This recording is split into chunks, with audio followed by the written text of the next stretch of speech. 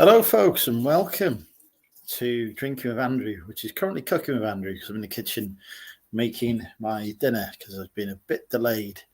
It is 2,000 subscribers for the channel, which means that in May, possibly June, but probably in May, I will be doing my 12-hour Drinking with Andrew live stream. So we've got that joy to look forward to in aid of the Samaritans. Anyway, looks like we've got some people joining us in the chat now. So, God, the lighting is clearly terrible here. Let's get over here. So, good afternoon, Kevin in Lakeland, Florida. Hi, Jack. Mr. Dobbins, welcome. I see you're crushing YouTube now. Right. I am going to cue the intro while I try and find a better lighting position.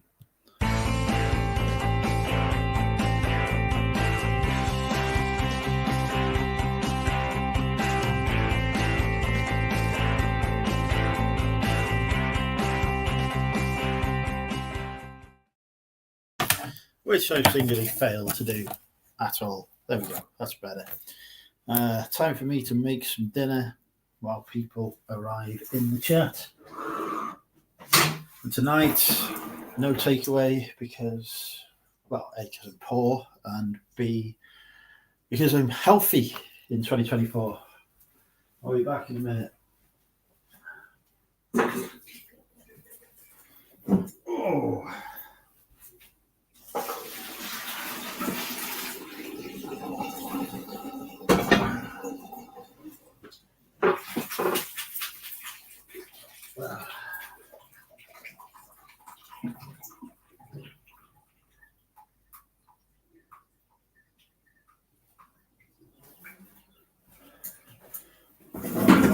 Right. Whew. No, we haven't had anyone else join us yet. Oh, well, we have by the looks of the viewer count. So don't be shy. Say hi while I attempt to make my dinner. I'm on the old rosy cider tonight when I come to it because, oh crap, I spilled pasta on the floor. Why not just put this down? Hello, Ali. Welcome. Good evening. Any closer to the big move yet? It's anything like selling my dad's house. Probably going to take a while. Right. Let's dish up the pasta. Cooked by my own fair hand. No microwaves involved for once. Which means, as always, we have cooked far too much food.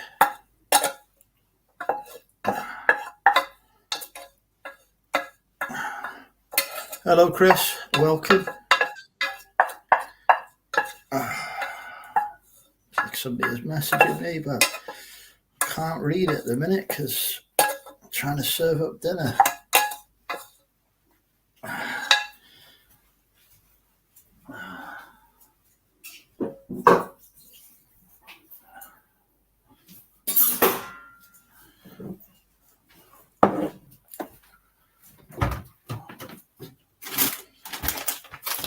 Put some mozzarella on. It's taking forever yet.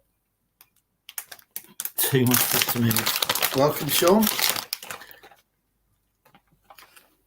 Well, I'm definitely live tonight.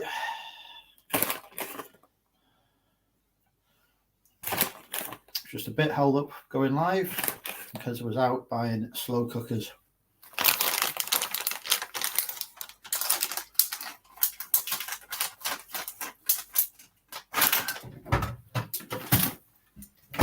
So I had a good lead on some. Doing well on eBay and Amazon.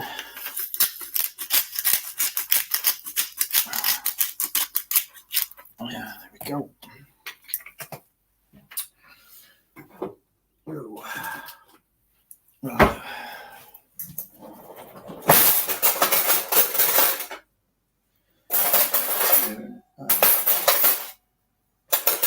A fork. All right. I'm so hungry.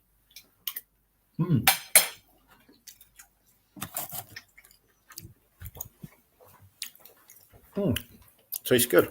I am a master chef. I'm just going to put you down here for a minute while I go and grab a drink. So, admire the view with myself there.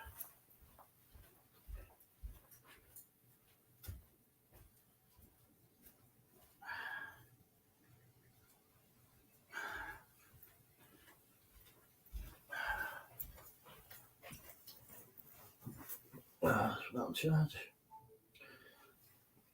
There we go. All right. Where can I put this that the light isn't terrible? There we go. Should probably put a link in the chat actually, see if anyone wants to come live while I eat my dinner.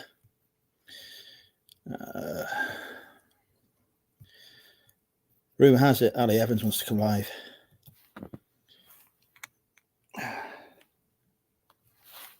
Delivery Unplugged is in the chat. Welcome.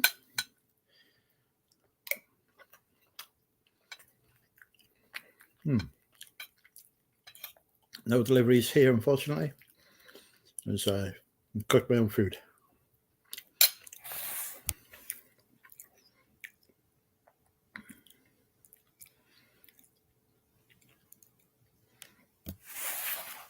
Evening, Neil.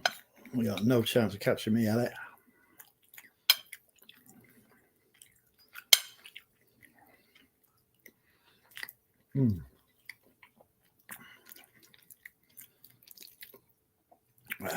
Good pasta.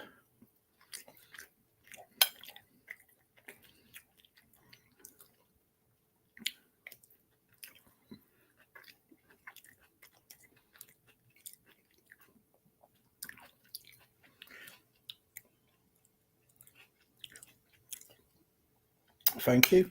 Yeah, 2K. It's only taken 5 or 6 years to get there. The first 1K was the easiest.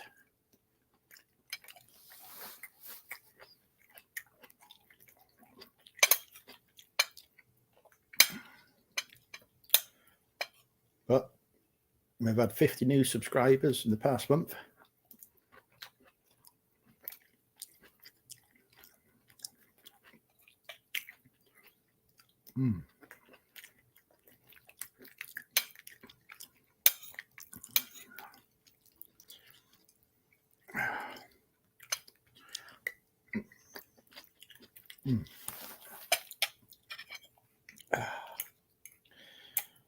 Oh, that was nice. So how is everyone today?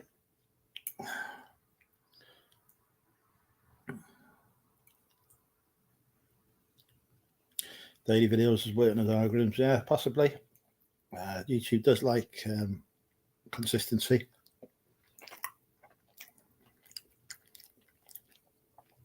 Hello, Pat. Close to 1K, excellent.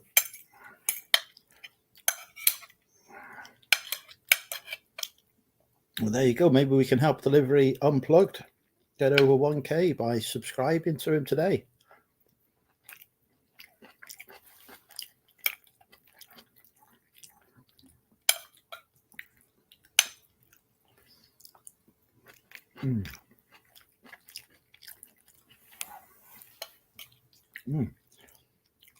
Turns out accidentally overcooking the food has worked wonders.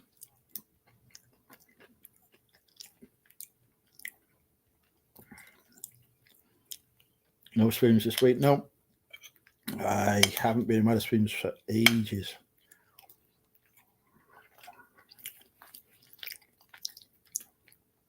I'll save me pennies for buying a new house, so cutting back on all non-essential expenditure.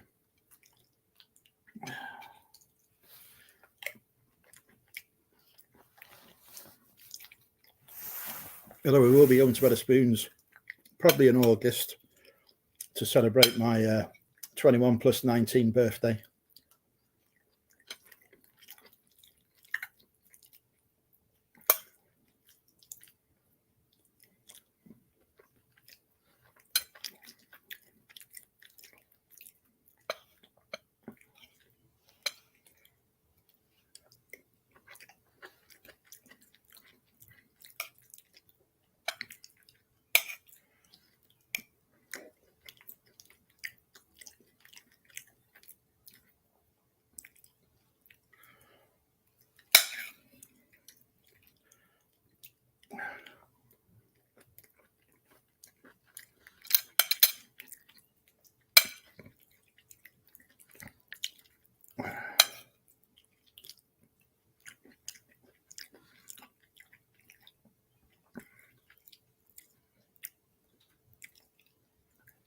No drinking.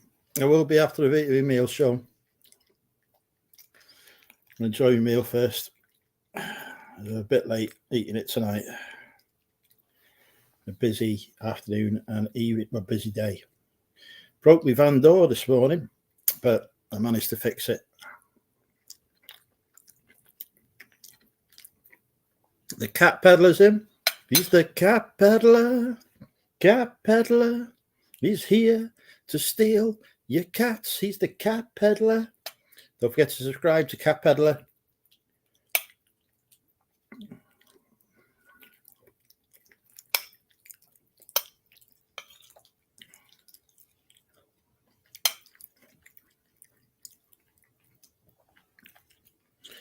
And if you've got any rats you want to get rid of, Derek has got some feral cats that can help.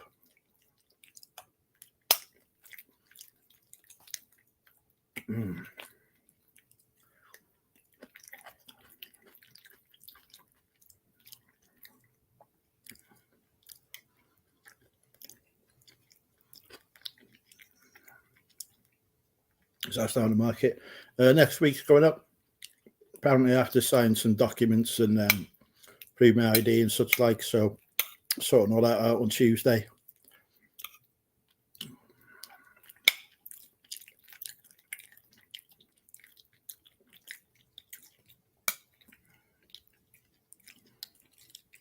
But the house was photographed today, ready for sale, and a 360-degree tour was done.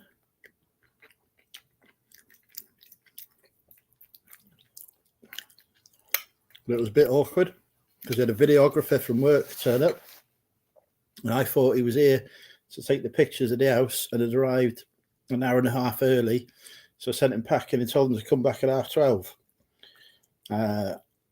And then he turned up at 12:30 and I was like, great, which rooms do you want to start photographing first? And then it turned out he was here to interview me. And then the estate agent come in just after, so it was a bit like, oh dear.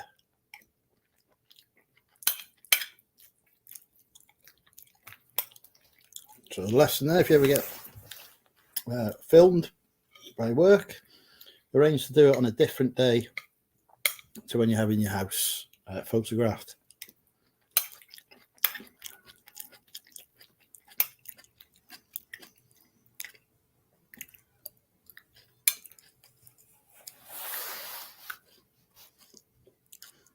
Oh, Derek has got a cat channel now to subscribe to. Excellent.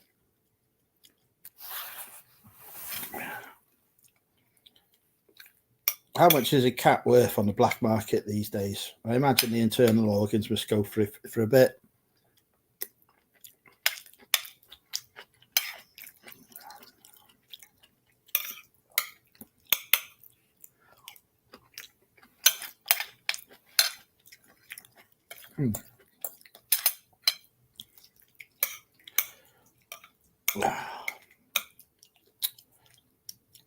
Hello, Richard.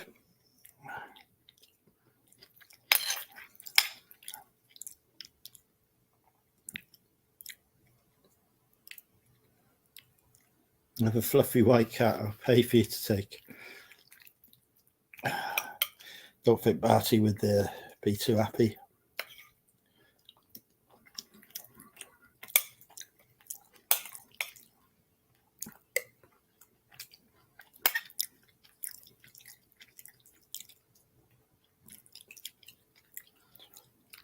Hey, you watch out, Richard. Sean's flirting with Ali now. Maybe taking her off your hands.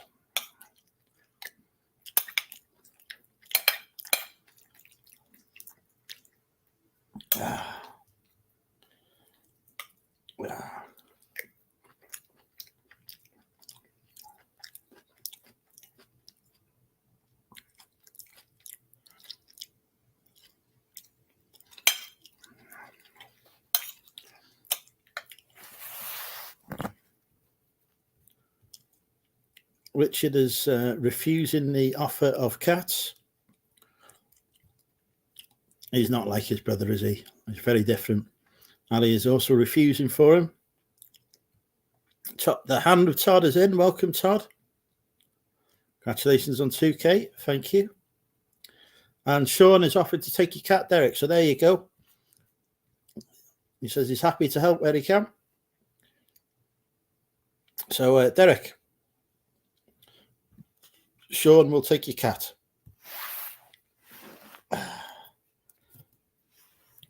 Good news.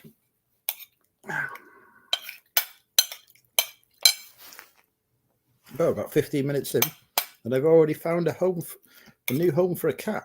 I'm doing well.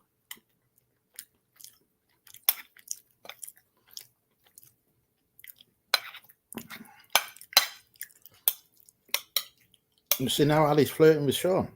Getting dangerous.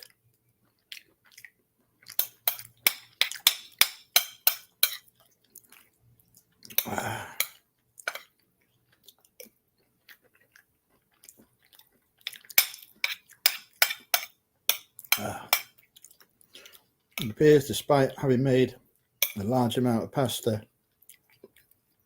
I'm still able to eat all of it because I am a large man.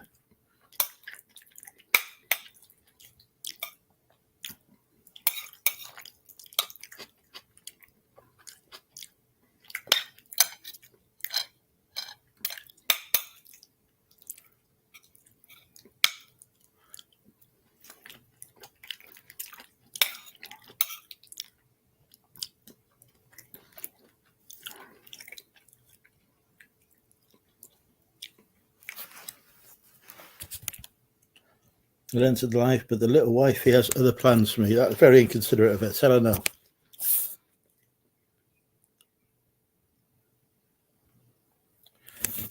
And Sean is on drugs.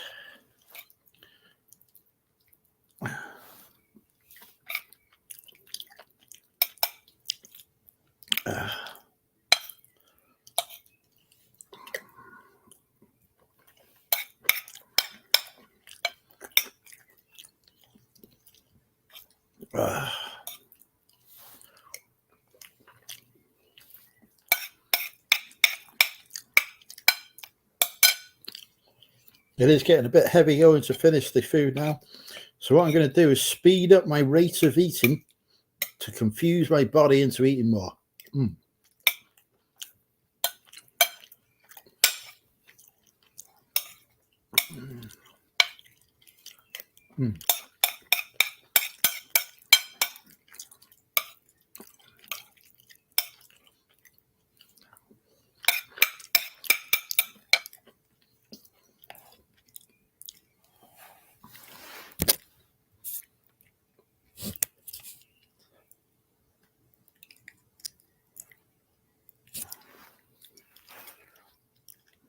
Why, when less than a Huey unit, if I can't even read that. I seriously need to renew my prescription, like get a new prescription. I can't read anything anymore. Driving has become an interesting experience. But today, a woman in the car park did try to kill me.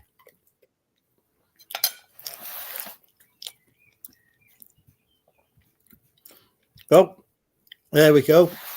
All the way from... Hey! Welcome, Bobby. What's going on? How's the UK treating you? Anarchy in the UK. Well, I've not upset anyone for about 10 minutes. I'm doing all right. Oh, you're doing good. Good.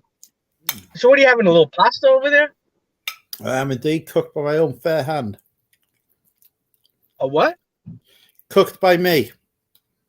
Oh, pasta, though. You do have pasta. Yeah. Okay. I just went to, one of those fancy burger joints, where you pay $20 for your meal, Not Five Guys. Actually, it's funny you say that because it's the same. It's basically the same price as Five Guys, but they give you a better quality beef, like a higher grade beef, and they give you a tray. Like, I'm sure they do the same thing in the UK. They just hand you a bag and they say, "Get the hell out of here."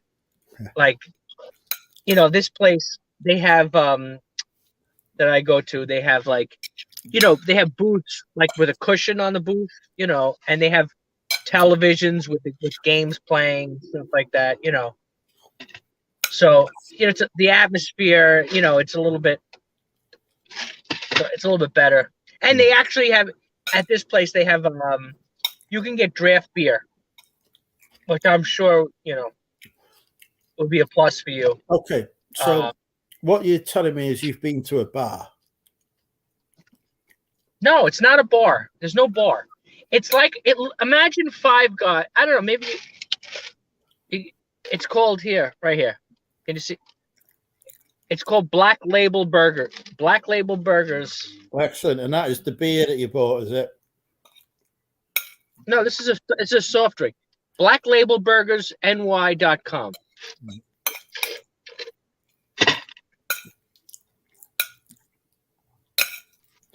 I look forward to their takeover of the British burger market. Could do with some of the cider behind the. They'll get a cider and a burger at the same time. I'd be very happy. Yeah, this place, there's no bar to sit down at, but you have to wait in line and you order, and then you pay whatever it is, and then they have. Oh yeah, and also I think that's how they do it at like when you go to those places like Wetherspoons, like they have you order, and then somebody brings it out to you, but it's not like a waiter. Like you don't have a waiter when you go there, right? God, no, not Wetherspoons, no. Like somebody who's sitting at the table, but they do bring it out to you. You don't have to go and pick it up. Well, it affects your food out to you, yeah. Usually they look like you've just shat on their family fucking dog or something when they bring it out to you. But yeah, they do bring it out. Hey, look, what are you gonna do? But I got one more stop left, one more thrift store for the day, and then I gotta go back. And then, what you call it? And then, how many places have you bought today? Today, I don't think I bought anything today. I went to like 3 stops today. I don't think I bought anything. I did. I had a nice score yesterday. One of the, sometimes I like those mom and pop thrifts better. The little thrifts. Because sometimes they are run by older women, and then you give them a little bit of the. You've been flirting with old women again, haven't you? Listen, they had a whole bunch of very nice dress shirts, expensive brands, a lot of stuff made in England and stuff like that, and they had $25 a piece on them, and she gave them to me for $5 a piece. Jesus. Nice, right? Yeah, when they do that is because they want to get rid of you as quickly as possible. They can do that as long as they want, but she's like, no, here we go. No, she wants me to keep coming back. She's giving me the, she gives me this. She's like, oh, I'll call you if I get any more stuff. It's an organization. It's not, like a, you know what I mean? Not like one of these gigantic. You know how I have those giant monster thrift stores that look like this store I'm going to go into now. It looks like a Walmart.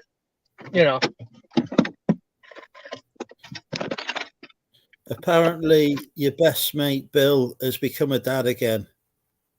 Oh yeah, he was the same. My best mate. I haven't talked to the guy in 2 years. Sounds like my best I hope he's all right. I mean, I don't know his health last time. I wasn't so great. I know. Well, if he's managed to give birth to a kid, he must be doing okay, mustn't he? Because I couldn't do that. Because I know he had accidents and stuff like that. Yeah, he fell into a swimming pool on this 3 months. Yeah, I know that he talked funny, but I don't know if that's just from the region where he's from.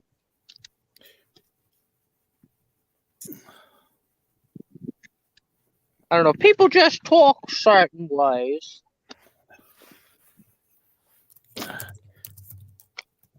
So now you said, hold on, I gotta find my damn keys. Where the hell?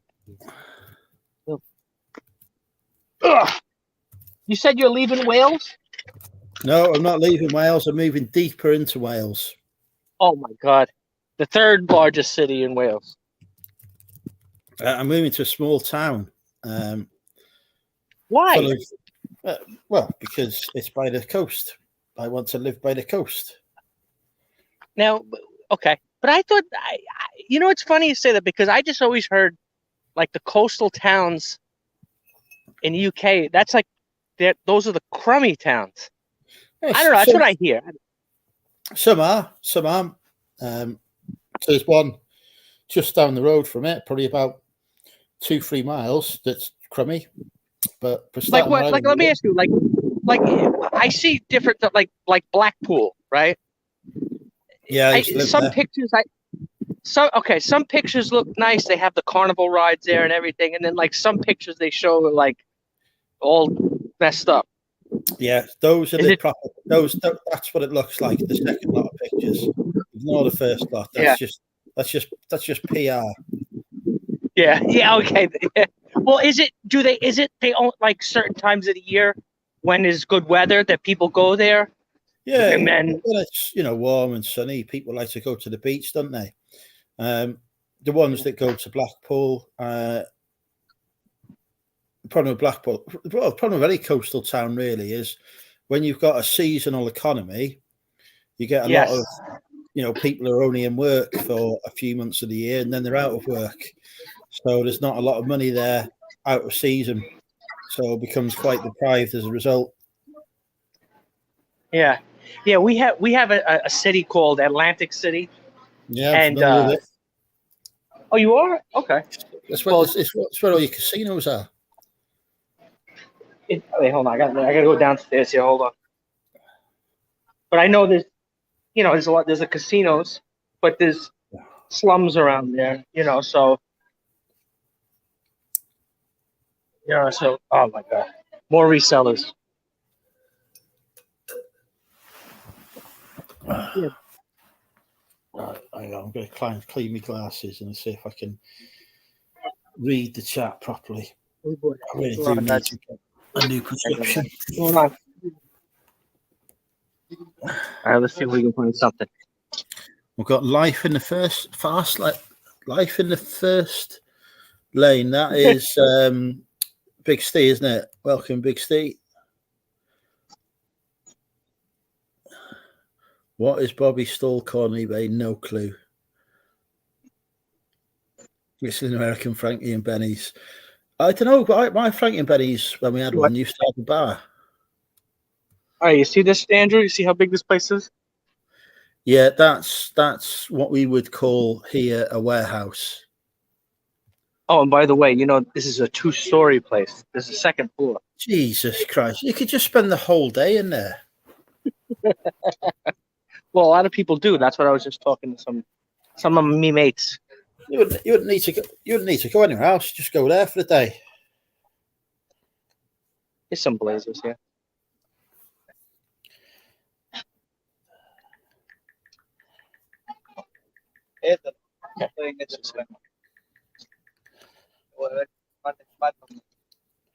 Right, I need to catch up with my messages. Oh my god! I got lucky. I told you that other suit that I got the last time, that British one. I think I got like $200 for it.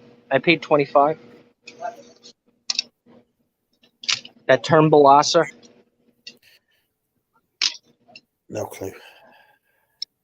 See, do they do the same thing here with the color? You see how this is a color? Yeah, we don't do any of that now. No. Yeah. So no. so then they have a chart that's up there. Yeah, no. What we do is we write the price on the label so that people know how. Yeah, well, this has. Well, no, this has a price. So this one here is $24.99. Yeah, that's it's orange, but that's the new. I'm sorry. But then they have here. See here. Yeah, no, there's none of that going on. No, 25%. Yeah, I know they're very tight with discounts over in the UK.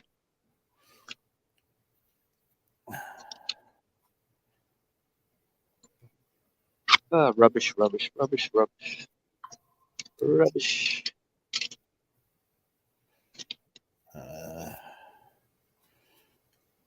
We're improving far too popular at the minute. Struggling to keep up. I've got my Facebook messages down to 4.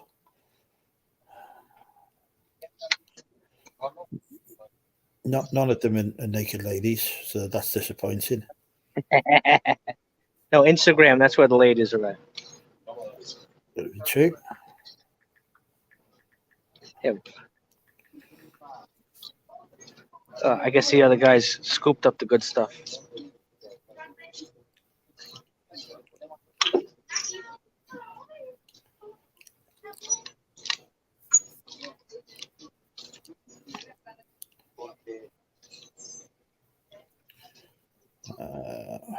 Right.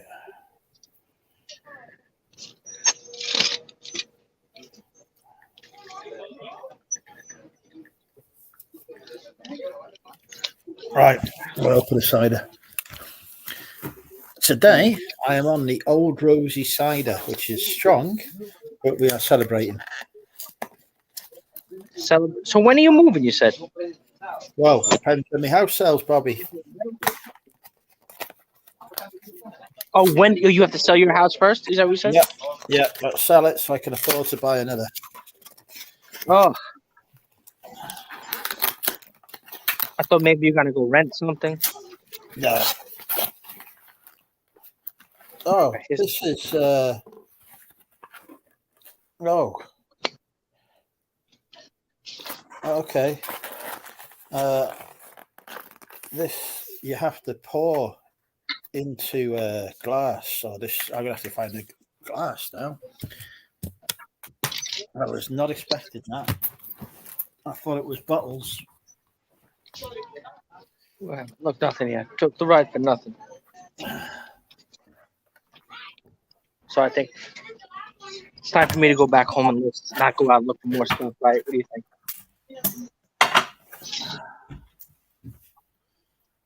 Got too many things in the lockers. So how do I get this open here? So in this new town, are you gonna look for another warehouse like you had last time? No, I want to get a house that's big enough for the business. Okay.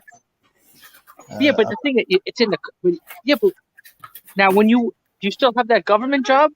Yep. But how are you gonna? You don't have to show up to an office.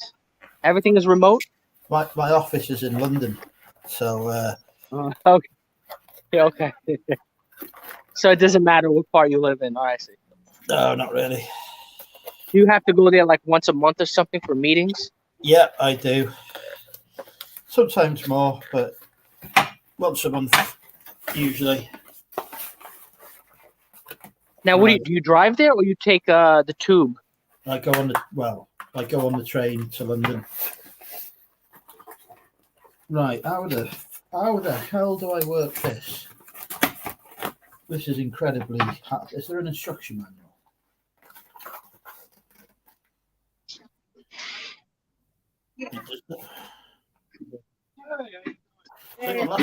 Which one it's opened? Right. What? Yeah. Yeah, I know. How? What kind of? This is cheap crap. I got this like years ago. Oh, that's it. No, it's Samsung, but I got it from Okay, I got what happened was I cracked my phone, Yeah. and it still works. But when it's so No, it's anyone know how to open a Yeah. bottle of an old rosy thing? like this big, it's like 70. Really? It's gigantic. I look 6. So, Yeah. I can't How use the fuck it. does this work? I use it. Yeah. Sure. Yeah. Still got my school. Right. So I just. Yeah. I got this Metro PCS does the job. Yeah, does the job. Oh, That's it. I've got it to work. It's weighing. The old rosy is weighing. We got everything's now is I phone. use garbage. All right, I'll see you, my man. Be good. Peace. Oh, Peace, Willie. okay. I now have a try some wee. And I'll be drinking. All right, now it's time for the snack bar. I'm drinking with Snack Andrew. bar time. Oh, this is incredibly complex.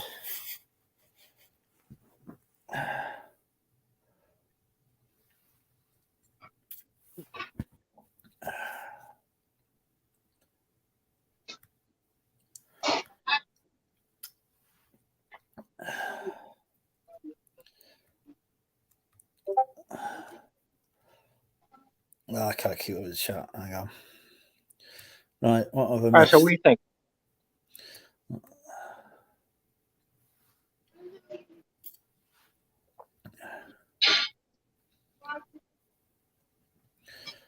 Stag pen parties, yeah. I'd say how Bobby chats to the lady. He tries to speak Spanish to them, and they're usually not Spanish.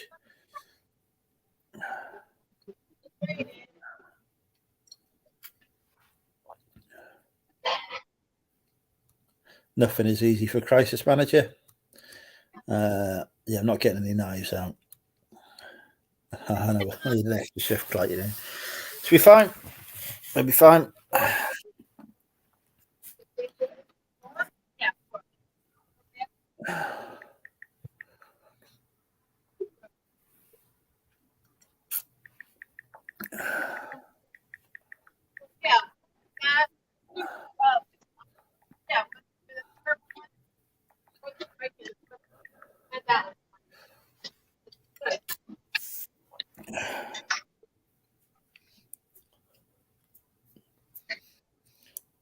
I think he's already probably had it.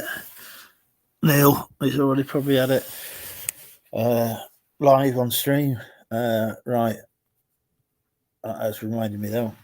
I need to bang on a couple of eBay listings. I got to order.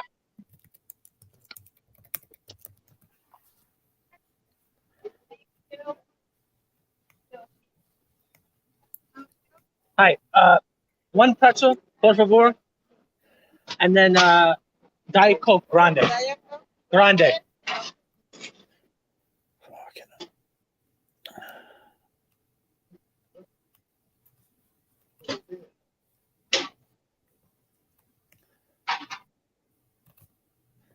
all these pictures are dreadful.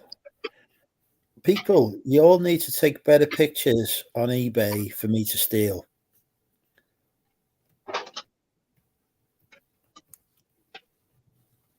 That's my top advice to you.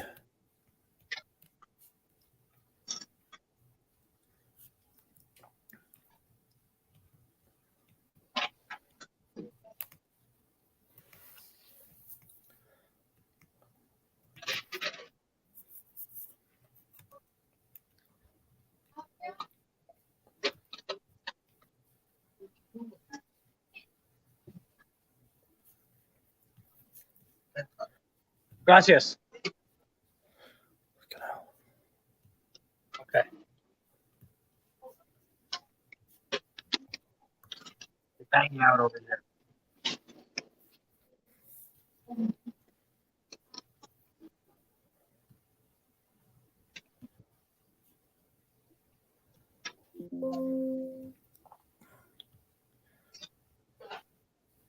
Yes, servilletas.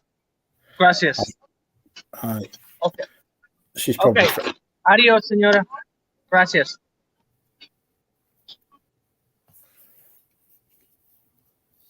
How's Rosie? Yeah, it's all right. I'd rather have had it in the bottle, to be honest.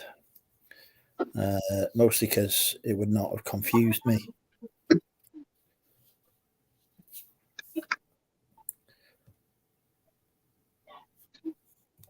Chris, still not sold anything on eBay Go. I am surprised to hear that. I thought you would have sold at least nothing by now.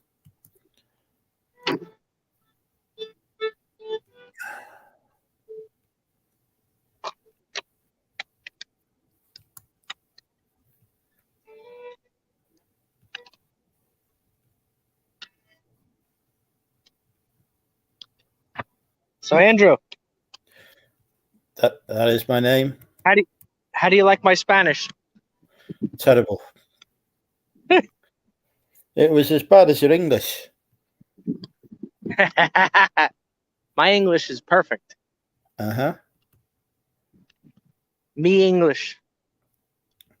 Me no speak no English.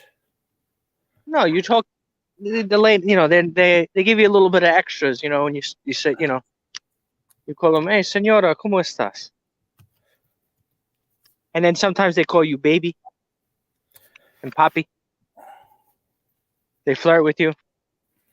Brilliant. So you now want them to call you daddy? Yeah. I don't know. That's just what they do. At the flea market. Well, you know how it is. They want to be extra nice to you. You know why?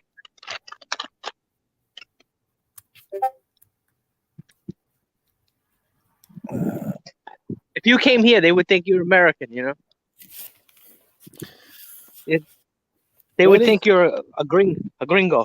Even if I was wearing my Union Jack, They wouldn't know what a Union Jack is. everyone knows what a Union Jack is. Let me tell you something. I bet you half the people in the chat don't even know. I'm 100% certain everyone in the chat knows what a Union Jack is. Oh, we've lost him. He's gone. I think Bobby may be having his heart attack off camera now. Well, let us raise a glass to Bobby and, remember his life as he would like us to remember it. Oh, hang on. All right, all right. Oh, he's how many alive. people? All right, how many people? All right, let's see if in the chat how fast. If they can do it in 5 seconds or less. Do what? What makes up the Union Jack? Come on, don't now you're drinking beer. All right, let's say, come on. 5 seconds. 1, 2, 3. The Union Jack is the flag of England overlaid with the flag of Scotland. Technically, the flag of Northern Ireland is on it as well. Because the flag of Northern Ireland is pretty much the English one. Yeah, so I bet you a lot of people, they don't know that. And they don't know which flag lays over the St. George's flag and this one.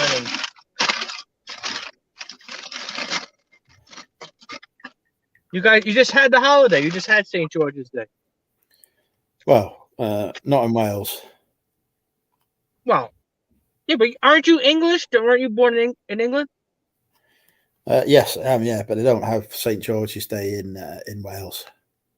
No, I understand, but still, it's like for 4th of July in America is still a holiday. Even if I came to England, it's still 4th of July.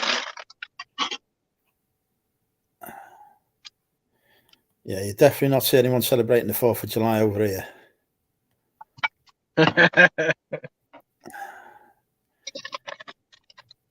I don't think there's anybody that's too upset about it. I mean, it's been, 250 years.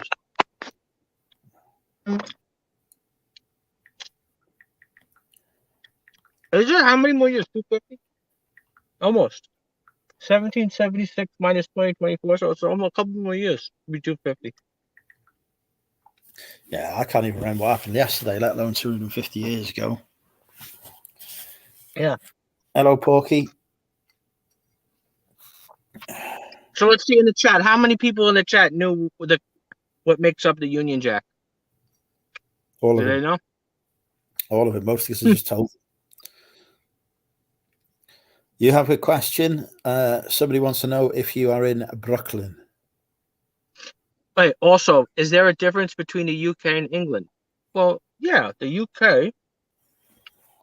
My understanding is the UK. Now, okay, obviously the UK is naturally Britain, Greater Britain, England, Scotland, and Wales, and then Northern Ireland then makes it UK.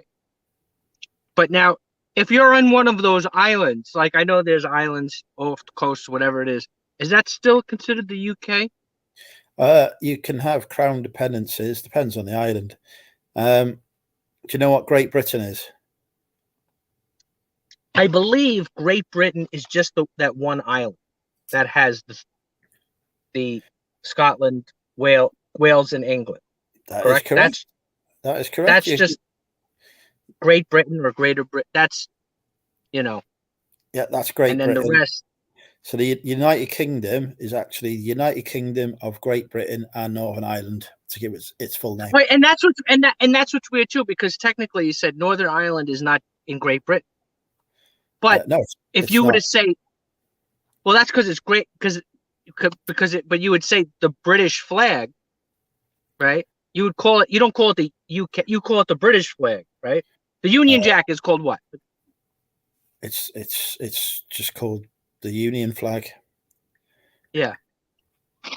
Well, but and then there's also the countries that are part of the Commonwealth that still like Australia. That's the they're not. Well, technically, they still have. We call them colonies.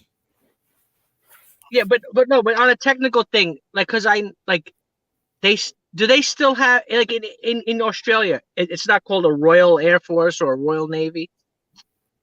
I can't remember. It used to be the Royal Australian Air Force. I'd have to have a look. Okay. RAF. Well, I know that's what it means. I had some T-shirts. You know what's cool? I had some RAF T-shirts. Royal Air Force. Yeah, it's still the Royal Australian Air Force, RAAF. Okay. So I'm assuming New Zealand would be the same, right? I don't know about New Zealand. I doubt it though, because they're not Australian, so they would have to be called something different, wouldn't they? But you understand, Royal New Zealand, whatever. You know what's weird? I used to have it only because I was talking to some other YouTubers from, Australia. They do apparently have a Royal New Zealand Air Force. You're right. See, you know what's funny? I thought like New Zealand was like off the coast of Australia, maybe because we're just looking at the map. But it's like a 5-hour flight. It's not. New Zealand is like way out there. There are 48 aircraft in the Royal New Zealand aircraft, and I don't think any of them are fighter jets. They don't have to worry. No one's going to invade New Zealand. It's not an easy target. You might have an alien invasion. You never know. The ladies' invasion? An alien invasion. Yes, that's true. Could have, little green men come in deciding they want to go and live in New Zealand. Well,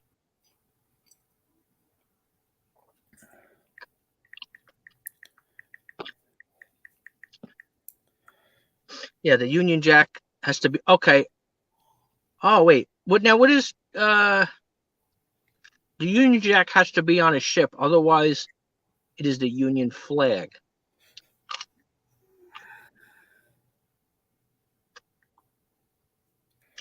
Trying to look because I had to go back and forth and try to look through the comments. And then somebody's asking me, "Oh, am I in Brooklyn?" I am probably. I'm probably about 30, 40 minutes outside of Brooklyn. In the suburbs. I don't go to Brooklyn too often.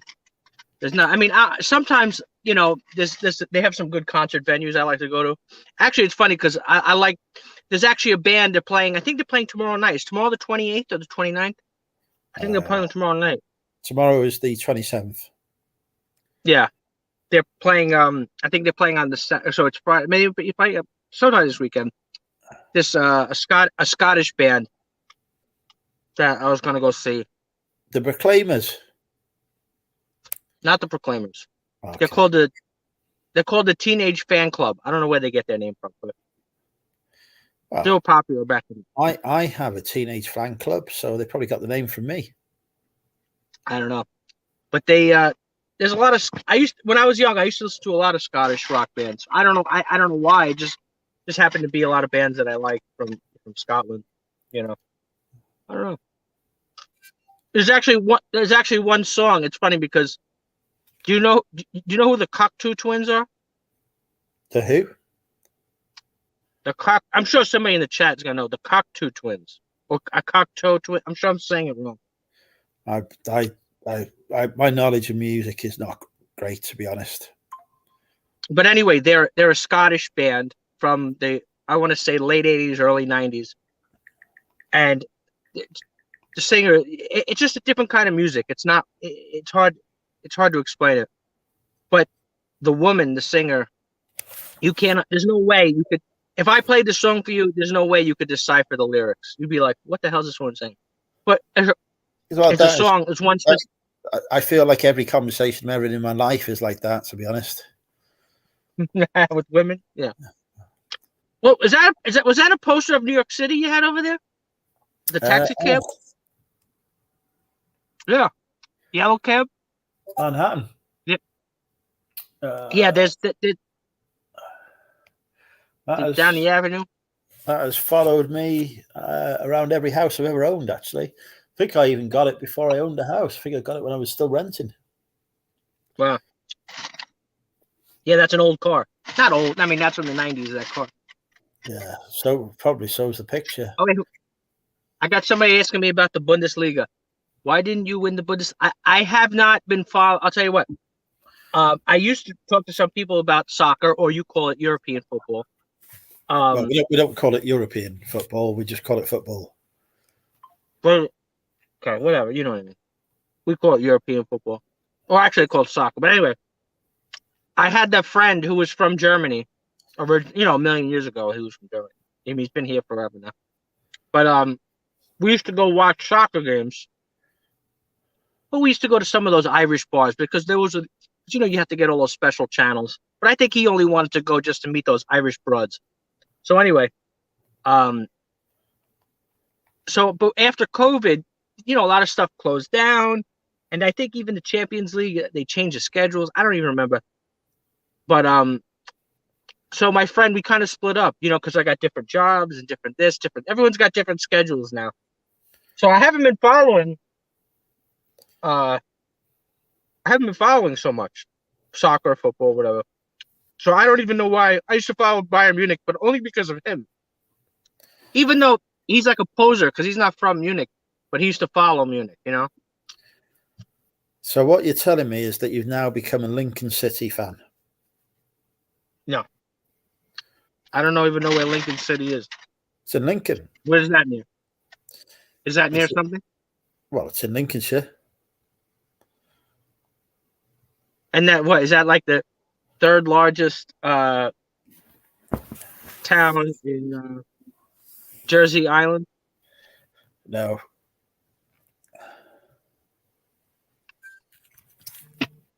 Right, hang on.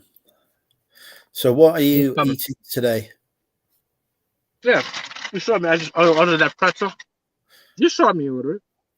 You didn't see me order it? I was distracted by your attempts to speak some kind of strange language. It sounded like you're attempting Spanish and getting it very horribly wrong. Yeah, come on. There's a lot of Spanish-speaking people here. You were the one talking about making the ICE joke, ICE police. I was surprised you knew who they were, the ICE police. I have a knowledge of America. I know. I'm always impressed. It is probably my favorite place to go on holiday. Which part? Oh, you mean just America in general? Yeah, in general, yeah. I'd like to explore different parts of it. So, but now, did you say last time you liked Florida or you didn't like Florida? I remember you saying so. I think I was talking about.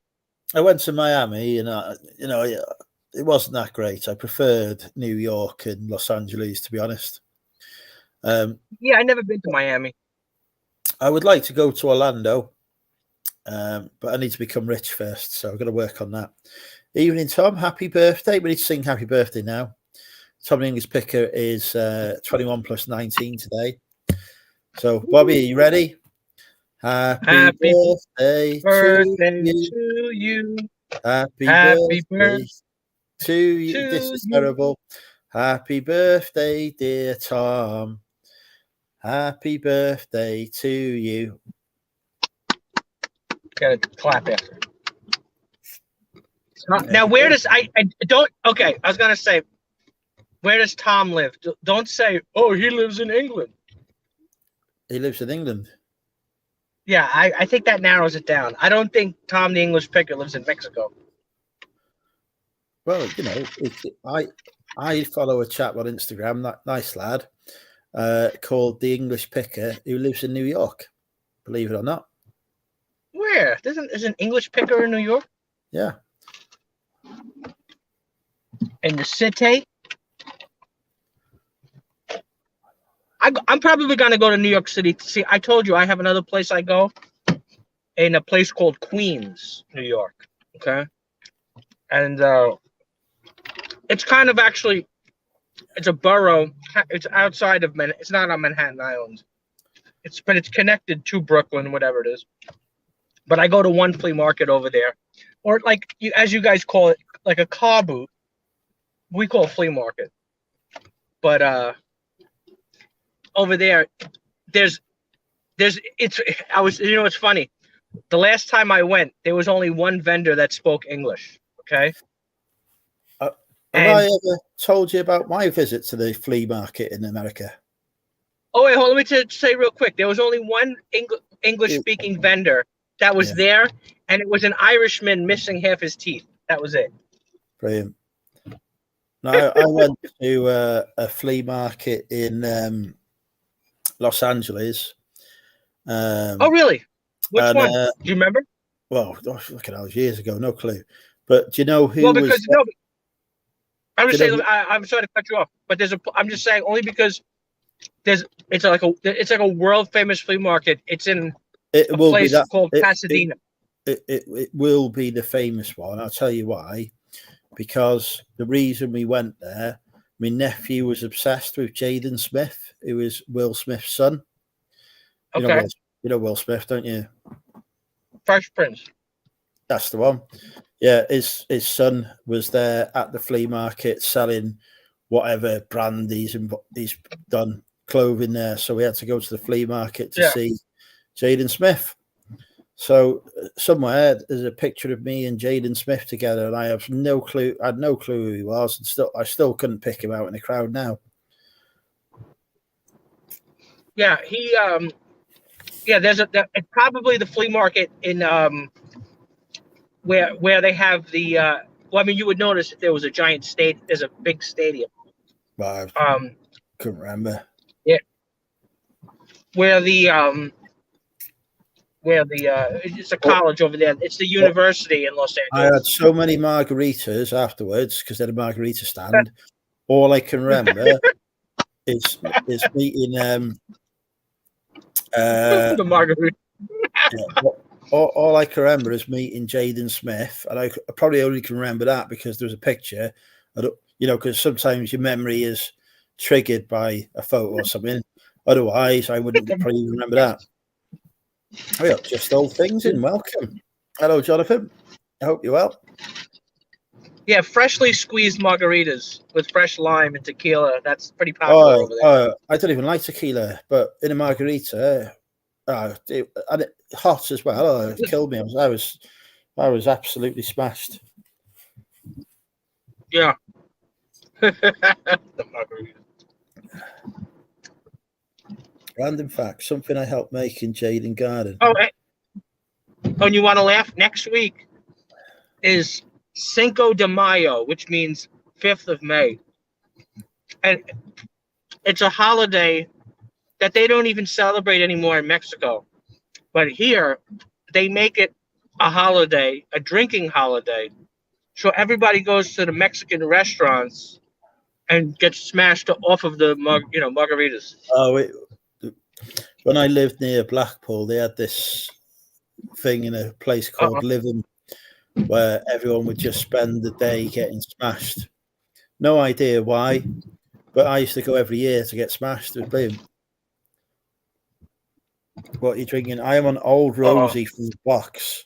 And believe me, Tom, opening that box was no fun at all. I thought it was a box of bottles. Turned out not to be. Did you tell Bobby you're his new competitor? Oh, yeah, I've been selling a lot of blazers this week, Bobby. Good.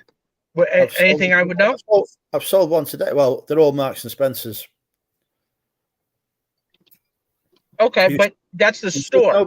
So the store brand stuff, you mean? Yeah. That's not a designer, it's a store. Yeah, correct. But they do have their own clothing too. Yeah, that's what they're famous for. Yeah.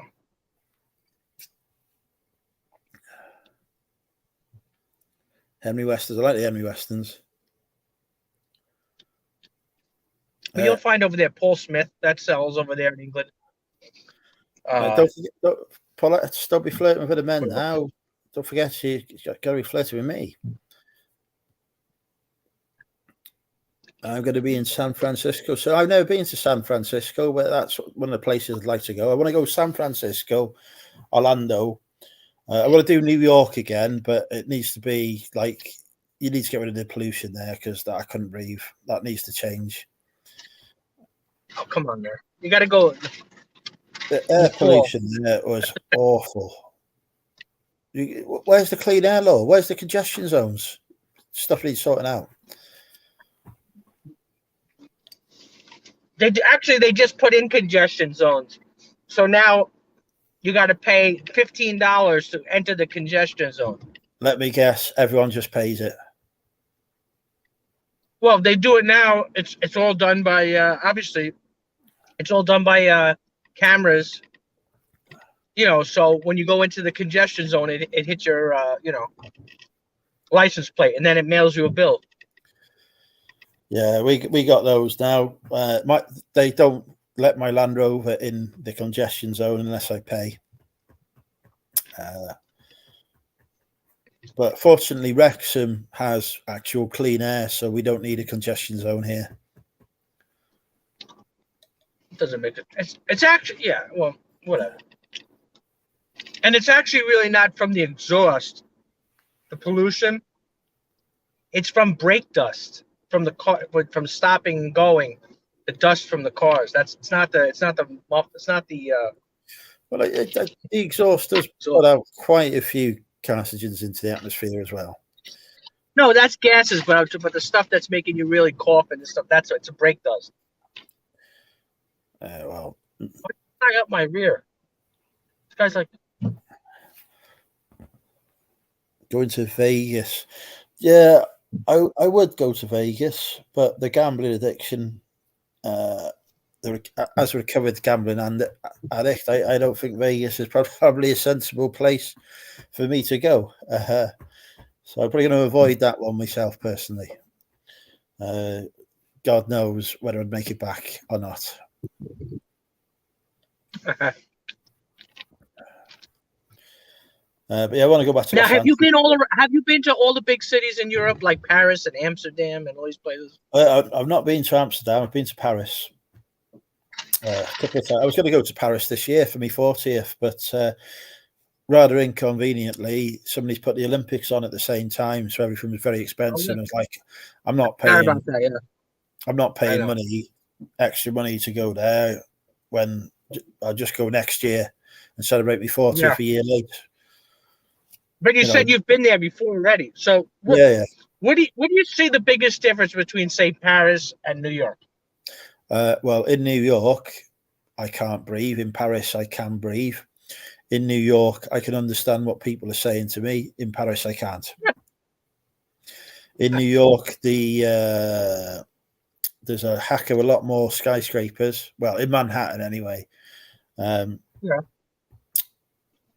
In Paris, there's more interesting historical architecture. But I've been like Ellis Island. New York? I've been like Ellis Island and well, yeah, obviously, fucking Paris is hundreds and thousands of years of civilization, isn't it? New York's about true. When did we buy it from the Dutch? 1844. No, they didn't. You didn't. Wait. What'd you say? When we bought it from the Dutch, there was the Dutch bought Manhattan from the Indians for like $25 and a pack of cigarettes. And then we bought it from the Dutch. No, you took it from the Dutch. Yeah, we gave them money though. When take it for free, we gave them adequate compensation for what was on offer.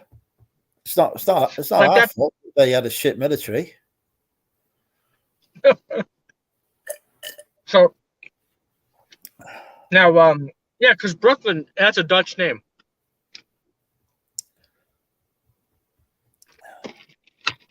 And a lot of the street names and stuff. I have not been to Poland, although I do fancy a visit to Krakow.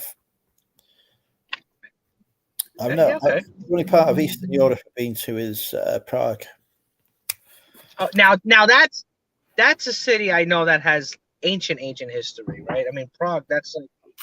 But remember, because the reason why I'm saying, because there was never a war in right. I mean, you're good with your history. I know you know your battles. Plenty of wars over there, believe me. Really, I didn't think that there was any. I didn't think. I thought that city was. I mean, there was this thing called the Second World War. Yeah, I don't think when that was bombed in Prague. It was invaded. Yeah, it was part of the Eastern Front. There was Russians and Germans fighting. No, I know, but I didn't think that there was. I didn't think there was campaigns there.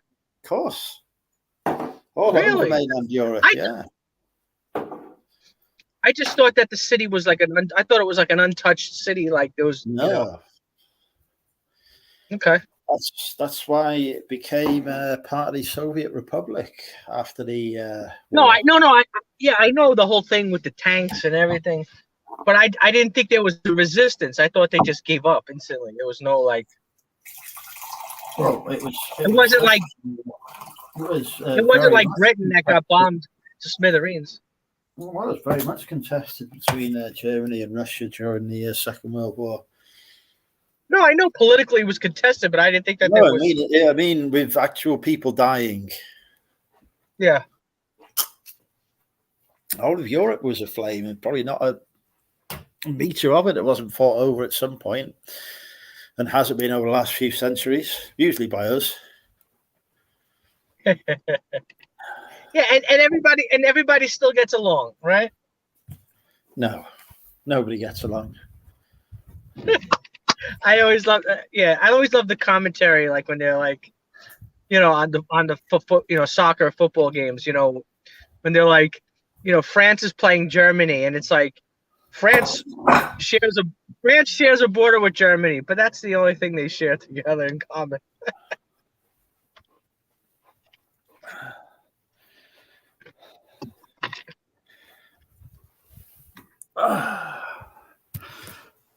But nobody gives you trouble when you go there. Like people don't say, this Englishman. Well, probably, but I don't pay attention to him. I did manage to pull in one of the nightclubs, but I couldn't understand the fucking words you were saying to me. Not a word. All right. So which place in Europe are they attracted to? The short. Well, obviously they see me, and I'm a very sexy man. But I do remember me and my mate went in this one bar, and this vodka bar, and we had quite a few drinks, and then we left, and we only realised 2 pubs later that we hadn't had a bill to pay, because normally we pay for drinks up front. Here you don't like have a bar tab or anything, but obviously they had a different setup in that bar, and it just didn't even occur to us. And then so we went back, and it was closed. I was like, oh fuck it, I no chance of finding where this is tomorrow. So there you go. We had a half a free night out. We did have a bit. If you come here, if you ever go to Prague, right, and you ask for the local nightclub, right, it turns out that a nightclub there is a brothel and not an actual club. So we had. So we was asking in every bar we went in, where's the nightclub? Where's the nightclub? We want to go dancing. And everyone's looking at us dead shocked, like, what you want nightclub for? I think because they call that a disco. Yeah, well, you dance. Yeah, so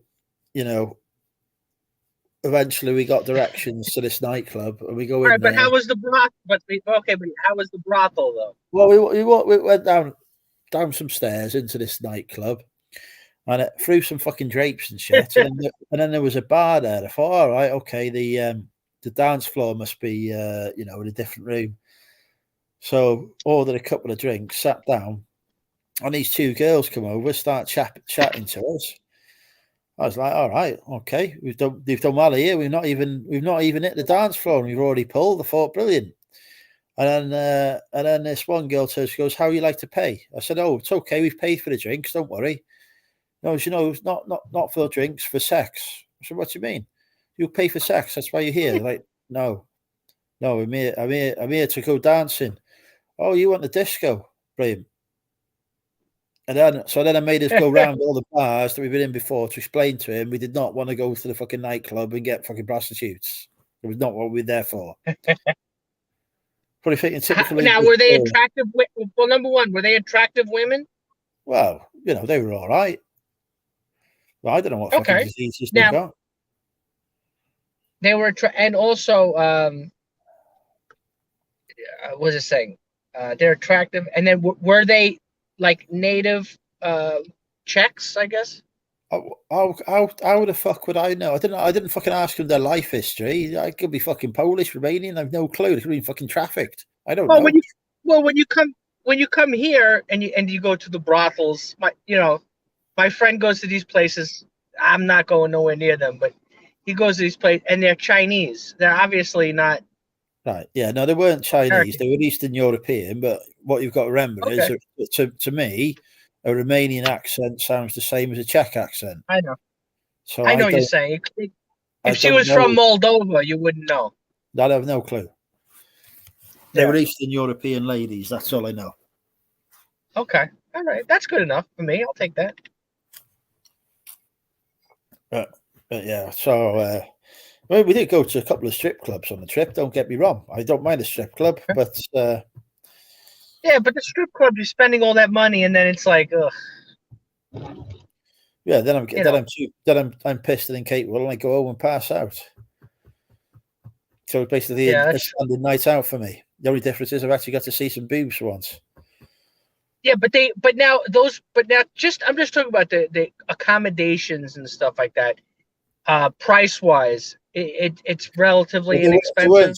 They weren't charging for petrol. I still remember that. 20 quid for petrol. Oh, 20 quid for petrol across town. I can't believe it. Yeah, no, there were no petrol charges going on. But it was there's people offering us drugs on the streets and all sorts going on. It was like, I'm not sure I'd take my family there, to be honest. Really? We don't have a family. So you don't have a family. I don't have a family. I've got a niece and a nephew, haven't I? Yeah. You're not taking them to Disney World.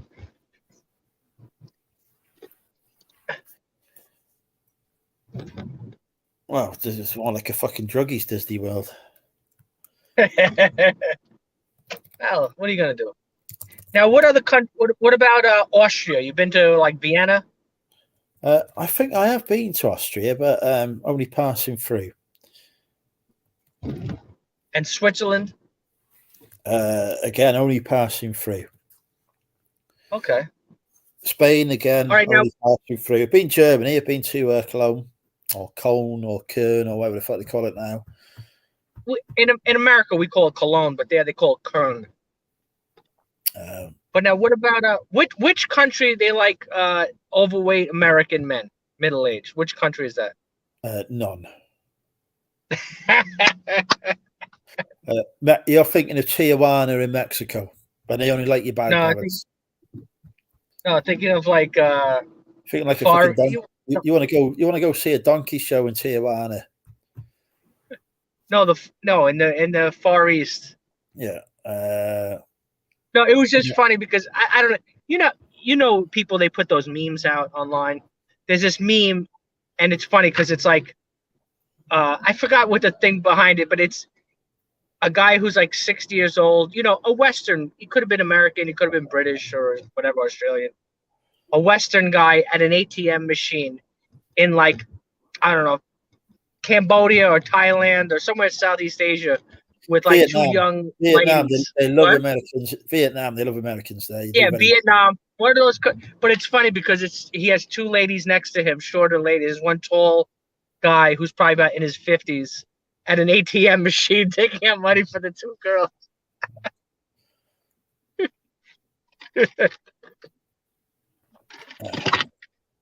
Yeah, no, but no, I know that's cheap. Vietnam, people go there on vacation, you know. But you know. Actually, it's funny you say that because a friend of mine, a guy who right here where I am, his mother was from Vietnam, and his father was American. So he was, you know, I don't know what you call that. you know, half breed. I don't know. Is that nice or no? Brilliant. I'm gonna have to put the banner up already. Right, where is it? We can't call people half breeds. I don't know. What do you call that? Well, not Like, half breed, mixed race, I think is the term, not freaking mixed- half breeds. Jesus Christ. actually, I knew. I'll I put had the one girl. put the You know, it's banner funny. on now, you can I had this continue. one girl. Same thing. Her father was British, and the mother was Vietnam, and she was unbelievably beautiful. Well, But yes, we tried to look her back up online, but her name, she has a very common name. So there's like 1,000 girls with her name. so you So we failed couldn't to find. stalk her. Yeah, we had worked with her for a little while. She was working in the restaurant. But and then we had this one guy who was like a photographer that used to work with us. He was a busboy from Venezuela, and he was very. You know, it's funny. Everybody thought, you know, they thought he was, you know, homosexual. You know, because he wouldn't. He was the only guy that wouldn't like say disrespectful things to women. So people just assumed like, oh, because a lot of the guys from Latin. Hang on, let me understand this correctly. Because he was polite, he must be gay. Well, it's not so nice, but you know, a lot of these guys from south of the border, you know, when they see a woman, they get very excited, and they, you know, you know, I don't know how to say it nicely, but you know, they get very excited when they see a lady, and they use a lot of terminology, you know, like, yeah, I don't know, you know what I'm talking about. I don't have to explain. You know what I mean, absolutely no clue. Come on, you make jokes all the time, so you know. But I'm saying that they, you know, they're very excited when they see a lady. So this guy just wasn't. You mean they've got a knob on? Yeah, but they would always, oh, mommy, you know, like, you know, they would always say something like comments, Right? like muy rica. They call, oh, muy rica chica. But anyway, this guy, So he wasn't. He was very misogynistic. Okay, so, yes. But this guy was just very quiet. But he was a photographer. He was into art and photography and stuff. So but this guy ended up taking pictures of her, and he had naked pictures of this waitress. But they were very artsy pictures. They weren't like graphic in the sense where they were like lewd, but they were very like sensual and but just still naked, you know. So we were, of course, very jealous of this busboy. The guy who doesn't even speak English just came here to this country, and he's already seen this girl naked. Meanwhile, we're doing everything to try to get this girl naked. There's nothing we can do. Brilliant. You know.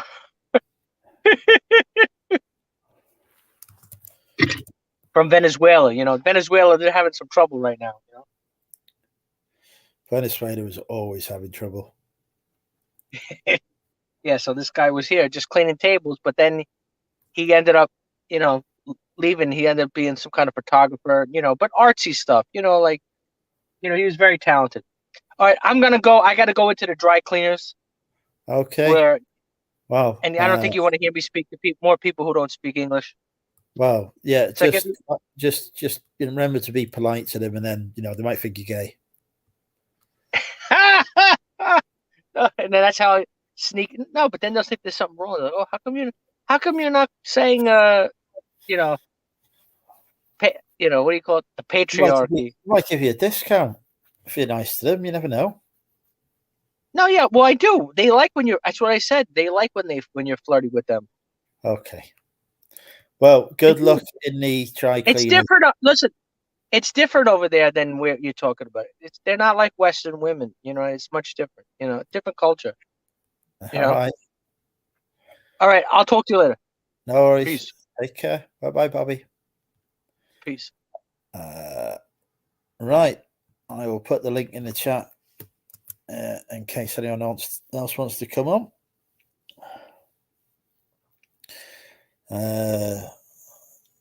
Yeah, it's a good thing I don't know how to take clips from this show, because it's always definitely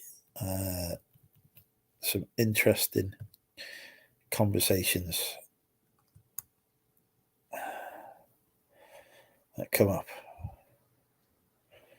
Right, I need to list a couple of items, which is not that useless. People, why can't people take decent pictures?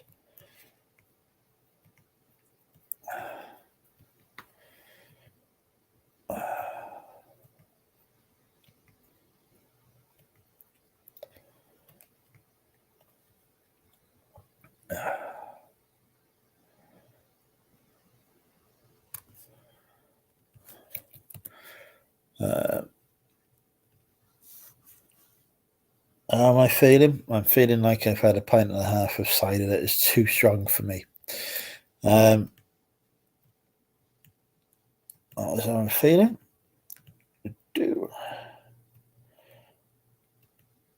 I'm trying to list some stuff as well, because I have not listed today.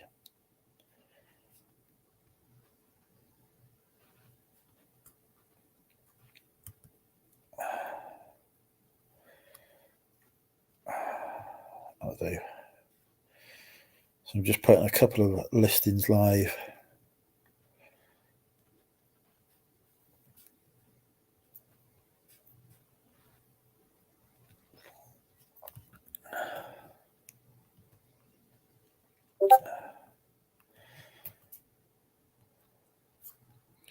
How is everybody in the chat? How are you doing? How is your house stuff going? Well, the estate agents took pictures today, so it should be on the market next month. Next month, because I was going to say next week, but that is also next month. So it's going up 230,000 bargain. Come buy it now. Forget Shropshire, come to Wrexham. It's much better. World Heritage Site just down the road. And of course, you know, you get to see A-list celebrities in Wrexham. Well, if you go in the Turf Pub anyway, Alton Football Ground. I met some A-list celebrities, in fact. So there is that. I need to go to the bathroom, so I will be back momentarily.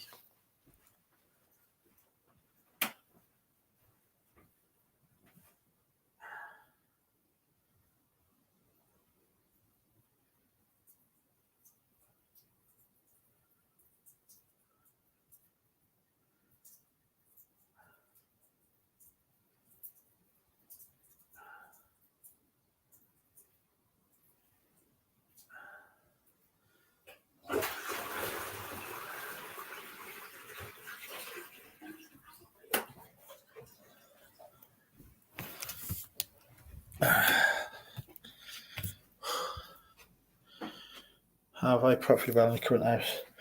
Well, I haven't sold it yet, Sean, but hopefully when I sell it, I will. It's a decent chunk of equity in it, more than I started with, so. But not a millionaire yet.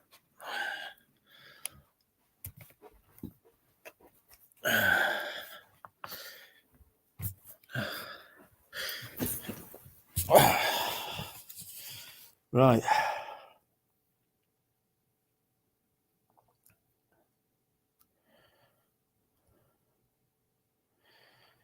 Here is from Bournemouth. Oh, from Bournemouth, aren't you, Polishek?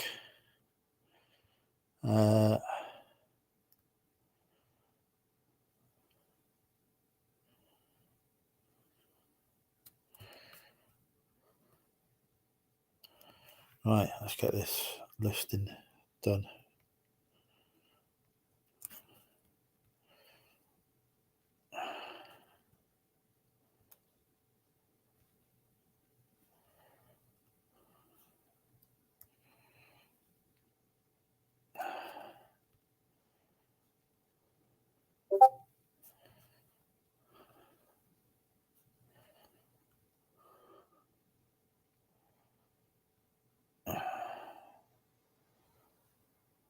What's the draw to the coast?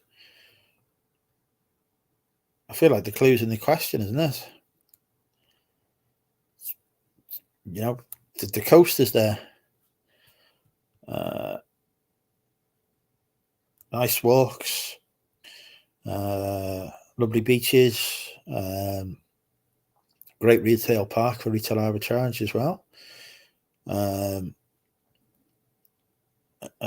you know, a slightly different lifestyle to what I had. I used to live by the coast, so bought my first house by the coast, in fact. So kind of going back to those roots, as it were. Right.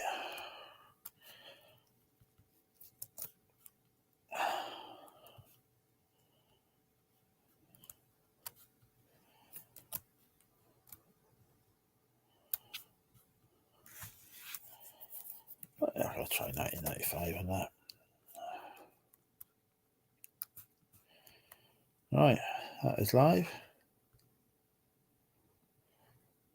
I sent you a picture of you sent me a picture of what? I haven't had any messages. Yeah, I got nothing on my Instagram. Are you sure you said it's the right person?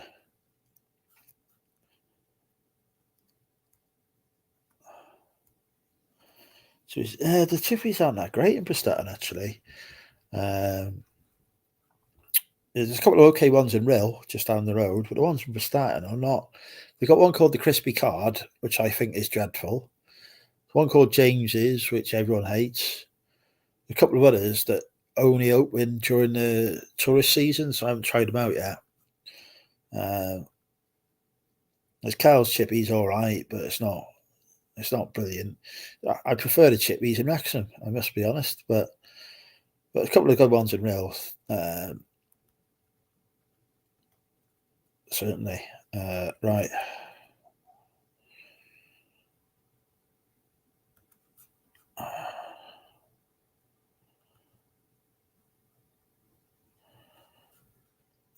Right, I've got one more item I want to list on eBay.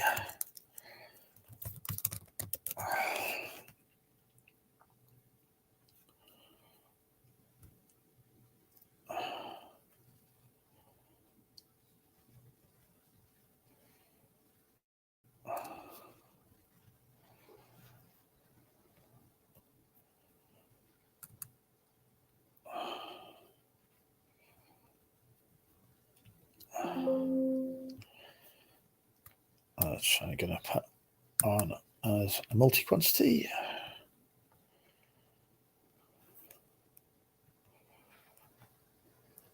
It is amazing how many people can't actually take a straight picture. Mind you, to be fair, I can't take a straight picture either, so there you go.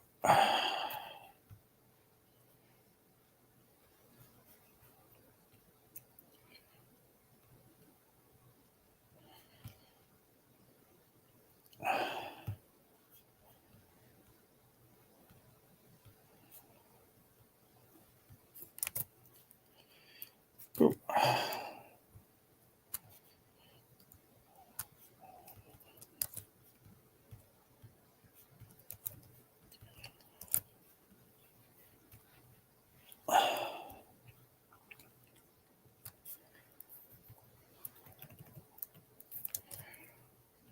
Right.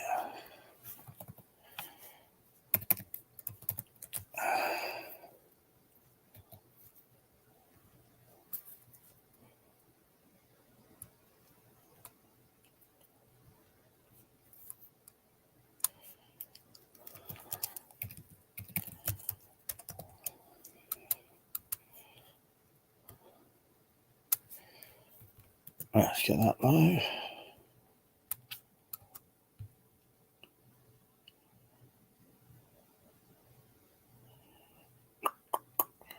Right. Now I've managed to do a whole 3 listings tonight. Not good when I used to do a lot more.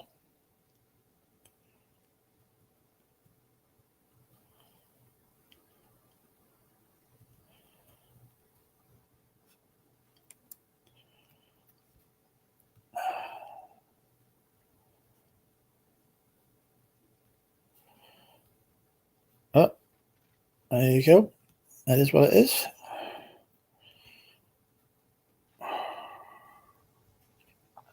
And that is the wrong thing. I've clicked on the wrong button. This is not good.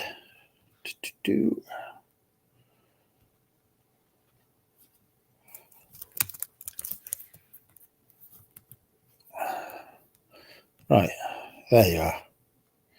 You've resent it. Okay, so look.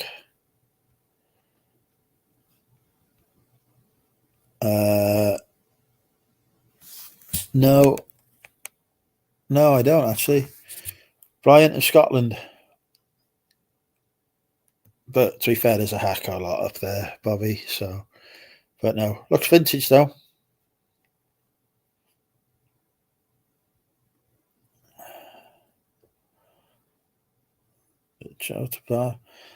My grandparents are buried in Barmouth.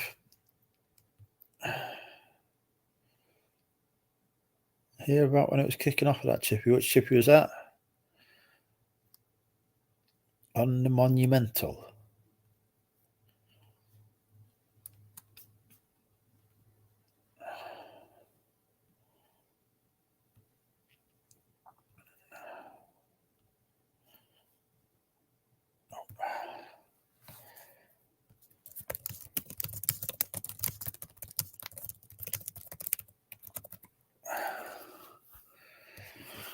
Right. 2 fish got battered. Oh, dear God. Oh, the jokes don't get any better on this channel today.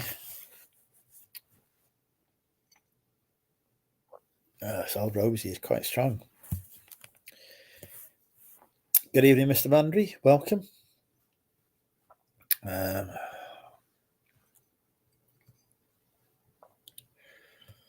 feel bad. I haven't flirted with anyone for a while. We need a volunteer from the audience to be flirted with.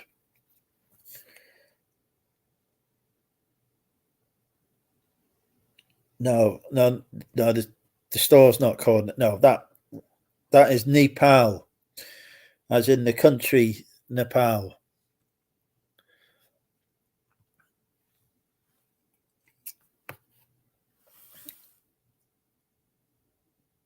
Oh no, actually no, you're right. Actually no, there's no E. You're correct. Sorry, I take that back, Bobby.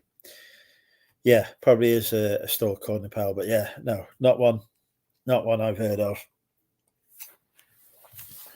Looks like it's older than me, Bobby. So, yeah.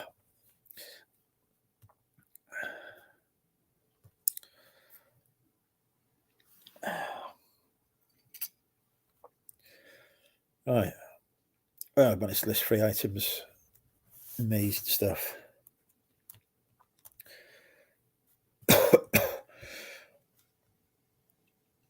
All right, let's put it to the vote. Who thinks my Amazon has had more on sales today, and who thinks eBay has had more on sales today? Which has got the highest sales total? Vote 1 for Amazon, vote 2 for eBay.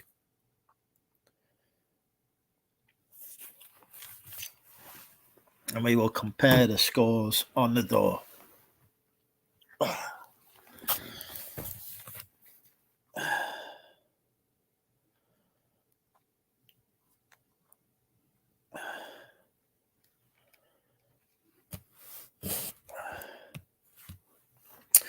Right, now I can't remember what 1 and what 2 was. So somebody is now going to have to remind me what 1 is and what 2 is, because I've already forgotten. I knew I should have put a ticker at the bottom to tell me.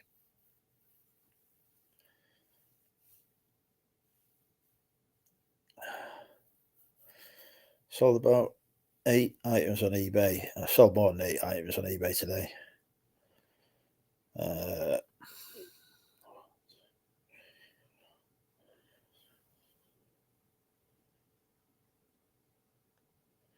Sold 10 items on eBay today.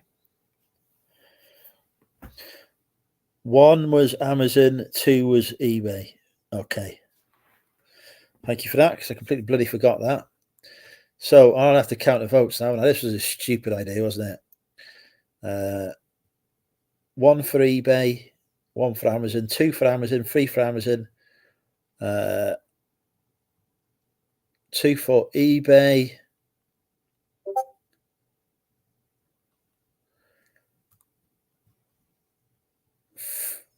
Oh, fucking hell, I've lost count. Right, let's start again. 1 for eBay, 1 for Amazon, 2 for Amazon, 3 for Amazon. It's 3, 2, 4, 2, 4, 3, 4 all, 5, 4 to Amazon. Ali, you voted twice. Don't try and confuse the system. Taking your first answer only. That's not an answer. That's not an answer. We've got 6 for Amazon. Right. Again, Paulette, you voted like several times. We've got 1 for Amazon again. Sean, you've also voted several times. I thought, Jesus Christ. I've had to side of this. I was trying to help. Right. Let's start the voting again. Because clearly that has gone badly wrong. What I'm going to do is I'm going to type in the chat the instructions, and then hopefully we'll be able to vote them. Vote them, follow them.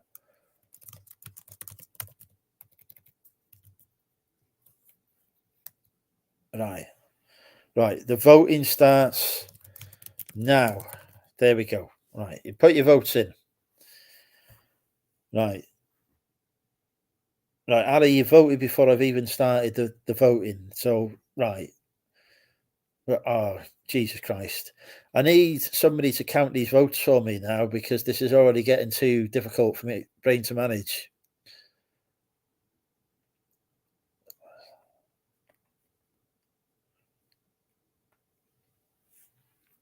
Right.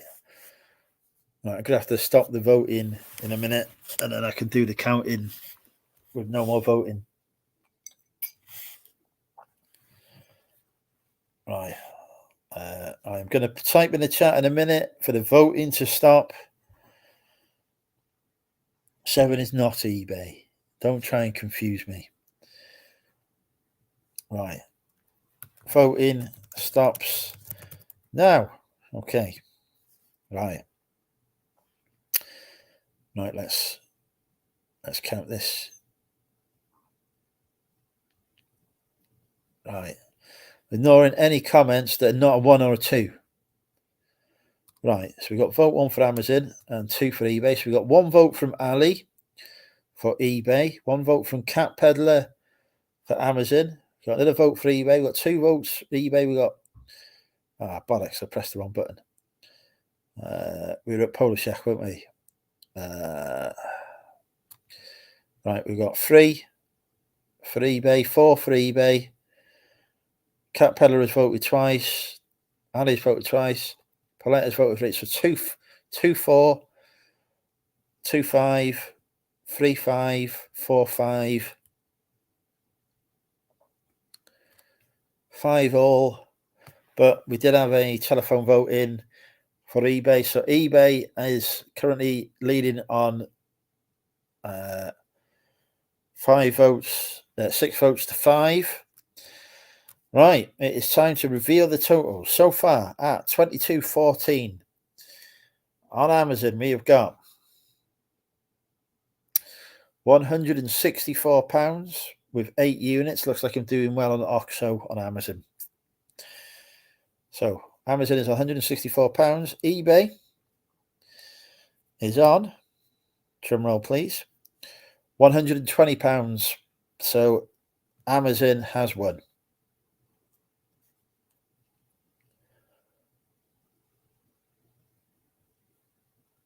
So there you go. Amazon is in the lead so far today. I mean, we could have more sales on either platform. So, we don't know how it's going to end, do we? So a bit of a pointless vote, really, wasn't it? But, we got there in the end. Show dashboard. I'm not bothering to show the dashboard now. It's on my phone.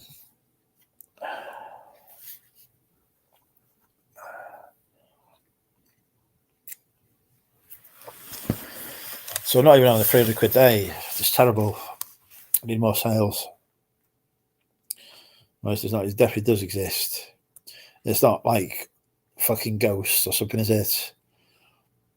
We play Confuse Andrew again, please. we could confuse me by sending me pictures of boobs. I highly recommend that. That would confuse me, you know, immensely if people did that. So yeah, do you want to confuse me? Send me boobs, but not male boobs. No drinks on me, Sean, and below target.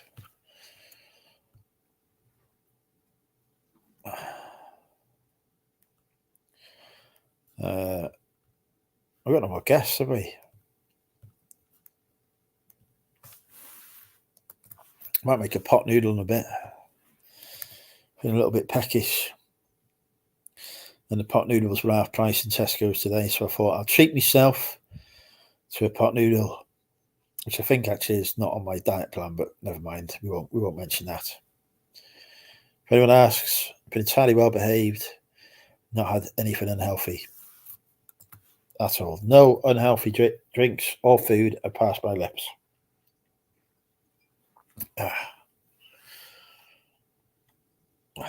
Strong stuff, this old Rosie.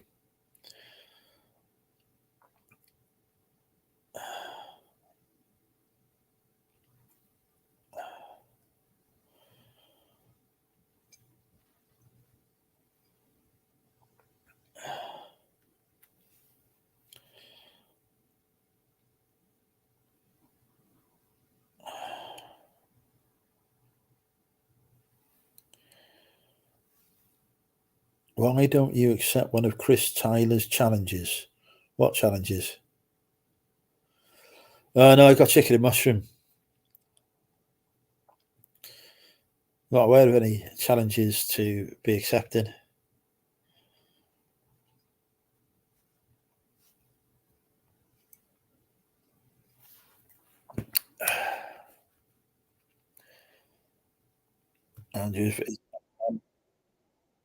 Andrew's not vegan.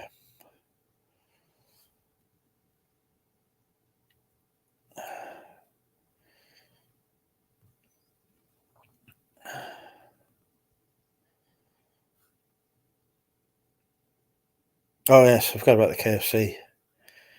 That didn't happen either.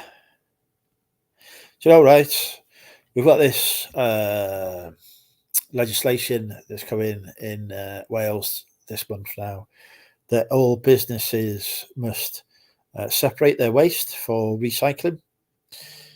So KFC has chosen to get the customers to sort the waste for them by introducing the most complex bin system I've ever come across in my life. You need like a rocket science degree to be able to use it.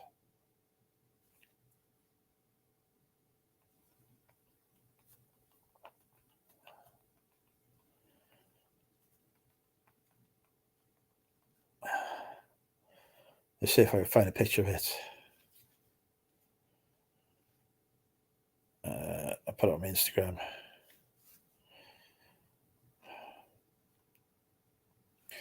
That is now the bin in KFC.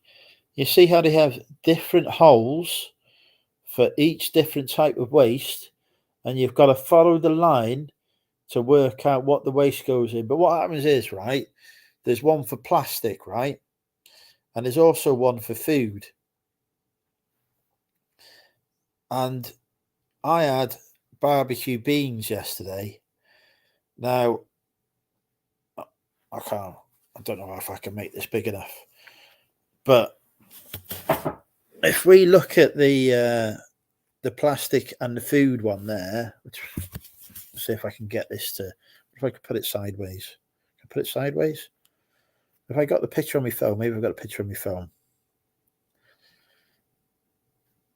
I've managed to mess up my phone as well. Right, yeah, I've got a picture of my phone, so I should be able to put that sideways now, shouldn't I? Right. So this is the problem I have with this bin system, right? Is this gonna come through properly? Right. On the food, you've got a picture of a plastic tub there, but then you've got one next to it that says plastic. So does the plastic tub go in the plastic, or does it go in the food?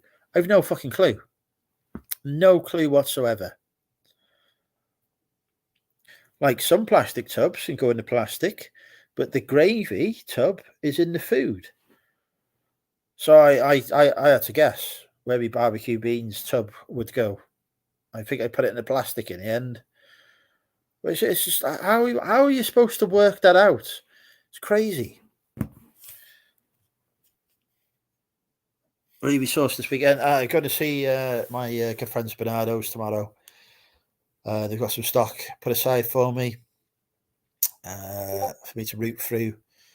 So I'm going to go and see them after lunch. I can do an Amazon shipment in the morning. Most because I need to get rid of as much stuff as possible. So I'm shipping loads of stuff off to Amazon.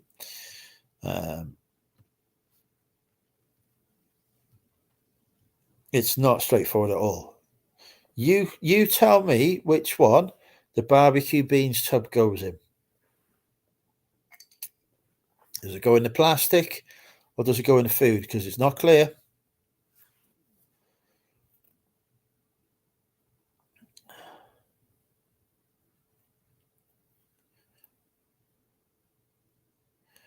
When you used Free Trade, did you just have the free account? I didn't know you could pay for one. So yeah, I just had a free account with him. I switched to trading 2-on-2 though because and maybe this was because it was a free account, but Free Trade didn't have enough markets on it for me. Trading 2-on-2 had more markets. So I switched to trading 2-on-2. Did quite well on the short trading as well. I actually was brave and bought shares in Cineworld and sold them for a profit.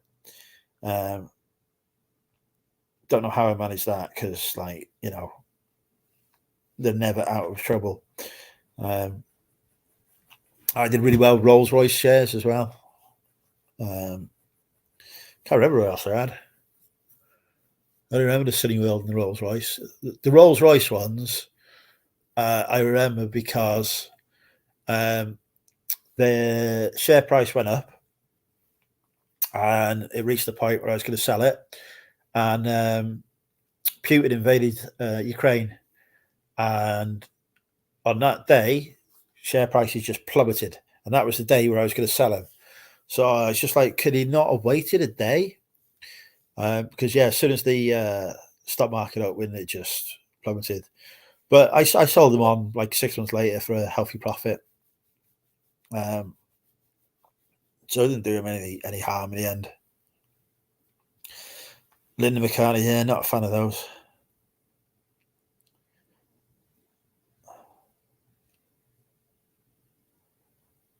What? KFC is the world's greatest takeaway. You've not lived.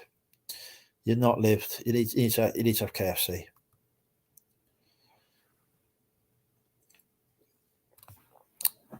KFC sponsors this channel. True story. But oh, those bloody bins. People just leave their stuff on the tables now. They take one look at it and they can't cope.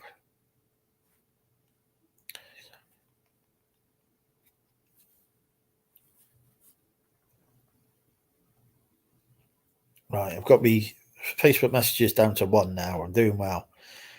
Instagram message count 0. Nobody's messaging me.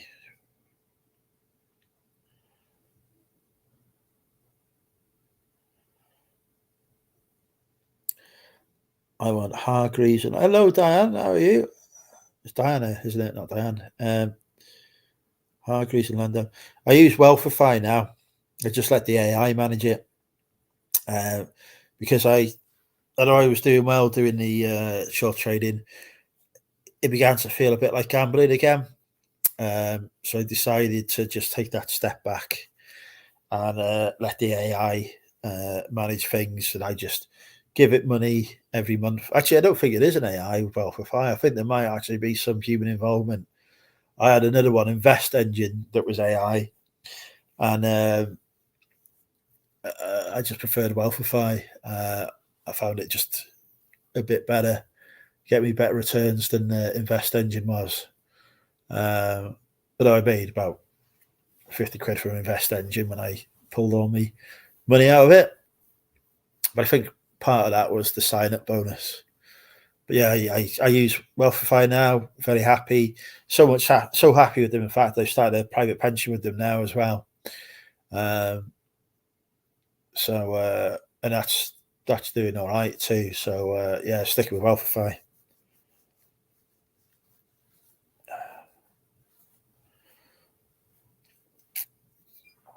Robo investments all done by AI and such like. So it's a bit cheaper than your Vanguard in terms of fees, and it's doing well, it's performing well. That is getting the ladies going, isn't it? And the men going, isn't it? Talking about the investment platforms. I never ever did I think I would be somebody who traded in shares, but that's what I am now. Got to build your wealth, haven't you? Yeah, and I would like, I think there's a lot of resellers who don't have pensions or don't contribute to a pension. That's a big mistake, because you're contributing to a pension, the government adds another 12.5% or something to it as well. You literally give you money for doing it. It's great.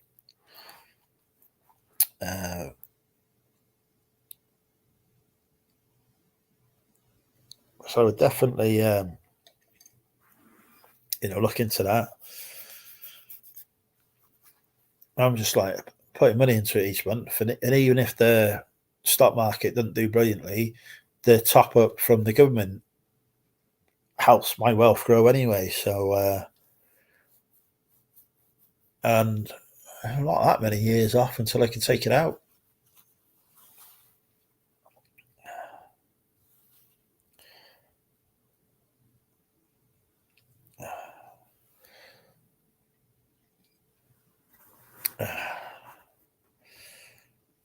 I'm not a fan of the crypto. Mostly, the problem with crypto is just so many scammers out there trying to take advantage, aren't they? So I started looking into it a bit, and I didn't know who to trust. So thought I'll stick with investing and start an Amazon business instead. A lot of money to be made in crypto, definitely. A lot of money to be lost as well. So you've got to be careful in the same way you have to with any financial investment. This is not financial advice, by the way, folks. Please do not take any financial advice or make any financial decisions without speaking to a qualified financial professional, which I am not. Just putting that out there before somebody sues me. Well,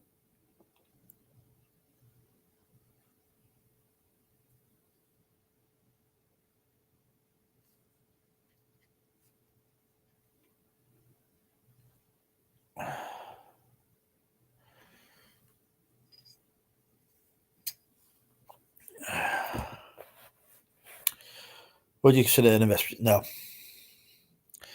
It's hard enough doing one channel, Sean. I ain't going to do another. I might do a video on this channel about my investment strategy, which is very simple. I give Wealthify money every month, and then they make me more money.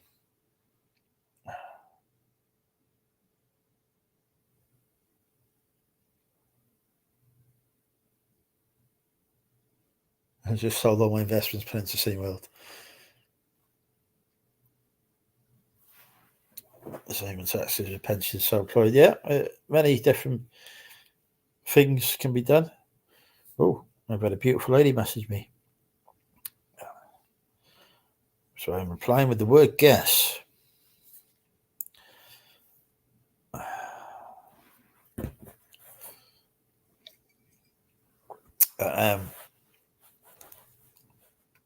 Am I self-employed?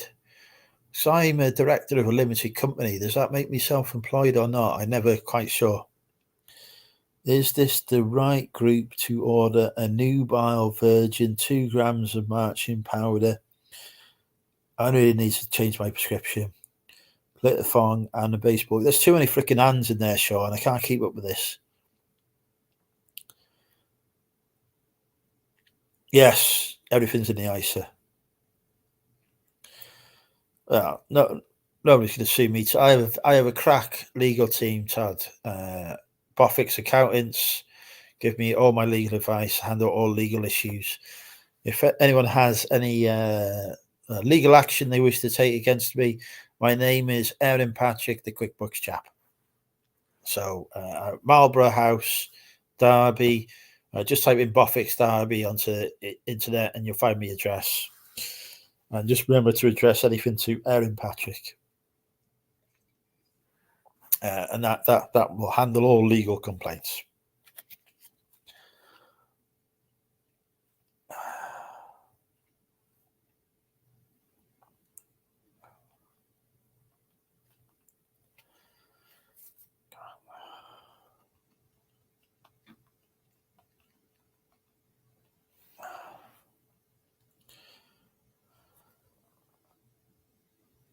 Also, if you want an accountant, if you quote Money Mental UK 20 to Aaron, you find him on Instagram, he give you 20% off using my discount code.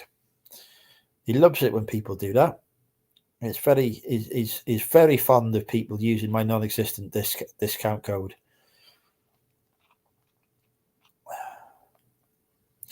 Ooh, they've reduced one of the houses I like.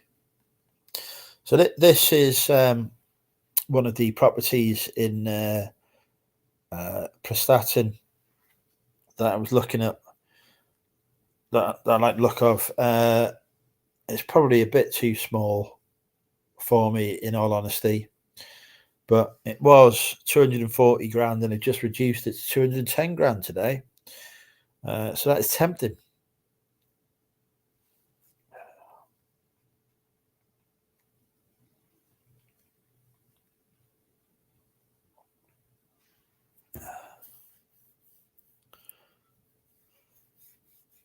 Graphics are kept busy. Yeah, I need to tell him I opened a new business account in January. They're going to be so impressed with me for not telling them that for 4 months now. In fact, I opened it in December, so 5 months. They mentioned him in the UK. Started speaking in Spanish. What's happening there is you phoned Bobby, you phoned Krillin there. That's not Aaron. That's Krillin. You phoned there. He's probably trying to flirt with you.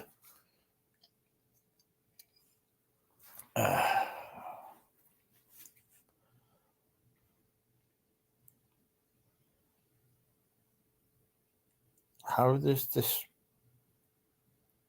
What?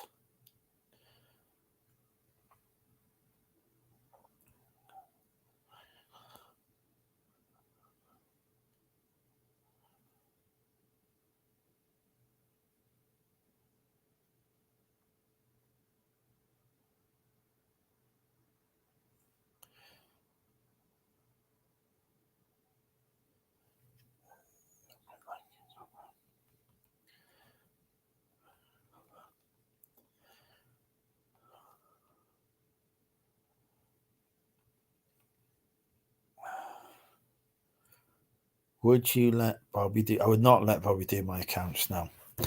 He would be sending my accounts to the IRS. It would not go well.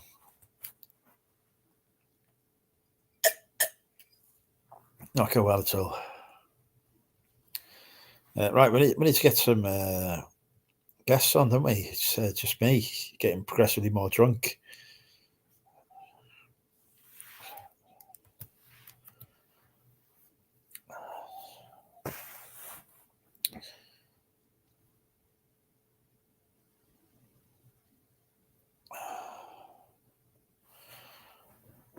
Any more sales on eBay?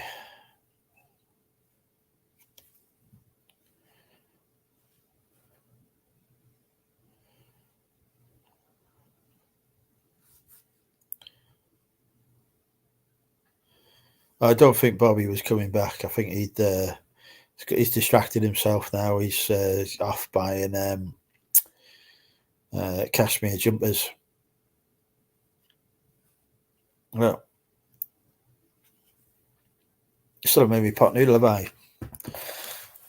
Distracted. Right. Tell you what, it used to be a lot easier to move. I've had a hectic week moving stuff about. Where's my pot noodle gone? Where do I put my pot noodle? Put it in my box of stuff that I brought into the house. Why have I put my box of stuff? Here we go. Here we go. Half price pot noodle. Actual genuine article courtesy of Tesco's. Half price with the club card. Right. How do I peel back lid halfway, remove sachet, pour. Oh, I've got to boil the kettle then. Let's get that done first.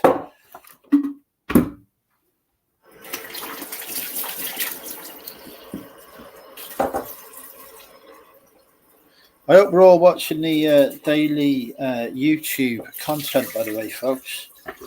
I've done some amazing videos that hardly anyone has watched. So we need to get the views up on the daily content there. Set myself the challenge of running 2 businesses and a daily YouTube channel this year, and crushing it. Almost daily YouTube channel. Hello, Ross. Oh, thank you, Ross. Well, don't forget, folks, I joined, but I'm live on my gaming channel. How can you, are you ignoring your audience to watch this? Videos are informative. There you go. Need to get some Trustpilot reviews going on some of them, eh? I don't know where I put my box of cider.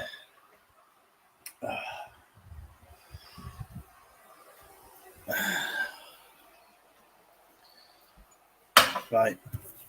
I'm going to pour one more glass of cider before I go.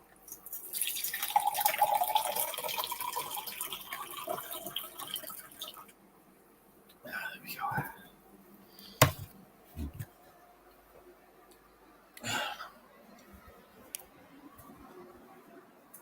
I might do a YouTube review of Tinder just to mix it up a bit.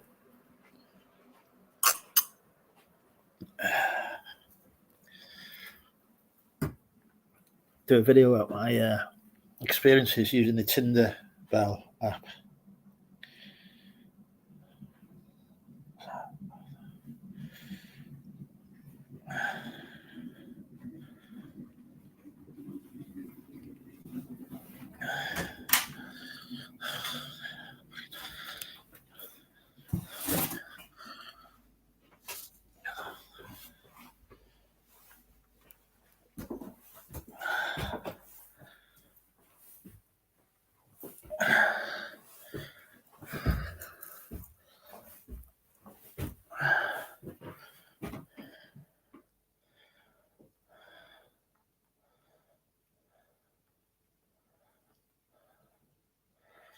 I also missed a full-time job from my list of things to do. Right, I'll be back in a minute. Bloody battery warning.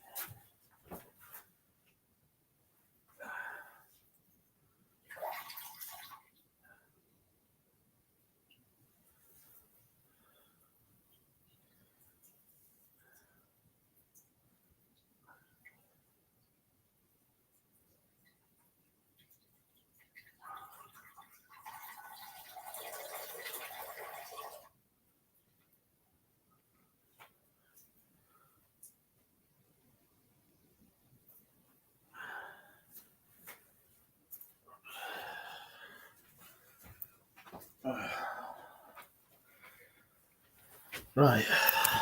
Here we go.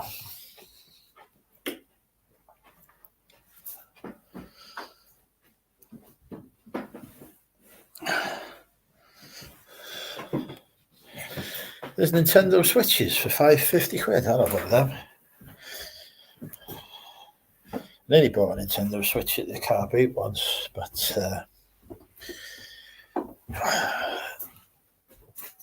it just didn't feel right. Didn't feel right.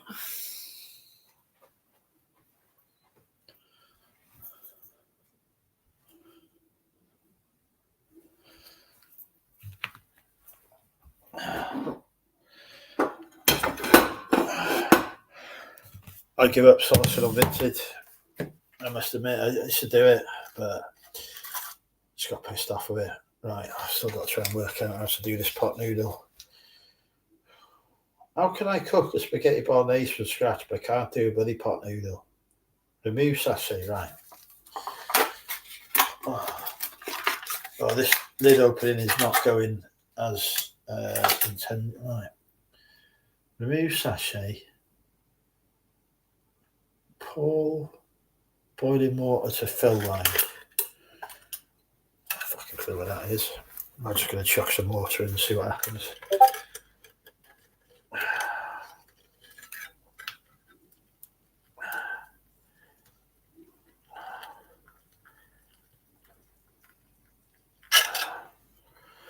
Damn, it's hot. Stop that. Oh, there's sweet corn in it. Why is there sweet corn in it? Who eats sweet corn? Honestly, who puts sweet corn? I have to pick all those out, aren't I?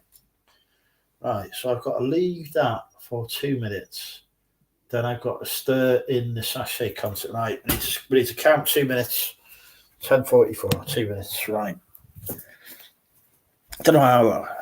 When I was a student, I used to make pot noodles, no problem. 20 years later, I lost the ability. Well, maybe I really do need a new prescription. Do you see the Toscas? Yes, I have seen that shown, yeah.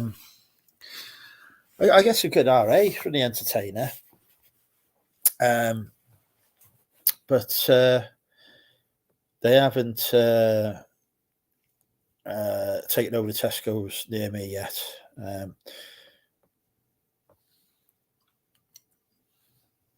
The thing is, though, it won't last. It's like when Curry's opened up stores in Tesco's and took over the electronics. A few months later, it was gone. I don't think hardly anyone can even remember Curry's being in Tesco's. I think it'll be the same with the Entertainer. I think there'll be a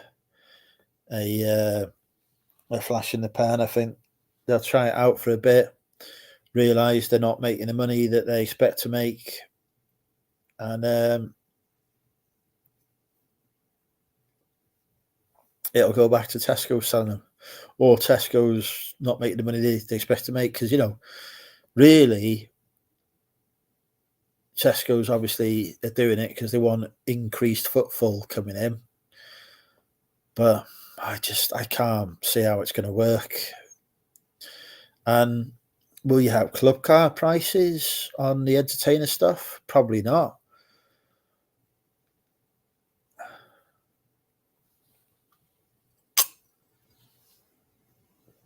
You can flip food. Always flip food, Tom. Sold groceries on eBay before. I've sold them on I sold some groceries on Amazon today. The drink, obviously the alcohol you can't flip, but yeah, I've done well with the club car deals, flipping food from Tesco's on Amazon.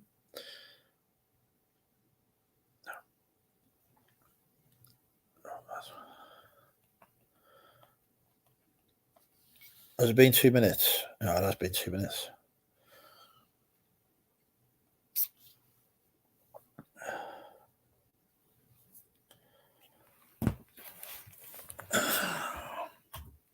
You bundle up the food as well.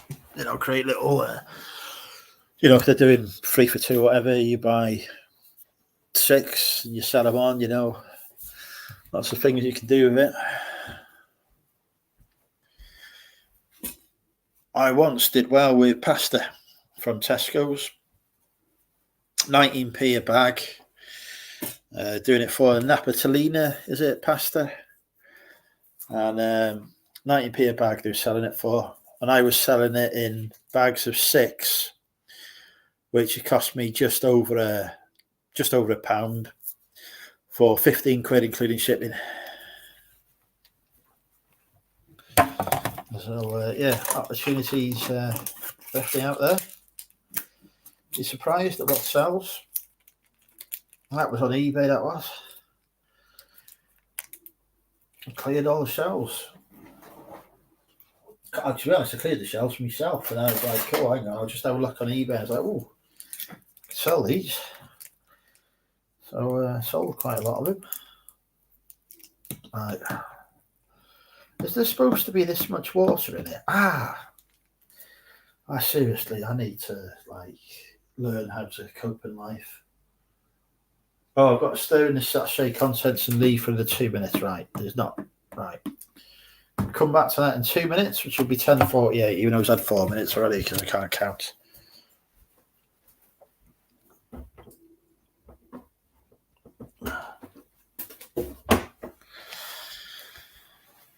But yeah, if you see Tesco's knocking out food dirt cheap that's still got a healthy best before date on it, buy it and sell it on eBay or Amazon. If you get ungated in groceries, it took me 27 attempts to get ungated in groceries with the same invoice. To write to the CEO in England, in the UK even, so it's Bobby then. We actually got ungated, and now I'm selling groceries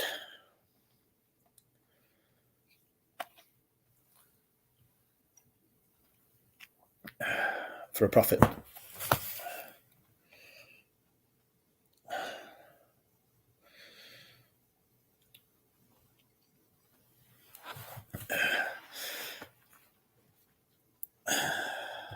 Right.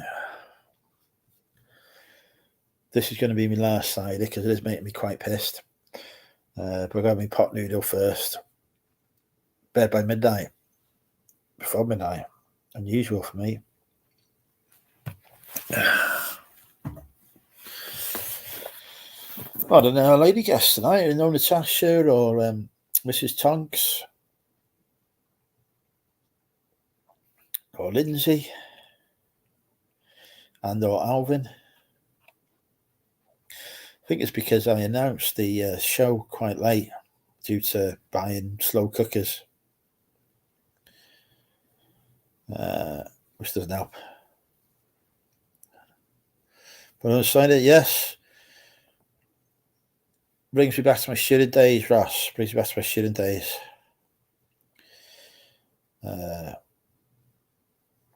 I was a student, I used to love Baileys, and it used to be cheap back then. So I'd go on a night out, drink Baileys, and that was when you could go on Wetherspoons and order a triple Baileys as well.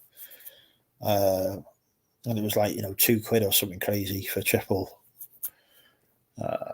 Good times. Can't do it anymore. Stupid weighted measures, but and it would probably cost you nearly a tenner now as well. Like you probably get a bottle of Baileys for not much more. But yeah, great times. I can't really drink it anymore anyway. It's too sweet, I find these days. But I go to Wetherspoons in Stepney Green now, which, honest to God, is like the cheapest Wetherspoons I've ever been to in my life. It's amazing. The cider there is cheaper than the cider in Wetherspoons and Wrexham. We go in there next month, in fact. I've got to be meal in the George. I actually don't know how far the George is from Stepney Green. Actually, if you remember that it's actually quite a walk. So I might not go to both, but we shall see.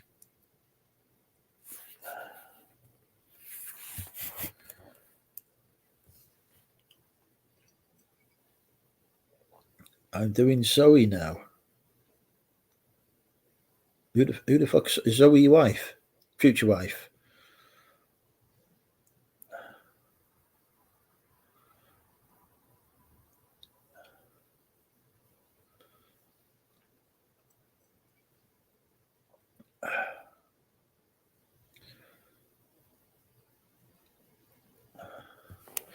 Right, that pot noodle's got to be ready now.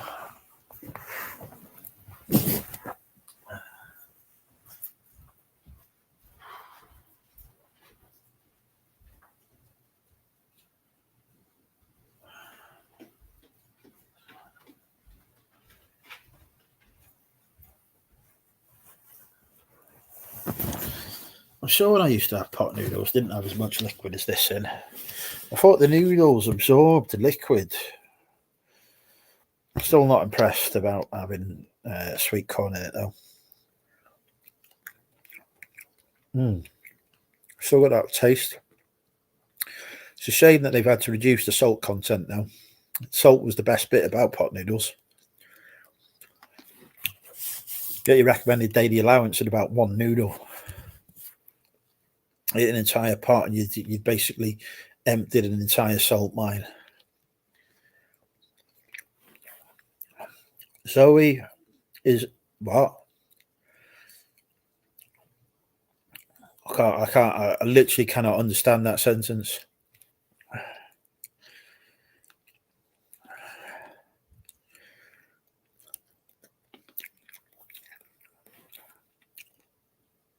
Presumably Zoe recommends KFC, but not the bins.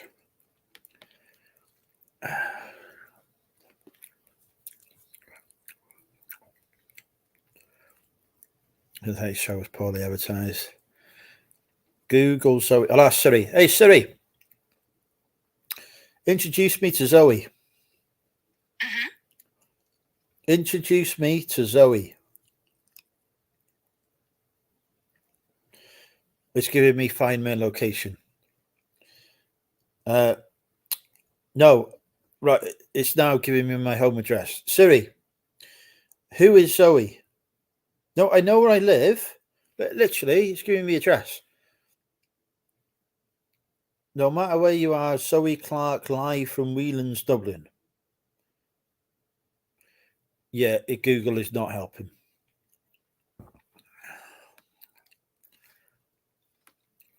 I'm pretty sure I have the worst Siri in the world. Shouldn't listen to anything. Try this, right? Hey Siri, will you go on a date with me? No thanks. If there's anything else I can help you with, just let me know. Brilliant. I need to get my Alexa hooked back up. I bought 2 more Alexas. So I've got 3 Alexas now. None of them I've been able to connect to the Wi-Fi, not one.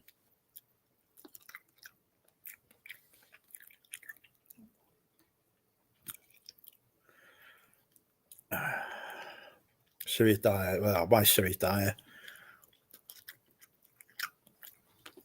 Out of the 1,000 plus queries I put through Siri, not one of them has been answered successfully by Siri.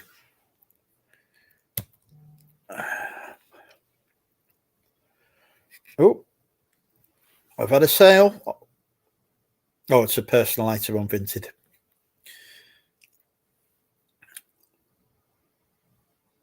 So I'll do guess the price on that.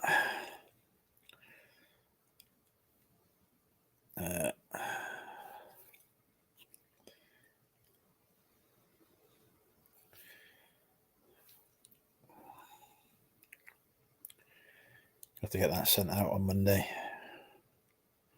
I'm going to send it tomorrow.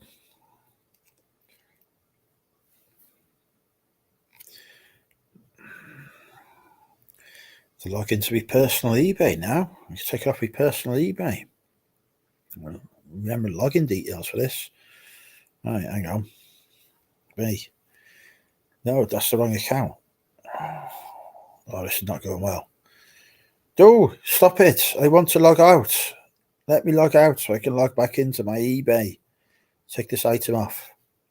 It's all night with clothing. Oh, shit. Right. That's what I want.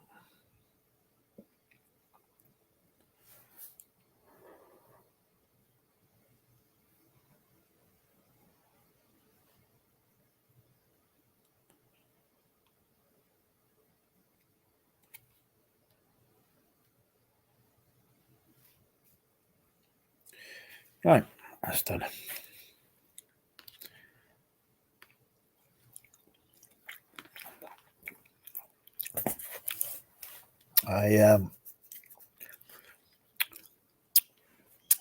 With me moving or planning on moving, spent a bit of time listing some stuff I don't want to take with me on eBay and Vinted, and some of it is selling.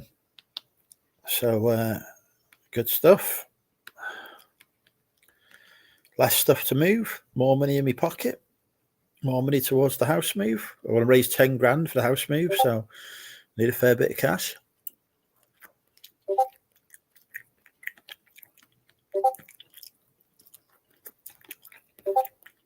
And tell you what, I've been using eBay to sell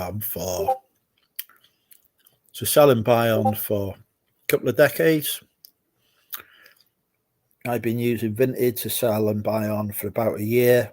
Vinted is so much better and easier to understand and more intuitive than eBay. Because normally, like Depop, I was never a huge fan of. Poshmark, I hated listing on. Absolutely hated it. But Vinted is a breeze. Really is. I can't wait for Vinted Pro to come out. Start cross-listing onto that. Right to Maria at Zip Sale, a reminder of the fact that I'm supposed to have free lifetime membership. Start cross-listing on them both. I don't want to use my personal Vinted account to list business stuff on, because obviously that would be me being a wolf in sheep's clothing.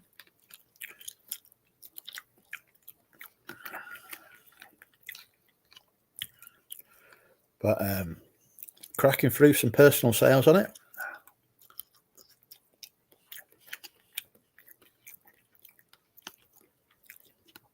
Only problem is I have to keep listing stuff on it to keep it going.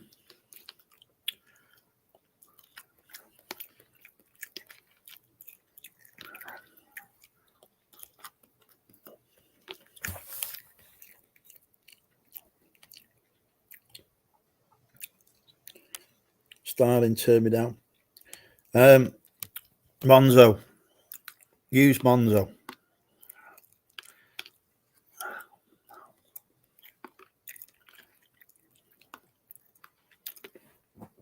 I opened my Monzo account for Amazon on Christmas Day.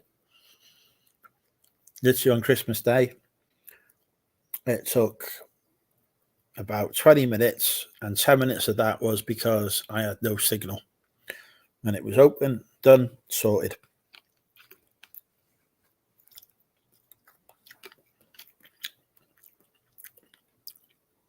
I had to message him on Christmas Day to say to him, can you send my business card to my residential address, not to my business address?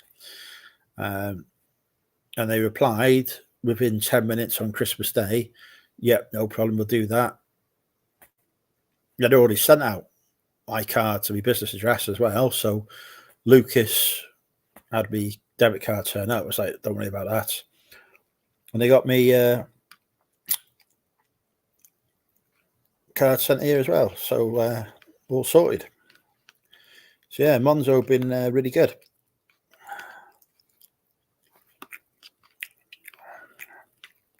So wanted a separate account for Amazon so that I could keep the cash flow separate. But now I'm thinking of actually just switching my eBay over to the Monzo as well, because it's, you can set up pots and have funds in it. You can see all kinds of stuff that I can't see on my TSB account that I use for the eBay business. So I'm thinking about switching it over.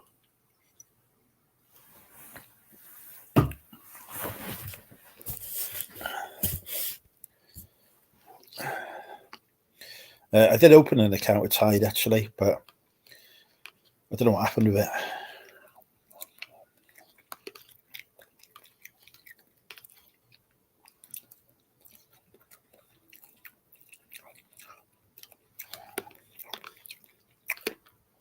But yeah, Monzo was done and dusted really quickly. Took a few days to get the card, but it was Christmas, so it's obviously going to take a bit of time. And they've been brilliant ever since. Really responsive. If I have any issues, just go on the app, message them.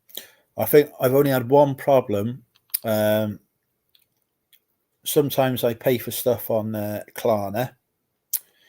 I haven't quite got enough cash in the business account to pay for something, so I will use Klarna to do it interest-free over a period of time. And it won't let me do it won't let me pay off the balance in full. It's a problem on the Klarna side, I think. It sends me to Monzo to approve the payment, and then I approve the payment in Monzo, and I come back to Klarna and it's declined it. That's the only issue I have. So I have got, because I like to, put it on the Klarna and then pay it off within a week or so once the money's come into the account. But a minute, I still owe Klarna 68 quid because can't pay it.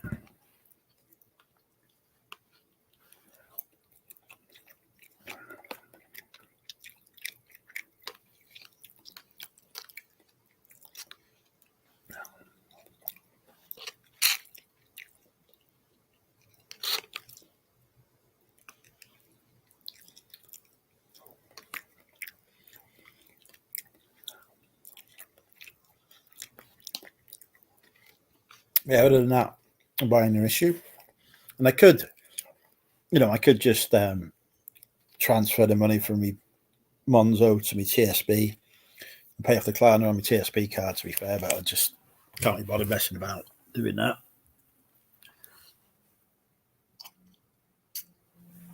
I actually need to check on the app, actually, see what my next payment is. It's reminding me. I spent quite a bit on slow cookers today. So I just want to make sure my next Klarna payment isn't coming before my next disbursement from Amazon. So let's have a double check.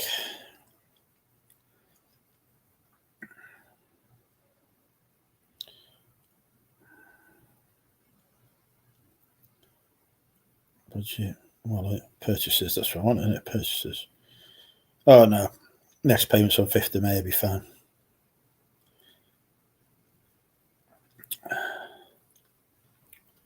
Yeah, I do like the Klarna for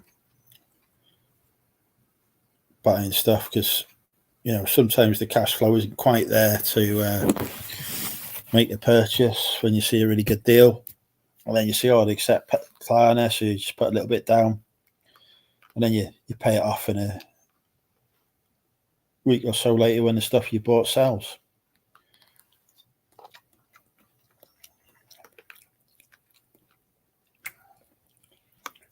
But yeah, one more installment with him. It looks like my dancers have gone to sleep.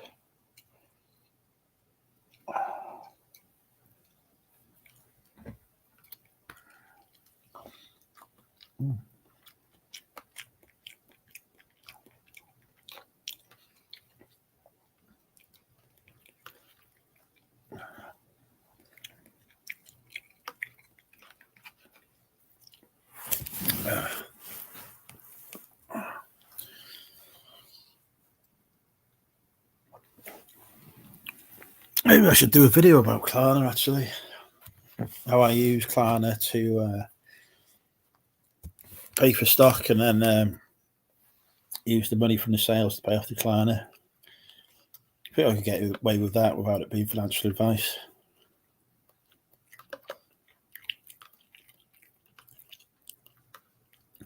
I only ever have one.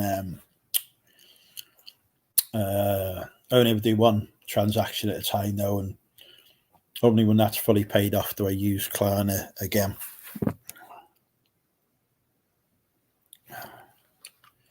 Just the way of using Klarna, yeah, works well. It's a lot like how people use cashback credit cards. You know, they will buy stuff on their cashback credit card with an interest-free period, maybe 28 days, 30 days, whatever it is, depending on the card. Buy stock with it to get the cash back, but not pay off the card balance until that stock is sold, which, if they do it right, is within that 30-day period, so they get the cash back,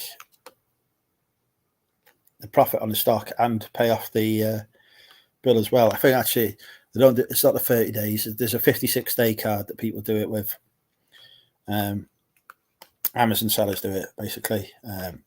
You know, so they'll buy the stock on a card that's gives you cash back or points, and it's got 56 days interest free. Get the stock in, send it off to Amazon. It takes about 4 weeks to get your money out of Amazon. It's shocking, but you know, if they get the right stock that's fast moving, in 4 weeks' time, they pay off the credit card, they pocket the profit and the cash back. Definitely something I'm going to look into after I've moved. I ain't taking out no credit cards before then, but definitely a consideration.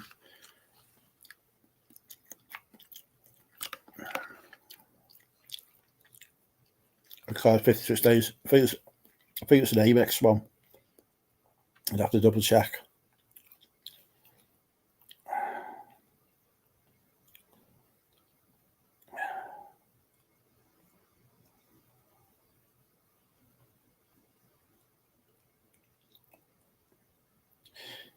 Yeah, it's Amex. 56 days on new purchases if you pay your balance in full and on time each month, and they get the Amex points. So why they're all going off to America and stuff on their Amex points.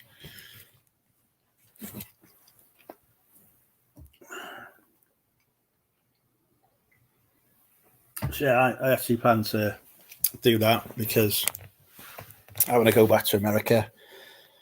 So I think I'll get an Amex card and use that to buy purchases, pay off the balance in full each month, pocket the points, and eventually turn those points into you know, flights and hotel, and have a semi-free trip overseas.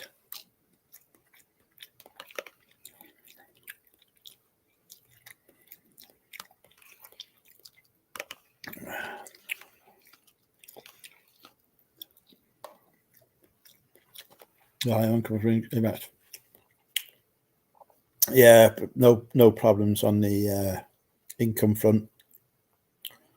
This business card is such different criteria as well.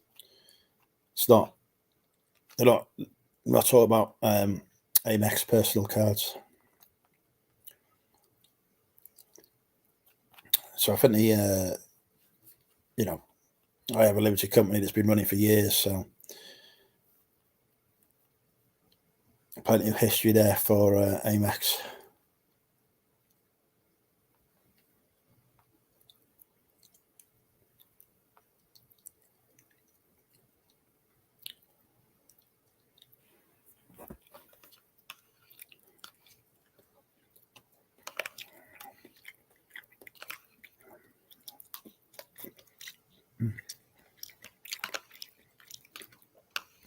But the income side isn't a problem anyway. There's wages from work. Welcome, Mr. Flipper. A new name on me.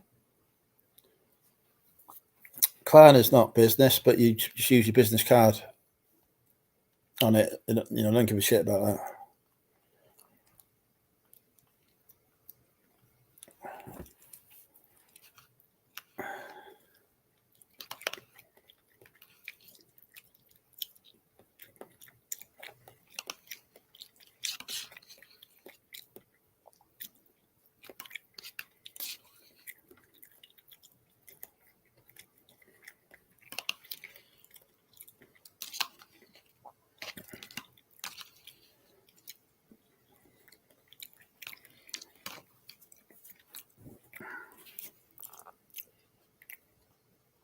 fact, I have to look to see what details I've actually got on my Klarna, because it might even be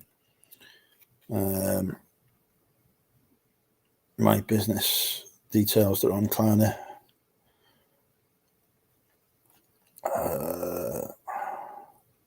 No, the Klarna is in my personal address.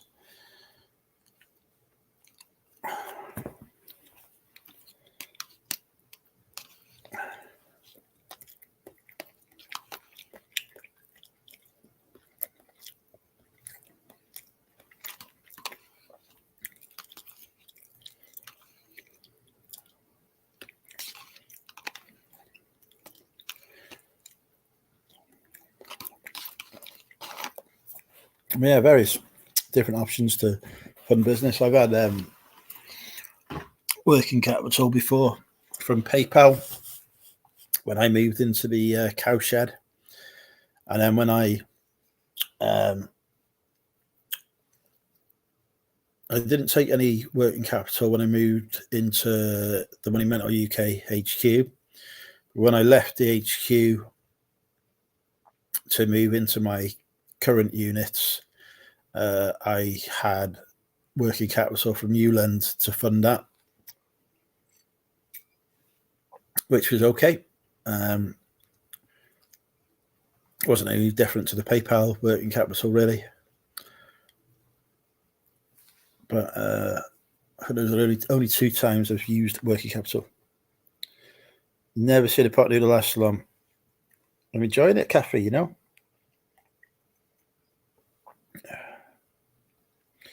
Using capital card to pay postage gift vouchers at Rose. There you go. So all these little dodges.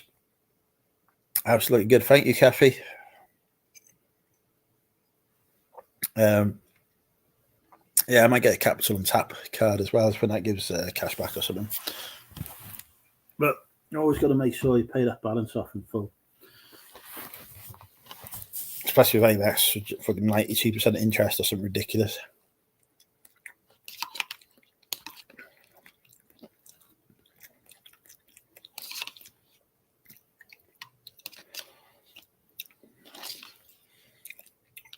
Good evening, Rob. How are you?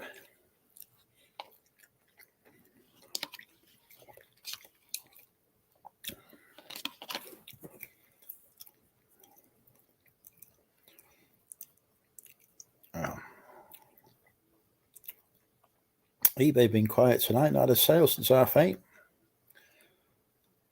And no more sales on Amazon either. Looks like we won't make me £300 target.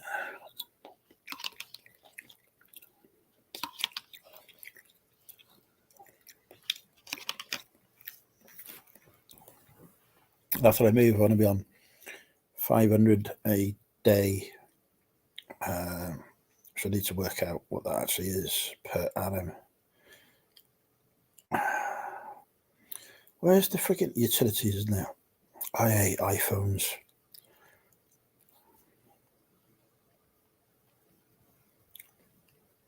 Yeah.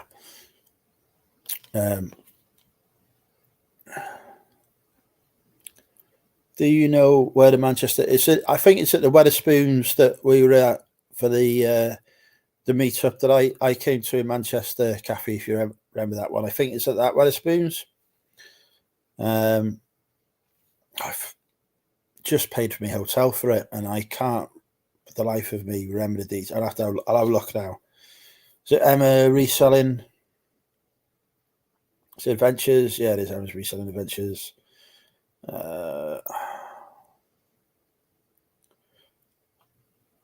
Can't even find the post. Can't find the post on Instagram.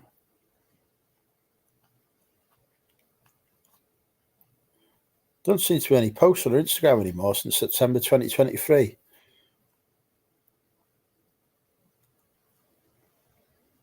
Maybe it's on. Oh, hang on. No, I found it. 7. It's the Printworks Cafe. It's at the Printworks. 7 stars, Printworks, 12 noon, Saturday the 4th of May.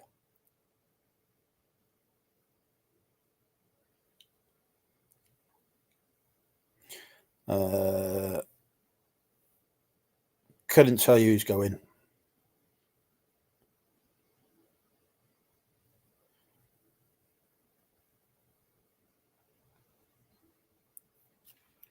Other than me.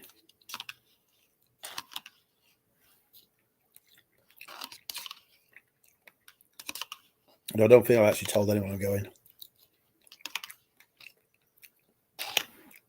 I won't be there for 12 o'clock. I'm getting the train over.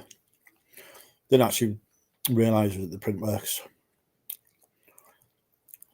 So I think I've booked my Airbnb on the basis of it being at the previous venue. So I'm going to get a taxi to my Airbnb. Hopefully I won't piss myself outside at this time like I did last time.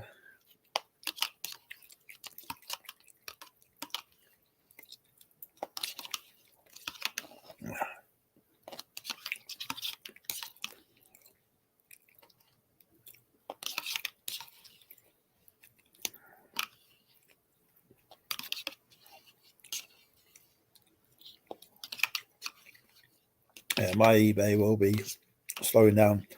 You may have seen, Ross, that I am slipping down the listing challenge. Having been top of it for half the month. I'm probably down to fourth or fifth now. Because sorting out this house and emptying it has meant that I've not been able to list hardly anything for the last week or two.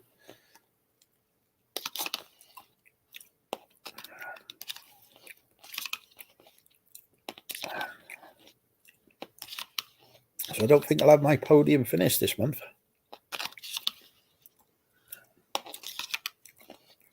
Yeah.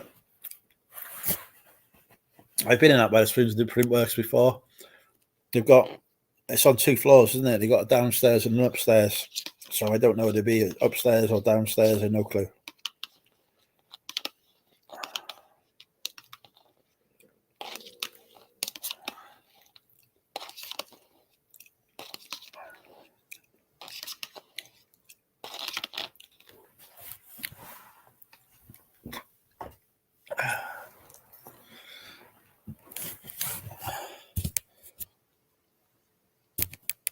Yeah, we're going to rock up there about maybe 2 o'clock-ish. Couple of drinks. Then I'm going to get a taxi to my Airbnb. Check in there and then get a taxi back to Wetherspoons. Because the Airbnb are insisting I check in at a specific time. And then get as drunk as humanly possible before then getting a taxi back to my Airbnb. Where I will pass out.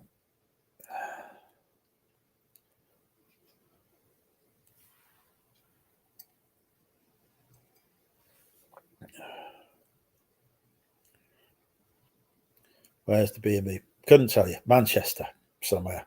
Don't know. Probably Salford, actually. So probably not Manchester, probably Salford.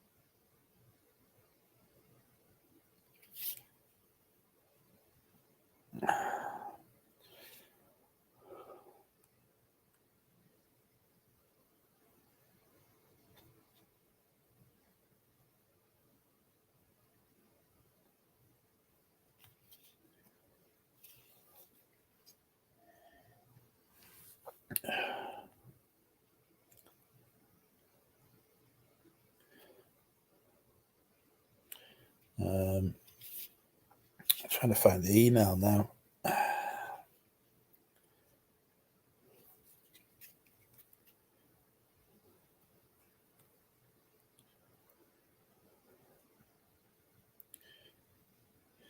Yeah, it is Salford. Yeah, I thought, yeah, I'm in Salford. Theoretically, I could walk it. But I'll probably just get a taxi there and back.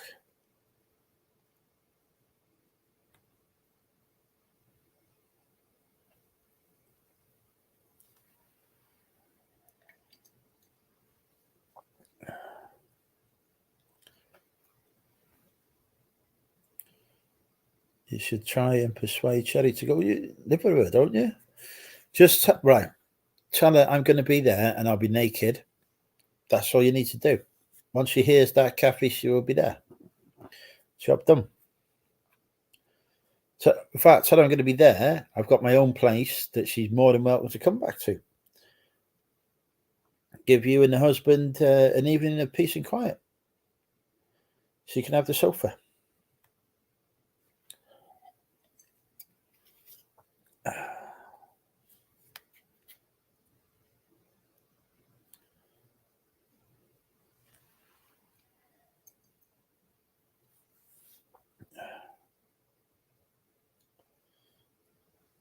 But yeah, looks like I'm in Salford.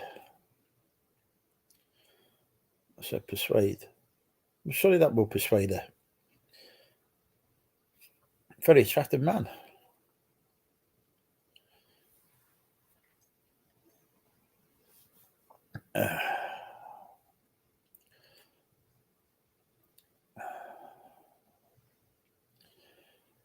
Right. We've got that much cider until I finish the stream and head to bed. I'm quite tired, actually, after an exhausting week. Seems to be getting more and more people joining the Money Mental group on Facebook. Up to 3,200 members now.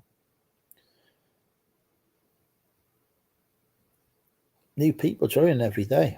Don't know what's going on.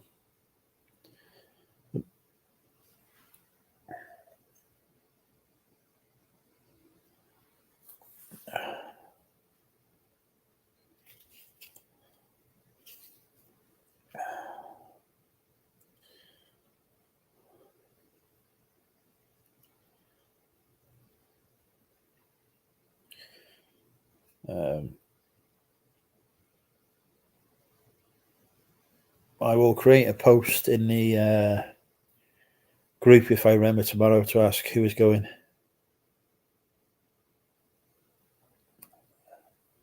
Yes, I don't like the toxicity. I tend to rule with an iron fist. And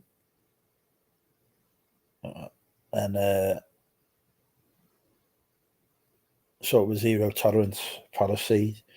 My rule is the only person allowed to be a dick in the group is me. Although I do tolerate Wayne Glover's posts, mostly because it just shows what not to do on eBay. But yeah, we used to have a lot of dramas in the group and a lot of kickoffs and stuff, but it's a lot quieter these days. Well, since COVID, really.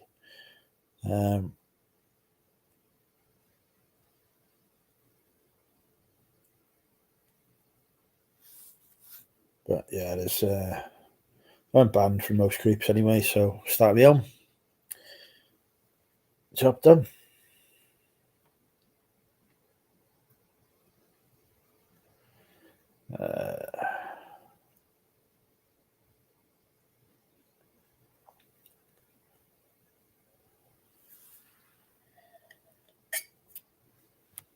Happy Days Resellers is another good group as well, actually, which I also happen to moderate. It is Jean-Luc's group, but quite a good group. Again, if I see people being dicks in that, I just chuck him out. But yeah, that's quite a good group as well on the Facebook. Corey Barlow had a group as well that was good, but I think he stepped away from reselling. There was, when the chat closed, there were loads of reselling groups that sprang up, but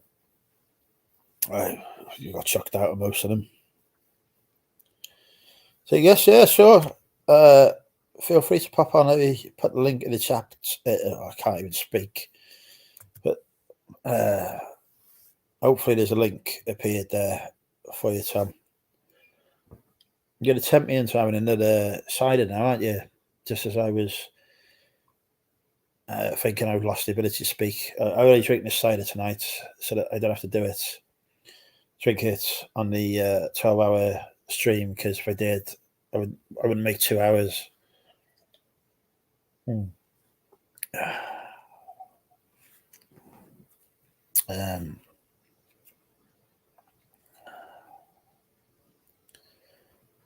Right, I've got a text message.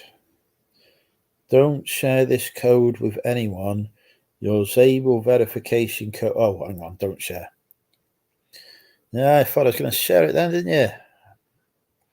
I'm an athlete.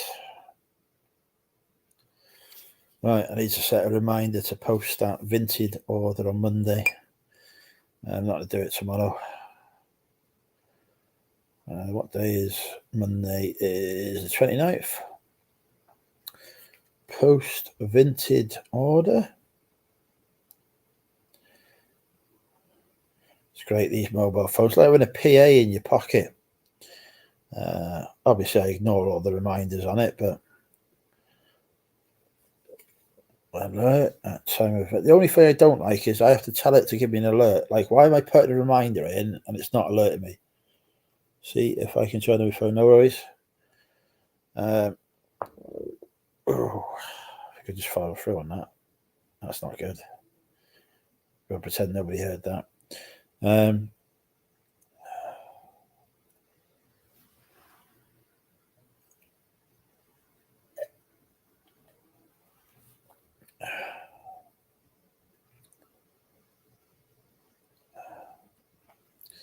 Sell your kids. eBay is doing adverts for now. Sell your kids' pre-owned clothes for free has just popped up on my Instagram.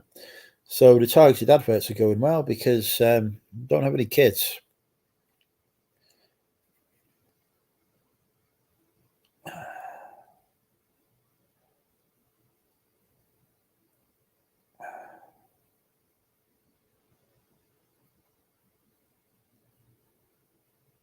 But what's this? Reseller meetup Felixstowe. Where the fuck is Felixstowe? Christ, there's all that going on here. And a huge advert water. Oh, Jesus Christ.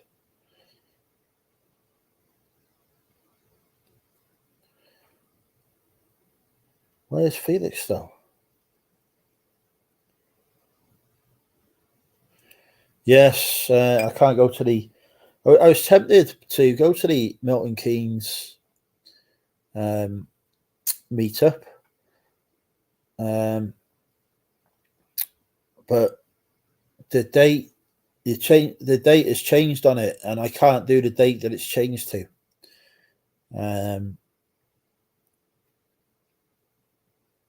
Maybe John Shepherd will make an appearance again. He enjoyed it last time, didn't he?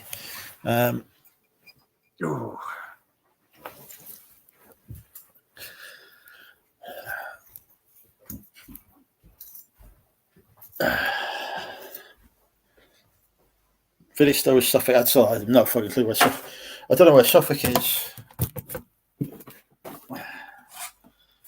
Right, I'm gonna have one more.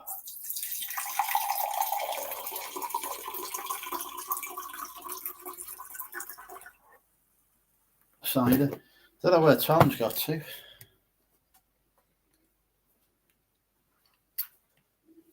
Riz.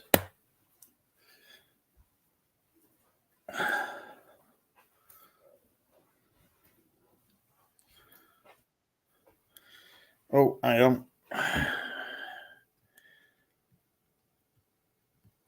There we go. Welcome. Happy birthday. Hey, the man, the myth, the legend. Can you hear me all right, mate? Yeah, you're coming through loud and clear. I thought I'd change things. There we go. How is your 40th birthday been? Yeah, it's been all right, mate. Inebriated, so cheers to that. Yeah. Drinking We're both a pint drinking of piss. Yeah, I'm going through a bit of kind of a scrumpy phase at the moment. So yeah, all good, mate. Yeah. I do like to Scrumpy, but the problem is, Next day. wow, and you get absolutely fucking trolleyed on it. Yeah, I'm 5 pints in and I'm feeling it. So You can't. I drink it at home, but if I was on a session out,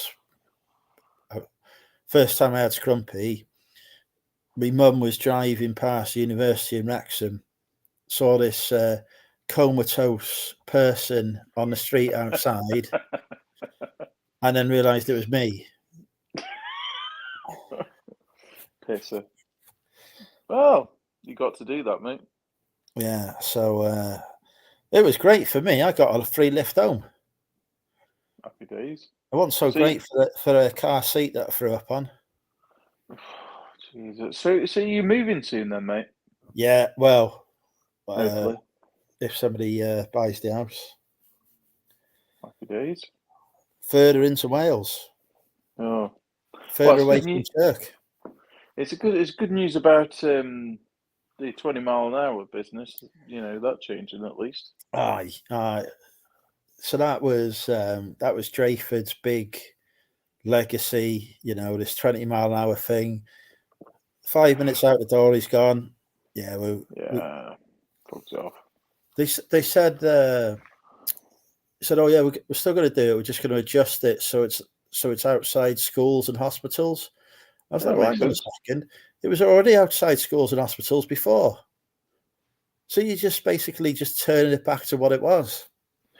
Yeah, it's trying to save face, bit of optics. Oh well. Well, no. What's the nightlife? Where are you thinking about moving then? How's it there? Is it comparable or a bit quieter? Well, there's no Wetherspoons. Oh no. I've got to go to Rill if I want to go to Wetherspoons. And I like Rill. Wow. Not I walked in the Wetherspoons there the other day. Normally you go into Wetherspoons, there's a few people there who look like they've got webbed feet. A couple that have got, look like they're conjoined twins. Or conjoined chins, yeah. Either or, mate. Yeah, but this one looked like it was particularly the home of inbreeding in North Wales.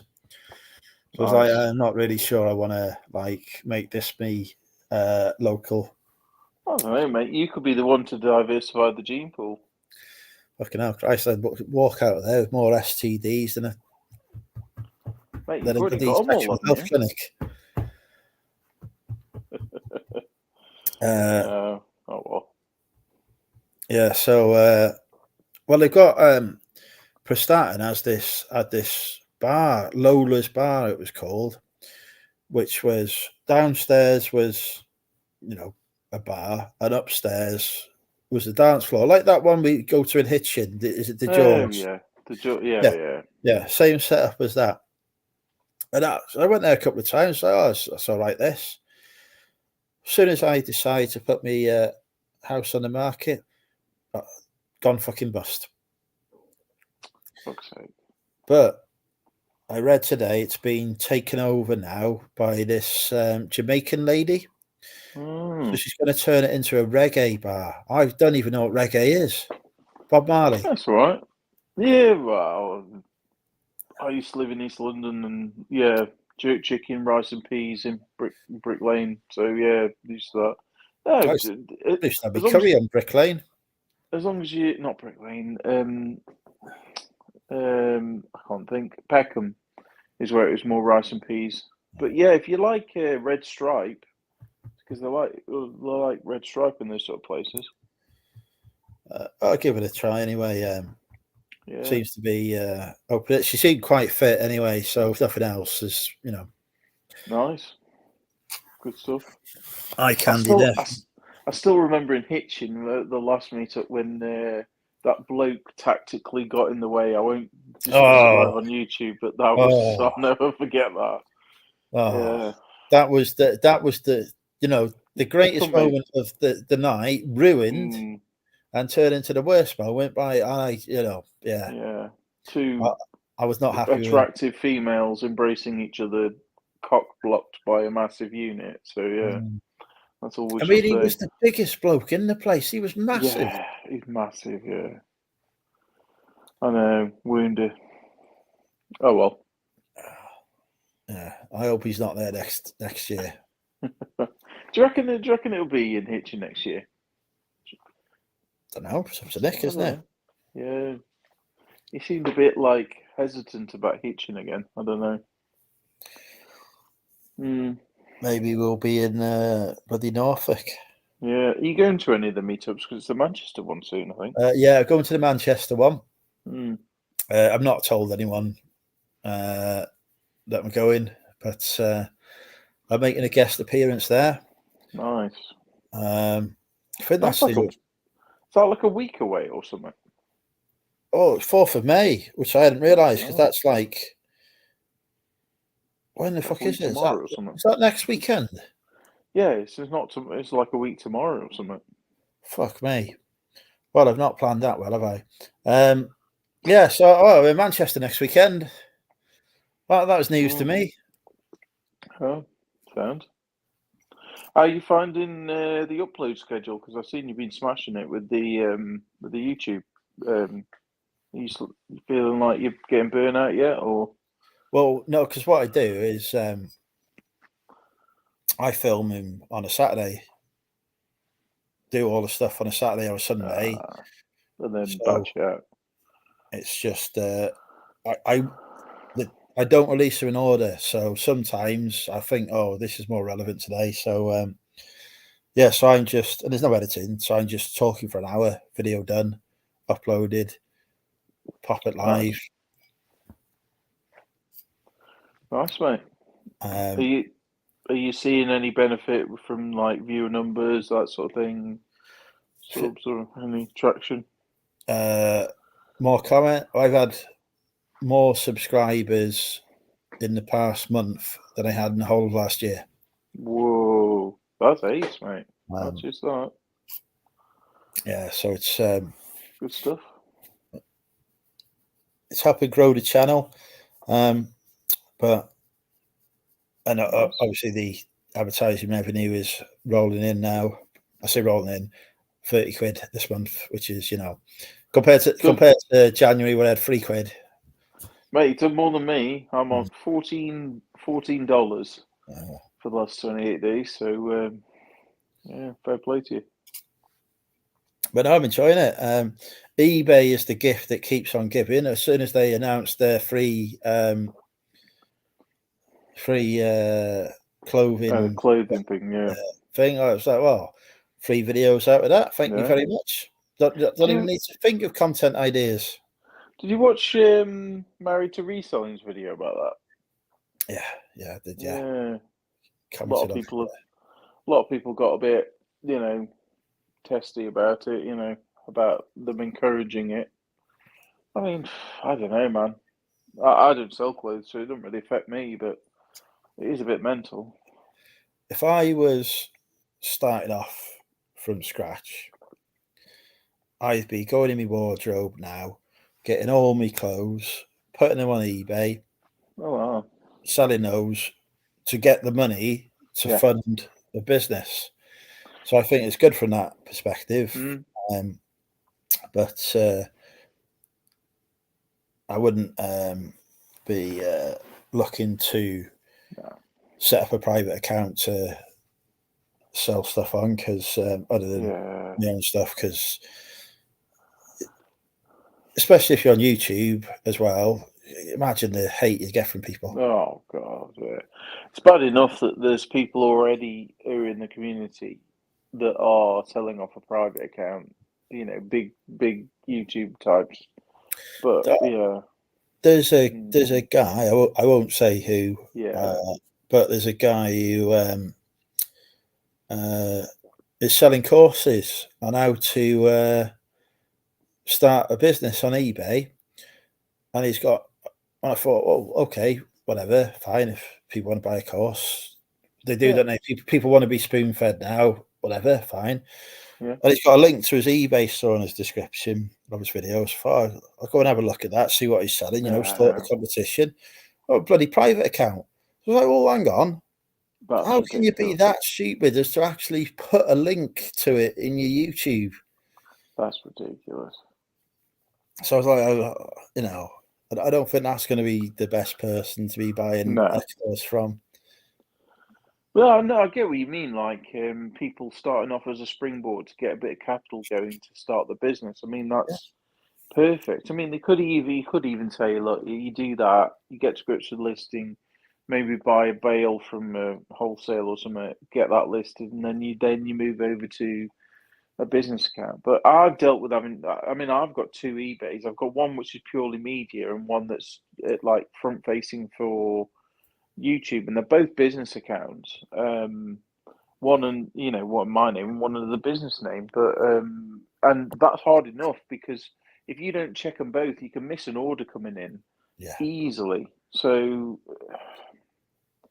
yeah, it's and there are people who've got 3 or 4 private accounts going on top of a business account. How do you keep up? I turn my private account into a business account. The eBay are going to find out. They're going to get your IP address, and it's not worth the hassle. It's like people who do Vinted. I know there's certain people who we're in groups with that have got Vinted accounts that have got hundreds and hundreds of listings. I mean, you can, I don't want to name names, but there's some people who are really hammering the fuck out of Vinted. So, well, they're using Zip Sale to cross list onto it as well. And I'm thinking, if Vinted Pro comes along, and they've decided that you're breaking their terms of service on your private account, they're just going to tell you to fuck off if you apply to have a Vinted Pro. If you've been banned already, I mean, it's doubtful you're going to get in, so you screwed yourself, haven't you? So, do you think you'll do the Vinted Pro thing then? Well, yeah, I've got a Vinted account for my own stuff that I use now, and it's brilliant. I love it. So I'm more than happy to go to Vinted Pro when that comes along, and I would happily put all my clothing on Vinted Pro because, well, say all of it, everything that's not retail arbitrage probably. Because I think the retail arbitrage does get better prices on eBay, but the stuff I get from wholesalers where I'm paying £1 a piece. Yeah. Might as well, mate. Might as well. Yeah. Are you going to double cross this, like put it on eBay and on Vinted, or are you not? No. Messy that is. Yeah, I've done it before when I had Depop, and you always miss something. Always miss something. Yeah, I've sold some personal bits on Vinted, but I mainly used it for buying, like sniping electronics, because I know they don't like you selling electronics. I bought a few nice bits off there, but yeah, I'll probably go for it. But well, I'm looking forward to it coming along and putting stuff on it. I'm not expecting to, get the kind of money on it that I'd get from eBay. I'm quite happy to price stuff cheap. But because it's so much quicker to list on there, I can list 10 times as many items on there as eBay. So even if I'm only making half as much, I'm actually making double because I've put more items on. So, are you not tempted to go down the after going to the resale summit? You're not tempted to go down the whatnot route? No, not your bag. I couldn't cope with if I did a whatnot show and I had, say, 20 sales on it, and then I had my eBay sales as well. A bit much. I couldn't cope with it. Not having to do the full-time job as well. I suppose it's too much, isn't it? I guess it's one of those things you could do if, say, shit was going slow, or you had a rough week or something. You could potentially do one, but if it's not going to work for you, there's no point going for it if it's not going to work for you. I can just imagine eBay's reaction if why we'd orders shipped out late while I was doing me whatnot orders.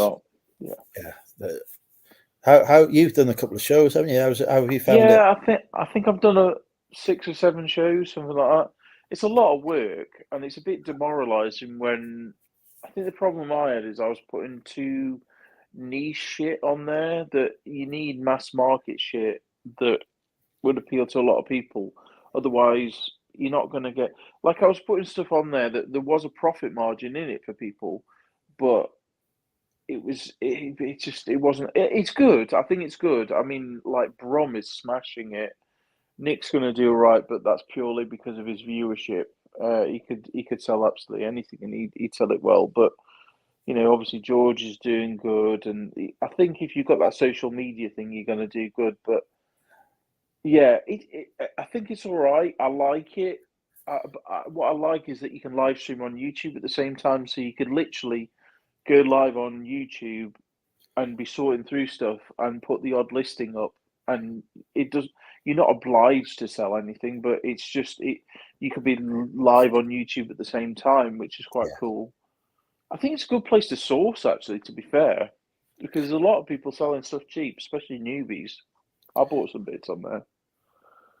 I think that there's definitely people going on there selling stuff, putting on a £1 start, and it's like a 30-40 quid item, and then they're only getting the one bid on it, and somebody's making a killing off that, but it ain't the person selling definitely. it. I've still got my £10 credit to use on it, but I haven't actually caught a stream yet. Yeah, you should, mate. Occasionally do a giveaway, enter the giveaway on it. I never fucking win. Mate, I swear the giveaways are fixed to favour people who sell on whatnot. It's really weird. I've won like about 5 or 6. It's weird. It's one of those things that I think there's like a real sort of like a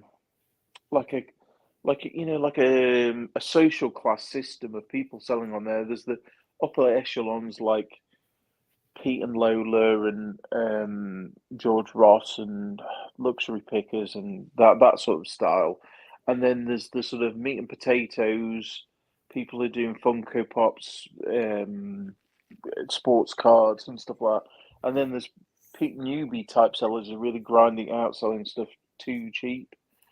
So yeah, it's weird.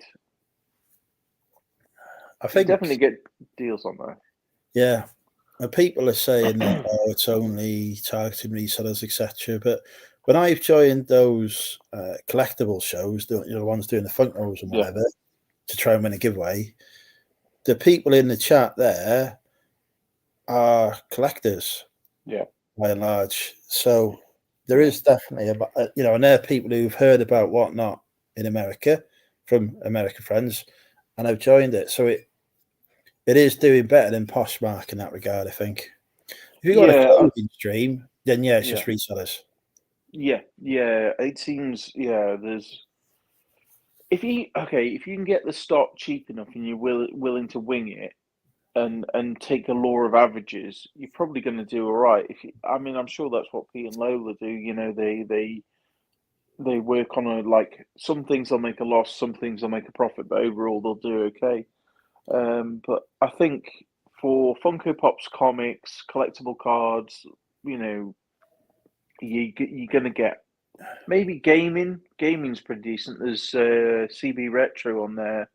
He does pretty good on gaming on there. He gets close to eBay prices, I would say. But yeah, it's all right. I think it'll get there as long as it survives. Unlike Poshmark, I think it'll be all right. But I'm interested in what eBay Live does because Catherine Ryan is launching that. Interesting. So they're obviously they've got a celebrity behind it, so they're obviously pumping cash into it. Yeah. So if they they're going to have a marketing budget that would piss all over Whatnot. Yeah. So 100%. If they invest multiple millions in marketing it, then it's going to succeed. Yeah. So I think if you can get in early on that, you're golden. And that's one thing where I think actually I wouldn't do Whatnot, but I would do eBay Live because I've already got the listings created that are on there. I know the stuff that I'm just happy to let go cheap because it hasn't sold for me. And, I haven't got that problem of saying I don't know how they're going to do it with dispatch times. That's the only thing.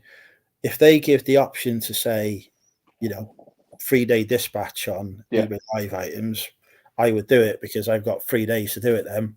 Yeah. That's what I'd be interested to see, if they will let you control your dispatch times and stuff like that. Because if they do, well, I do it, because there's hundreds of people that follow my store, and they're not following it through YouTube. They're following it because they bought off me before. So there is a client base out there that's not resellers.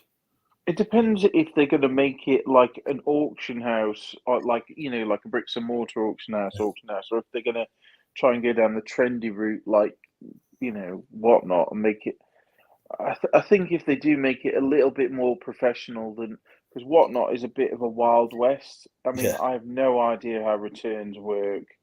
It takes a decade to get paid by them. I know some people who've sold stuff 3 weeks ago and they still haven't been paid. It's a bit wild, but I think I can't see eBay doing any of that, because I think they'll use their existing, whatever you've got set up as your business policies. Yeah. I would hope that that's what they would implement, and if they give the sellers the control, I think it's got real potential. I think they'd have, I don't know if they'd have like a limited launch where they invite certain sellers in first, like big boys, to trial it or something. I don't know, but that's exactly what they said they're doing. They're getting not necessarily the biggest sellers, but the sellers that are built around the new ethos of sustainability, vintage, etc. Yeah, they're trying to get on board first. So they're not going for the collectibles market first off. They're going for the clothing market. No, which I think is right, because what clothing sellers, apart from, as you mentioned, George and Pete and whatever, are not having a great time with it. No. So eBay's probably thinking, well, we can go and get these people to sell on eBay Live. Yeah, makes sense. Yeah, I'm excited for it, to be fair. I mean, I think it makes sense for them. I think a lot of the decisions at the moment have been a bit fucking stupid, but yes. Put it politely. But yeah, I'm thoroughly pissed off with them as a business seller this year. 100%. Well, it's the optics of them putting up the fees and then offering free clothing selling is not great, to be fair. It's amongst a myriad of other things, but yeah. Hello, Natasha. We've got a beautiful lady in the chat with us. Welcome. Wow. I'll pop the chat link in the chat if you want to join us, Natasha. If they had, I think they shot themselves in the foot a bit, because if they had launched that free clothing for sellers, but at the same time I'd done like 50% off fees for business sellers or something like that. Yeah, that was a bit of okay, we know you're not going to be happy with this, but we're giving you a bit of a bone here. It probably would have landed slightly better than. It feels like the pandering to shareholders over actually people who butter their bread sometimes. 100%, mate. How are you finding Amazon? Because I know you've been. Oh, I tell you what. You going too deep in that? I don't get me wrong. If I have to speak to seller support, it's just like I just want to shoot myself in the face. Yeah. I've got an issue at the minute where they have. I sent them a box of stuff, and 9 of the items in it they've lost, but they found an additional 5 items of a different product in this box that weren't in there, which was selling for 60 quid, right? And the items they lost were selling for about 7 quid. So, and then they've sold all these. They've sold these 5 items, right? And obviously, couldn't find him when it comes to shipping. So now they've reimbursed me in full the cost that those items are sold for as warehouse damaged. That's wild. So, fucking hell. So I was like, because I've got the receipts and everything for the stuff they've lost. And I'm like, well, I just made over 100 quid from that shipment. So I'm not even going to bother contesting it now because I've lost what? Sometimes it's not worth it. I'm ahead of it. So I thought I don't even need to waste the time now because I was just going to send everything in and I'd go through the arguments with them about getting reimbursement and then have a fucking offer that wasn't good and then argued. I thought, why waste my time? I've made more money on that shipment than I ever expected to get. So I'll have to leave it. So nice, mate. That was an unexpected bonus in my favour. I think I had a return on one of the items that sold, and I think they've shipped them the cosmetic item instead of the actual high end item, and that's why it's come back. But I can't fucking see why. I don't know if there's a way. I can't see why stuff has been returned. Yeah, you can go into returns, and then also sometimes the email will tell you, but other times it'll just say reason unspecified. Yeah, it was all unspecified. I was like, I bet they sent them the wrong item. Yeah, but then, because I've got it set so when stuff comes back, they put it in the Amazon warehouse and sell it on again. Yeah. So they've sold it on again, and I've had no comeback on it since they've sold it on again. So maybe they have sent out. Well, whatever they sent out wasn't my item, and they sent out somebody's. Well, it's a good thing to do, to be fair, because otherwise you have to have it returned to yourself, and then it says pain. Well, it's not a pain in the arse; it's just extra steps, you know. So you might as well. I've only had one return come back to me so far. I haven't had as many returns as I expected, to be honest. But I've only had one come back. They said they returned it because it was unfulfillable because the SKU label couldn't be read. And it came back and it was like, well, the SKU label's perfect. Like, it clearly can be read. It's just some lazy Amazon staff can't be bothered doing the job. Yeah, that happens so often. Like, ridiculous. Like, yeah. So I've only just got back into FBA myself, to be fair, in the last 6 months, because from 2020 to really 22, they'd fucked it. It was just, it was not good at all. It was all essential goods only and stuff like that. So you got into it at a good time, to be fair.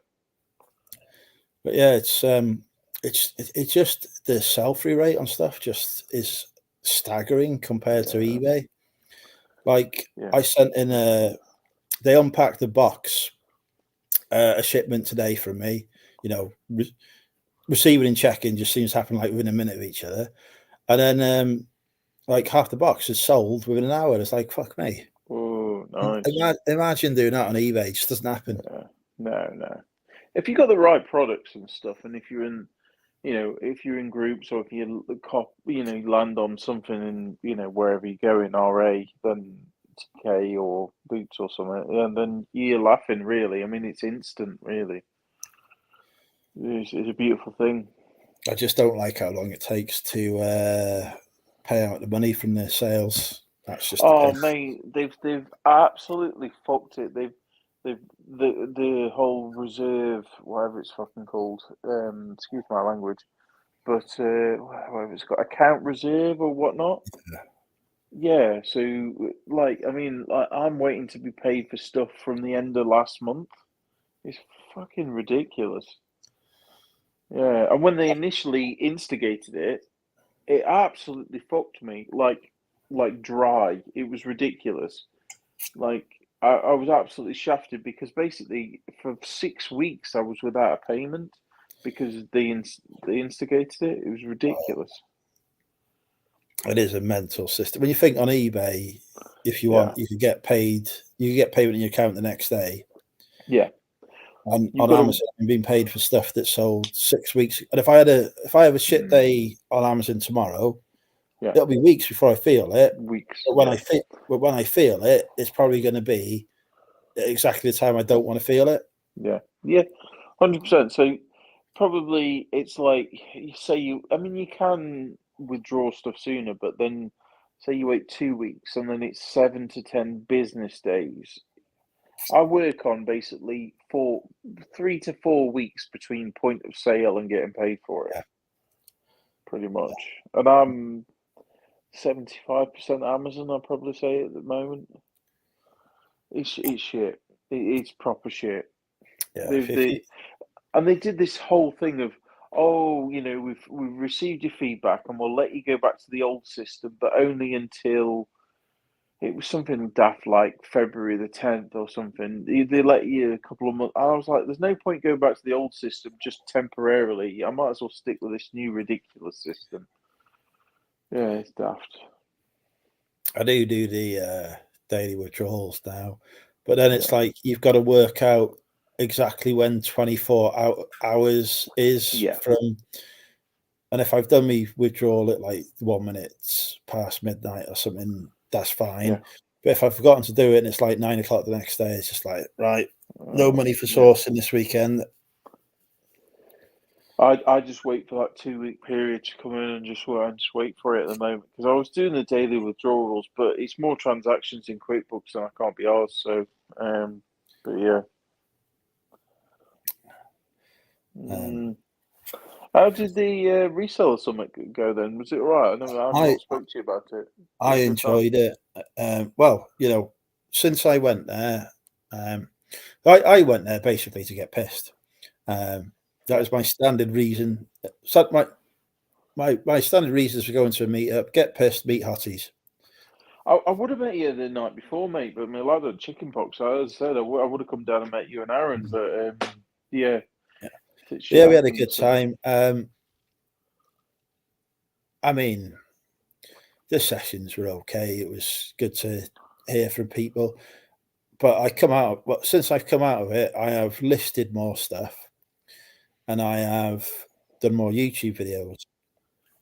So I made kick up the arse, and that's good. So from that result, I've made my money back and more. There's a beautiful. You look amazing. So thanks. Hello.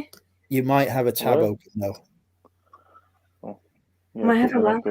No, you're okay. You haven't. Have you met Tom before? Hello. Oh no, I haven't. But I think he's been in the chat when I've been on a few lives.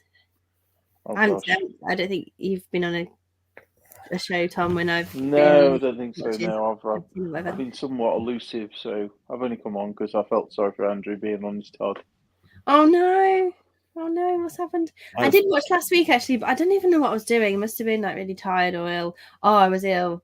So I didn't even bother chatting. That's probably the first time I've been live and just like lurked and not even said hi. So I must have felt rotten. Yeah. But hi. I can't even remember what I was doing last week. Probably saying some controversial statements. Get away. Phil was on, wasn't he, as well last week? Oh yeah, where's Phil? I'm surprised he's not on. Talking about pubs and stuff. Yeah, I think that's my evening entertainment. we did have you guys? We did have Bobby come on before and call people half breeds. That was particularly great. I saw Robert, chilling, yeah. I had to explain to him the concept of mixed race. He didn't like the fact that you were saying that we purchased it New York off the Dutch. I saw that as well. Yeah. I see. Right. I will be back in a moment, Tom. No worries. How are you, Natasha? How have you been? How was your trip away? Well, the trip was amazing. I just Tom's upside down. I had a cold, and last week came back from. This is the thing. Whenever I go in the sea in Valencia, it's a bit chilly, but it's obviously hot enough to go in the sea in the first place if you're that warm. And I only paddled, and then I had a cold that Saturday, and I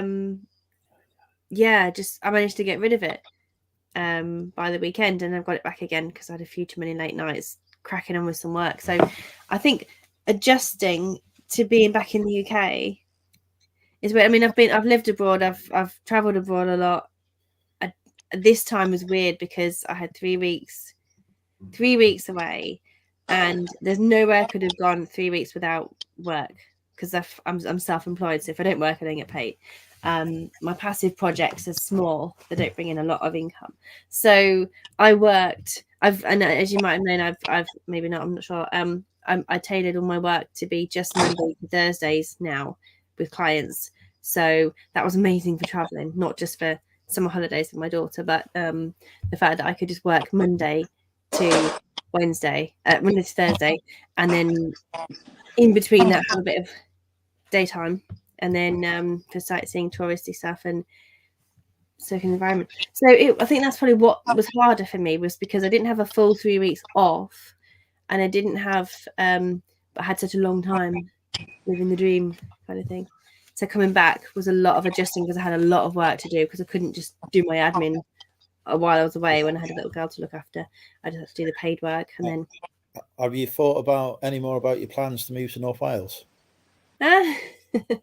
Well, camper vanning, caravanning. There's a beach, isn't there? You can do stealth camping on the beach, by the beach.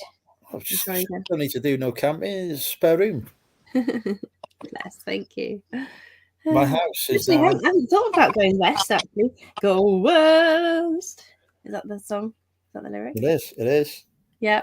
Yeah. So I never think about going west. Sorry. It's a kind of, I think, because you're the only person I know who lives there, and I suppose it would be worth a trip. But I always think of Wales is beautiful. See, a beautiful country for a beautiful lady. You've not lost your charm, Andrew. I haven't been on for ages, have I? It's like about 5-6 weeks. It's probably been about 12 weeks, to be honest, but I'm getting hot. I am still here. Will I be doing it next week? Yeah, I will be doing it next weekend as well. I am drunk tonight, though, because I've been drinking the Scrumpy. Oh, proper cider. Somerset ciders. Somerset. That's what it is. Flying. Somerset. How? So I'm doing a 12-hour drinking stream for charity. Oh no! Not for Alcoholics Anonymous. They refused. So I'm doing a 12-hour drinking stream for the Samaritans to celebrate 2,000 subscribers. When are you doing it? Well, I haven't set a date yet, because it turns out that I've got various things on next month that I didn't even know about, including a meetup next weekend that I've forgotten about. So might be June now, but I can't even remember where I was going with that now. Mm-hmm. So drinking all this Scrumpy in the house before then, so I don't get tempted to drink it when I'm on a 12-hour stream. I'll be back in a minute. I've just got to put a little voice. Okay. Okay. I must be ill, because I'm sitting here and I'm actually really hot. It's strange. I just feel have a drink. Yeah, El Reventa. That's not. I looked in the chat and I thought, I recognise that name, and I thought, I don't know how. So obviously from last week then. Yeah, there was a new face on with Phil, and there was about 5 of you on last week, weren't there? And Phil, hi Phil. How's everybody? So yeah, I fell out of sorts, because I used to come on much more often, didn't I? It seemed a bit more. I think there's much more stuff going on. Andrew, who's El Reventa? Is that someone's pseudonym? That is my good Spanish friend Ross from Scotland, who lives in Milton Keynes now. We lost Milton Keynes. It's not far from me. Yeah, I'm trying to think. I don't know if I actually. I'm trying to think. The name rings a bell, but then I don't know if I did see him on the show last night. I watched like the last 20 minutes, because you guys finished. Yeah, he was on the last 20 minutes. Was Ross? Okay. I'll have to watch it back. Scottish chap. I can't remember. Stuff goes in and it just goes out again. It just dissolves. But hey, yeah. We were just discussing, Tom and I were discussing Whatnot. Have you used Whatnot, Natasha? What do you think the answer would be to that question, Andrew? Given what you know of me, my listing history. No, I mean, you could have bought on it, couldn't you? It's no one's ever mentioned it ever in the buying world. But you're right, to buy, no, but definitely not to sell. It just sounds. It's like that e-buy gum thingy. They just sound too It's silly lost to even for my brain to even contemplate. Like it just sounds too. Not that that's a reason not to have a look and explore on there and use it, but if it's got a daft name, I think my brain just kind of like ignores it, and it's just like, oh, it's a bit, I don't know, silly, really. I think I've got enough to do, so it's just selectivity. Yeah, right, Tom. You just wanted to be underneath Natasha, didn't you? You wanted me on top of you. Yeah, mate. Especially when we go back to the hotel room and you crack out the KY jelly like in Hitchin that time. But we won't talk about that. That was on a live stream. It was. What was it? Tat swap. That's what I come up with a brilliant idea. We thought it was the best idea ever. Yeah. And then we singly failed to implement it. I don't think it's a good idea, actually. There's just none of us have got any actual capacity to deliver it. No. I'm lost already. So 2 years ago, me and the boys, we got a bit drunk, Natasha, and we decided to go back to my hotel room. Was Derek with you? Is that the time? Yeah, Derek was with us, yeah. There was, as Tom mentioned, some lube involved. But once we'd got past that, we started brainstorming ideas for alternatives to the reseller summit, I think it was. All right. Started us off. And we came up with the idea of getting together in the car park. It's getting worse, isn't it? No dogging involved. We're getting together in a public place, and rather than swapping sexual bodily fluids, swapping tat. So if you, for example, have got somebody who's got Christy. job lot of clothes, yeah, somebody else who's got a load of electronics, and the person with the electronics is a clothing seller, and the person with the clothes is an electronics seller, they could swap with each other. And we would also get pissed at the same time. It's like Bandcamp, but a bit more without the flutes up the vagina. But yeah. Oh dear. Yeah. A brilliant concept. I really think it's a brilliant concept, but I don't think any of us are going to fucking do it. But it makes sense to do something practical, though, just to kind of bring a massive stock exchange. Yeah. Stock exchange. That's what. But you're probably better off doing it in a hall, an organised venue, and then sodding off to get drunk after. And what you do with the stock. You need somebody to. Or the problem is, the idea, not a great one. It was a bloke of men who came up with it. A group of men that came up with it. So I like that. I like that name for a group of guys as a bloke of men. Yeah, it does sound good. Yeah.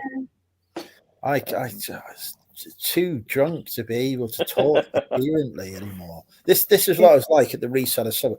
So the Reseller Summit, I treated as a practice for my 12-hour Drinking with Andrew stream. So I started drinking at midday at the Reseller Summit, which also happened to be the point when I realised the bar was open. And then I drank continuously until about 12:30, and we worked out that just after midnight was the point where I lost the ability to construct a sentence. Because I managed to get in one more round at that point at the bar, but I must have been able to communicate coherently what I wanted. And then they closed the bar. How did you find Derby then on Friday? Did you go to many places? Or? To be honest, we went out for pizza, which is nice, and nice pizza. And then we went. Where did we go? We went down this street that was just like all bars on it. I'd ended up in this like Caribbean themed one for cocktails. Yeah, something Turtle. Turtle Bay. They always do Turtle Bay. Yeah. No, it wasn't Turtle Bay. I know Turtle Bay. I've been to that in Manchester. No, it was some bar anyway. There's one called Bunk. It could be Bunk. That sound Bunk. We went to Bunk. Yeah. I told Aaron's wife I wanted to bunk up with her. Yeah. Yeah. We went there, and then Mate, I'm surprised you're right next to the strip club there, 2 doors down. Nobody told me this. Which And then is this Manchester? we went to Wetherspoons because that's where people were. Standing order. And we, That's where you have to go because it's your place. well, yeah, so we went in there, and then Chrissy started buying shots in. And then I was just like trying to desperately find a toilet to piss in. And I was abducted by reseller Chica. And then I was just in there until probably about 1 o'clock in the morning. I got a taxi back to the hotel, and everyone's like, "Oh, don't get a taxi on the street. Go to this taxi office. It's cheaper." It's like, I'm pissed. I'm just going for the first fucking available taxi. I don't care if it costs me more money. I can't fucking walk. Yeah, makes sense. Evening, Donna. So I think we only went to like 3 bars at most, including the standing order. But Aaron had been at conference, so he was knackered. So he went about 11 o'clock ish. He couldn't speak. He'd been like drinking the night before. It's funny. I mean, I live like, I don't know, 5 minutes down the road from Pete. It's so weird. I should have probably gone, but the tickets were sold out by the time, so I couldn't be arsed. Next time, maybe. Yeah, they had. I didn't even realise they had different ticketing options and stuff going on. I just went for the most expensive because I thought VIP, baby. Fair enough. Nice food, actually, on the VIP ticket. So I'm just George, and he was like, "I didn't know you were going." It's like, well, which George? Ross. George Ross. Yeah.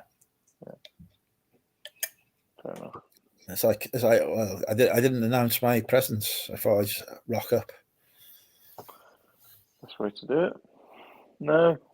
Natasha, you like to smoking? My sinuses. My nose hurts. My eyes hurt, and the lights are so bright. So I've got fairy lights on. Maybe we should all turn our lights off in solidarity. Oh God, you won't see me in the dark. I don't even know where my light switch is. So. Oh no! Now I'm gonna have to get up now. So sweet, thank you. Well, the thought was there, but I couldn't be bothered moving. Yeah, I would, but yeah, no one wants to see that. I'm just trying to press the brightener because now I haven't got my Mac anymore. I've got a Mac Mini instead, and I've just got a. What happened to the Mac? I was 12 years old. It died.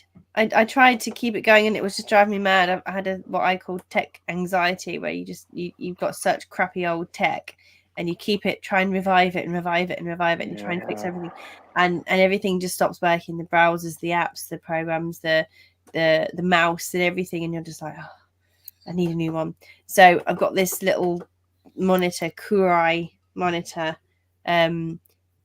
which is pretty good. It's just got these weird little buttons on for adjusting the brightness, and it involves a bit of concentration, hence me sort of obviously when I look at the monitor it's going darker and darker, but I'm thinking it's probably making the video darker anyway because it's darkening the glare that it's reflecting off my face to show you that I'm here. No clue what's going on. No, it's fine. I've got Mac Mini. I think they're good. Personally. Okay. So, Probably looks weird, but I bought a laptop, Windows 10 laptop, and then it gave the option to upgrade to Windows 11. I thought, I'll try that out.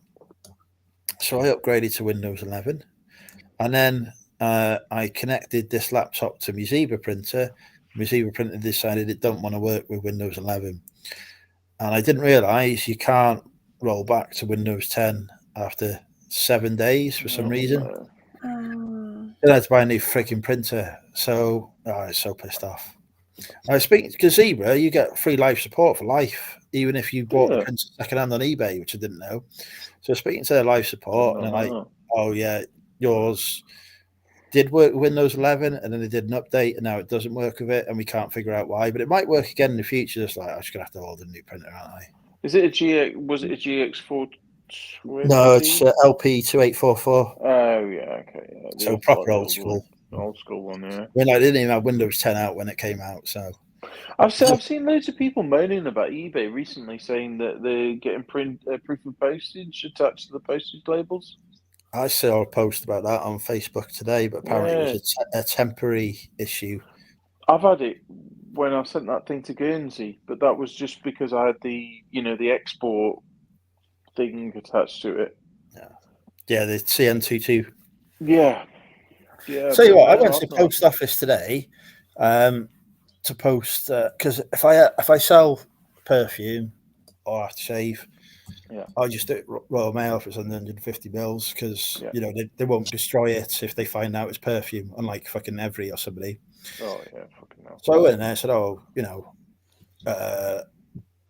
I've got aftershave. It was in this under 150 mils. I just need a label to put on it. What label? You've got a label on it to send it. I was like, the declaration label that says it's got hazardous goods in. It's like GN 7000 or something. No, we don't. You don't need to put a label on it. I said, when I give you the parcels and you ask what's in it, what's in it? Why do you ask that? Oh, so we can put a label on it. Oh, I was like, fucking hell, how thick are you? Like, really? Oh my god, mate. I just ordered some from, the Royal Mail supplies where you get the 6x4 labels. I've got like a roll of like 100 of them or something daft. Normally, you go to the Royal Mail, the post office website and print it off. And normally I print it off, but I'd forgotten to do it. And I thought, no problem, let's ask the post office because that's what you're supposed to do. Yeah. No clue. Yeah. That's an exciting conversation for you, Natasha. Postage labels. Sorry, scintillating conversation on That's all right. I actually forgot that you couldn't send perfume in bottles. I actually did list 2 things today, though. 2 things this week, though, Andrew. How long did it take? Oh, well, the first one took bloody ages because I used my business profile for a business thing I was selling, and all the different postage bloody combinations. I'm driven mad. I was just like, this is bullshit. So I went and just kind of did that, and then eventually I did a personal item, which was so easy. Natasha once took an hour to list a pair of Converse live on Drinking with Andrew. And then I later sold them on Facebook, couldn't find them, and a year later still haven't found them. So I put them so safely out of the way that I lost all of them, and then thought, I wouldn't actually mind wearing these again now my foot's healed a bit more. It's just nuts. So yeah. Oh dear. But I didn't book in with her, but I have actually emailed a therapist lady who can sort of help me with my attachment to things. I mean, I don't have shit. I have decent stuff. I just find it hard to get my head around the process of releasing stuff. And because when you list stuff, it does disappear. It does take a while to sell, and you've got to bloody store it somewhere. And then you can't have a pair of wellies here, a pair of kids' trousers here, a dress here. You've got to shove them in a box. And then my brain's like, it's gone. And I try and have a little inventory system now where I do write down. Now I've got a new laptop, so I can sit there with the laptop and go, boom, boom, boom. This is here, this is here, this is here. This is what's in this box. So if I do sell something, I'm like, okay. So I'm kind of getting a bit better, but I can't bear the thought of having a skip, which would be. Well, I have 2,914 buy it now items listed at the minute, and no inventory system. Fucking hell! Excuse my language, but that's ridiculous, mate. So one of the things that I need to do when I move, my plan is take eBay totally down. And can you export everything to see? No. Just I can take eBay totally down, and then gradually put listings back on, but put an actual SKU on them to say where they are. Because yeah, it's. Have you done like a raffle ticket method before? I haven't done any method. No methods have taken place. And how has that been Wow. for you? Well, I've never actually managed to not fulfill an order, believe it or not. That's good. Wow. But I have had I did have an issue this week where I lost the book, couldn't find it for love nor money in the store. I just thought, shit, I'm gonna have to cancel this one. But then it turned out it had got mixed in with Amazon stock, and it wasn't me that had mixed it in with the Amazon stock. So that normally I do all right, but it does take me longer to find stuff than it should. So, you know. It's a horrible feeling, that is. I mean, I've got an inventory system, but I still lose stuff all the time. What is your Because system? I've got two. I've got an Excel spreadsheet where I can search because I sell a lot of media, so I can do ISBN, EAN number, or the title, which is the better system. And then the other is notes within Apple. So I've got a separate note for each box and what's in each box, but it goes wrong when I spell something wrong, or if I don't add it to the inventory system, because like yourself, I mean, I think I'm a bit ADHD, that out of sight, out of mind, I put it in a box and it just instantly, it's gone. It disappears out of existence. It's yeah, gone. crazy, isn't it? Why don't I just put on vacation? The reason I'm not going on vacation mode, Bobby, is because I don't want to have 2,900 listings. I want to go through every listing before I put it back live, see why it hasn't sold, whether it's just because actually no one's ever going to buy it, in which case I'm not going to relist it, or do I need to tweak the listing, do I need to take new photos, etc. So basically, when I relaunch the store, it's like a complete relaunch with items that have got decent titles, good photos and everything, and properly stored. So it's like a complete, total revamp of the store. I bet you're gonna have items that have dropped off as well that you thought. I already know I have. There's stuff I look at in the unit and go, that's in my, in the listed area. And I look on the phone for that item, thinking, I've not had any, offers to watches sent out on this one in a long time, and it's like not listed. And like, fuck's sake, I just can't be bothered taking it back home and relisting it. Yeah, because I know when I move, I'm going to do it then anyway. So fuck it. Yeah. Hasn't Mel in America, Australia, hasn't she? Didn't she like change her inventory method? No idea. Her business. No clue. I'm just trying to think. I think when she moved, like this is about maybe a year and a half ago, when she moved a lot of, and obviously she had to change again. But I think at one point she moved everything and went for a different system. And I watched it really well, and I thought, let me see if I can try this. And then I just kind of. I think you need obviously if you need to be doing it full time, so you keep your method and you remember what method you do each time. I have got steps. I have got ADHD, Tom. I'm pretty sure I have. For the record of the conversation, what you were talking about, and I get easily distracted. I procrastinate like hell listing stuff. So if I have a checklist, people are like, oh god, that's a bit extreme, but it makes me do it. If I know I've really got a list and I have actually got time to list, then it is like as bad as clear the desk, make yourself a cup of tea, get all the fiddly stuff out of the way with, clear the photography area, pick an item in my head first, then decide what I'm going to do with it.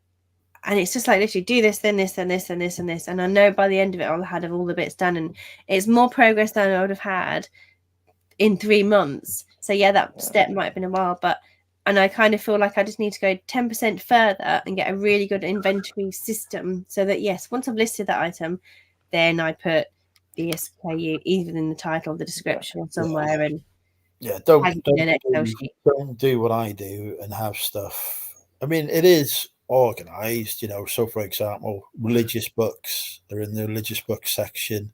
The videos are in alphabetical order. The computer games are in alphabetical order. You know, there are sections. I mean, you have got a section, but it's just an offline section, I suppose. Yeah, it's just not. I can't just go on the eBay listing and go, it's on shelf number 1 or whatever. Yeah. The problem with those kind of systems is you've always got to be on top of it.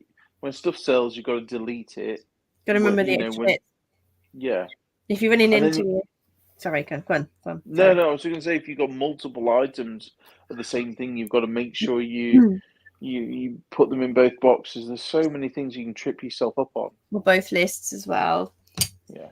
And I think, like, if you've got a storage unit or something, or it's like you're literally running there before it closes and you're dashing in and then you grab something and then it's like a Friday night, you're definitely not going to open your spreadsheet, update your stuff, and 100%. you do need an extra 5-10% time to focus on the record keeping to follow it up. And and then moving stuff. My problem is I've got too much stock for what space I have, so everything has to get boxed up in these boxes that I can't see inside because I can't afford millions of these clear ones because they're like 15 quid each for a decent size one.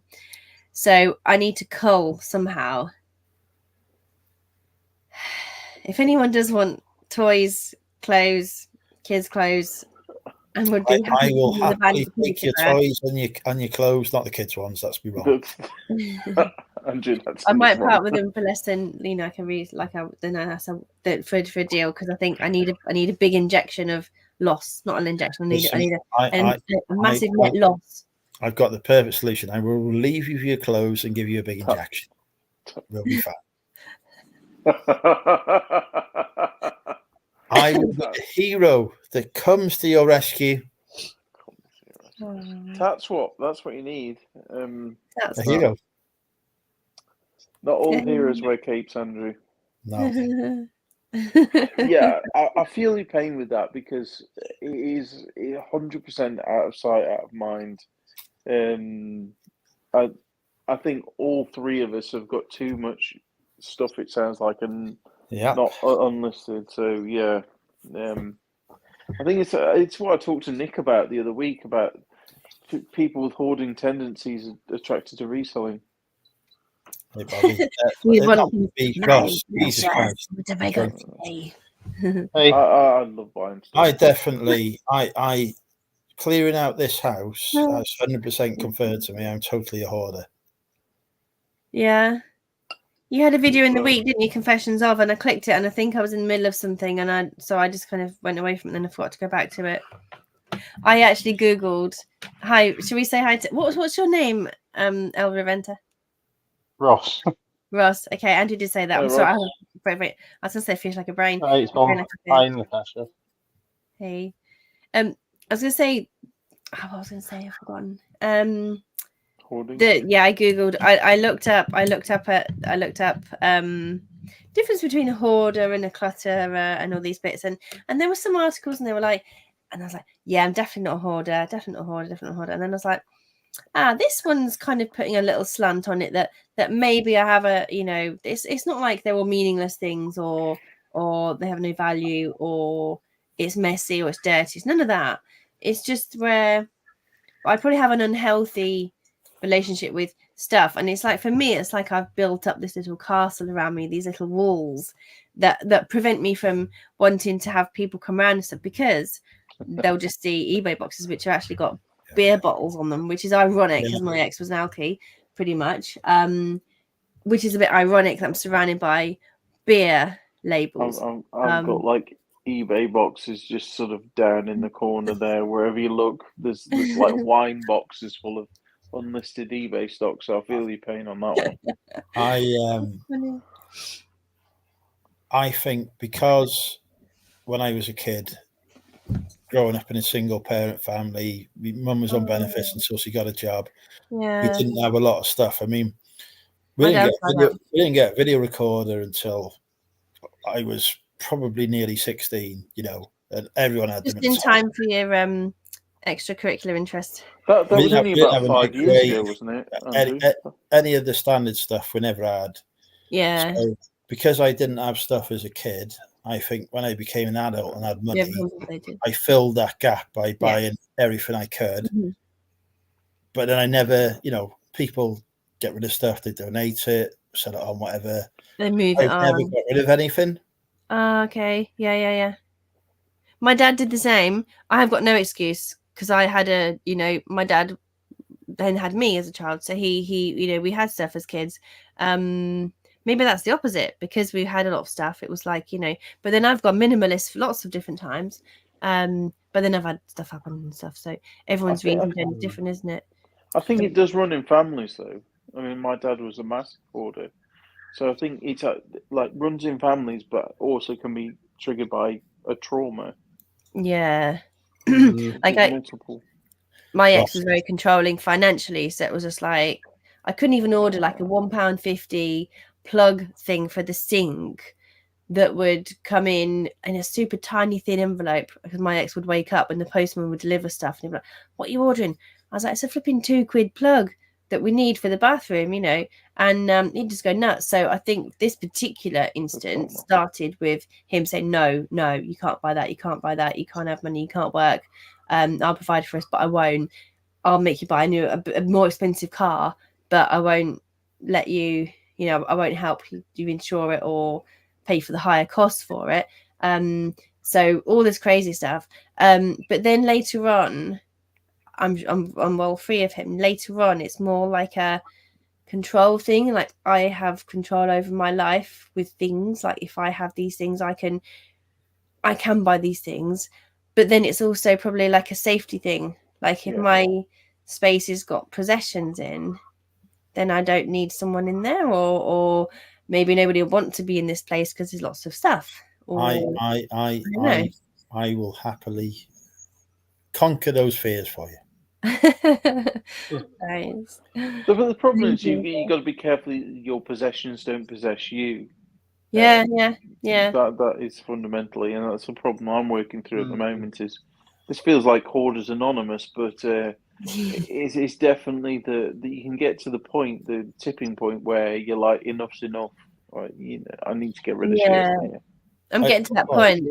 It's when it takes you 4 months to get your house ready to have somebody come in to take a photo of it. 5 months. Right now.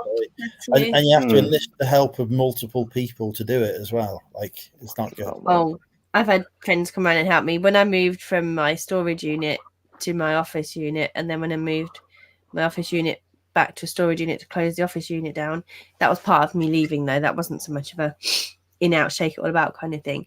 But then it was just like it's just overwhelming, lifting, carrying stuff. Your energy just kind of saps.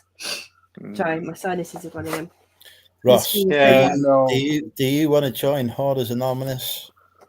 No. Well, actually, I want to get out of Hoarders Anonymous. The interesting thing is reselling's actually. So I think I was maybe a bit of a hoarder before, but reselling's actually kind of showed me that I can get rid of stuff, and because you see how much things are worth, and that because I've done really well selling some of my own personal things. Treasure trove in the loft. In fact, my biggest sale is actually some Warhammer I had from when I was a kid, and I was like, there's no point getting into this again, or even trying to, because I don't like setting fire to money. I've got to say, when I suddenly had to pay off the 60 grand in gambling debts, I did get rid of a lot of personal possessions then to start making payments. So I probably I have less stuff personally now, but the business obviously has a fuck ton of stuff. Yeah. And business stuff gets, we all will occasionally use some stuff bought for the business personally before we then put it back to the business. Like, we might, if you're selling clothes, you might wear a jumper or a dress that you bought stock because you like it. You want to wear I'm sure you regularly wear those dresses, Andrew. That's what I've heard. Do if only they would fit. Yeah, I know, mate. I need a hero now, Andrew. I need help getting these sweets. See, I would be there so quick. Well, they're not allowed to drive when I've had this many drinks. That we've gone through the court case before, which I barely won, so I can't be doing another one. Yeah, true. Yeah. You're gonna have to tear the end off now. And tip them out. I know what you mean about selling stuff off from personal collection, because that's kind of one of the things I sort of got into reselling for, because I sold my gold and silver collection off to put a deposit down on this house that I'm in, and I think you'd be You can tap into a new surprised. goal, can't you? It's like a new. It's like like you just said a minute ago, Tom. The push away from it. You've had enough, and you hit a point where you just enough's enough, and you. Point. But sometimes there's a pull into the other side. I think that happens with a lot of people with either neurodivergent, autism, ADHD, or whatnot. That it's that demand avoidance, and you can only get things done when it's like not an emergency, but like you're under pressure, and that's when you thrive. Some people just work that way, and I think some people just have to reach that point before they get anything done. I think you hit the nail on the head there. That's why I work in crisis response, because in my day job, literally, that pressure is always there. So I've always got to be doing stuff. I can't say no. Well, you'll get a dopamine response from that thrill of getting stuff done in a pinch. So, I mean, I'm not a clinician or any kind of something like that, but I would 100% put you on the spectrum, whatever that may be. But not that that's a bad thing, but you just work better under pressure, unlike some people. So probably why you're in the job that you are, and why things build up and then you get round to it and blitz it. It just happens that way. And then my back decides to tell me that it's not really friends with me anymore. You're buying too many books, mate. That's your problem. I did go to the book wholesaler today, 2 hours late. And then he was like, well, she was like, I'm going home at 3:30. It's 3:00. Do you really want to come in here for just like 20 minutes? And I was like, I don't need the stock. I'm going to go and do my shipping. I walked away from, the book wholesaler. So it was like a big moment for me. For that 20 minutes I could have been in there. But wait a minute. Wait. Right. How long did you travel to get in there? Oh, it's only down the road. You were 2 hours late, but you went there, but you were 2 hours late. I was late because I was doing other stuff at the house. Yeah. So, but you still went just to say sorry. I'm not really going to have time, or No. I went. No, I thought it was going to shut at 5. I didn't think it was going to shut at 3:30. Oh, right. Okay. I thought I would still have 2 hours when I got there. So you thought, I'm going to behave because I've got too much stock and I'm moving. I'm going to be good. So it's a moment to celebrate that with you and say, well done. Yes. Yeah. Okay. I'll just recognize that for a second. I see. I don't go in charity shops. I have to be proud that I don't go into places and buy things. I had my friend, her mum, and she was like, "You want to go to this shop? You want to go to this shop? You want to go to this charity shop?" And I'm like, my mate's looking at me, and I'm like, I'm not going in any charity shops. I'm not going to go near them. I'm not going to spend any money. I'm not going to buy anything. And I think for now, I've probably only been in a charity shop maybe 10 times, and that was because I went on holiday with my parents, and they love a little rummage around a charity shop. But I was on holiday, so I definitely wasn't going to buy anything. And even if I saw something, I wouldn't be able to fill my boots, carry shed loads of stuff. So I definitely stopped the net gain. We are on Hoarders Anonymous. Yeah. When was your last time in a charity shop? Pardon? 2 weeks ago. 2 weeks ago. You're doing well. 2 weeks. 2 weeks. Abstinence. I was tempted to go today, but I didn't. Because I'm having a better time sniping things off of Vinted. I'm going to a jumbo sale tomorrow, a jumbo trail on Sunday. Okay, got a car boot next Saturday. I was proud of you, and now I'm not. You were moaning the other week about the rain and the car boots. Wasn't it? I haven't been to a car boot so far this year. I'm banned. You're banned? Banned, yes. I Partner? was four last year. No, self-imposed ban. Not since 2019 have I regularly done car boots because I've got too much stuff. Yeah. I banned myself, and then mother moved to Prestatyn, and Rill has a Saturday car boot, and I've never had a Saturday car boot before. No. So last summer, every Saturday I was going in, and I was like, well, it's on a Sunday, and it's like 7:30 for the early bird, which is not too bad really. So I was there, and then now mother has a full garage.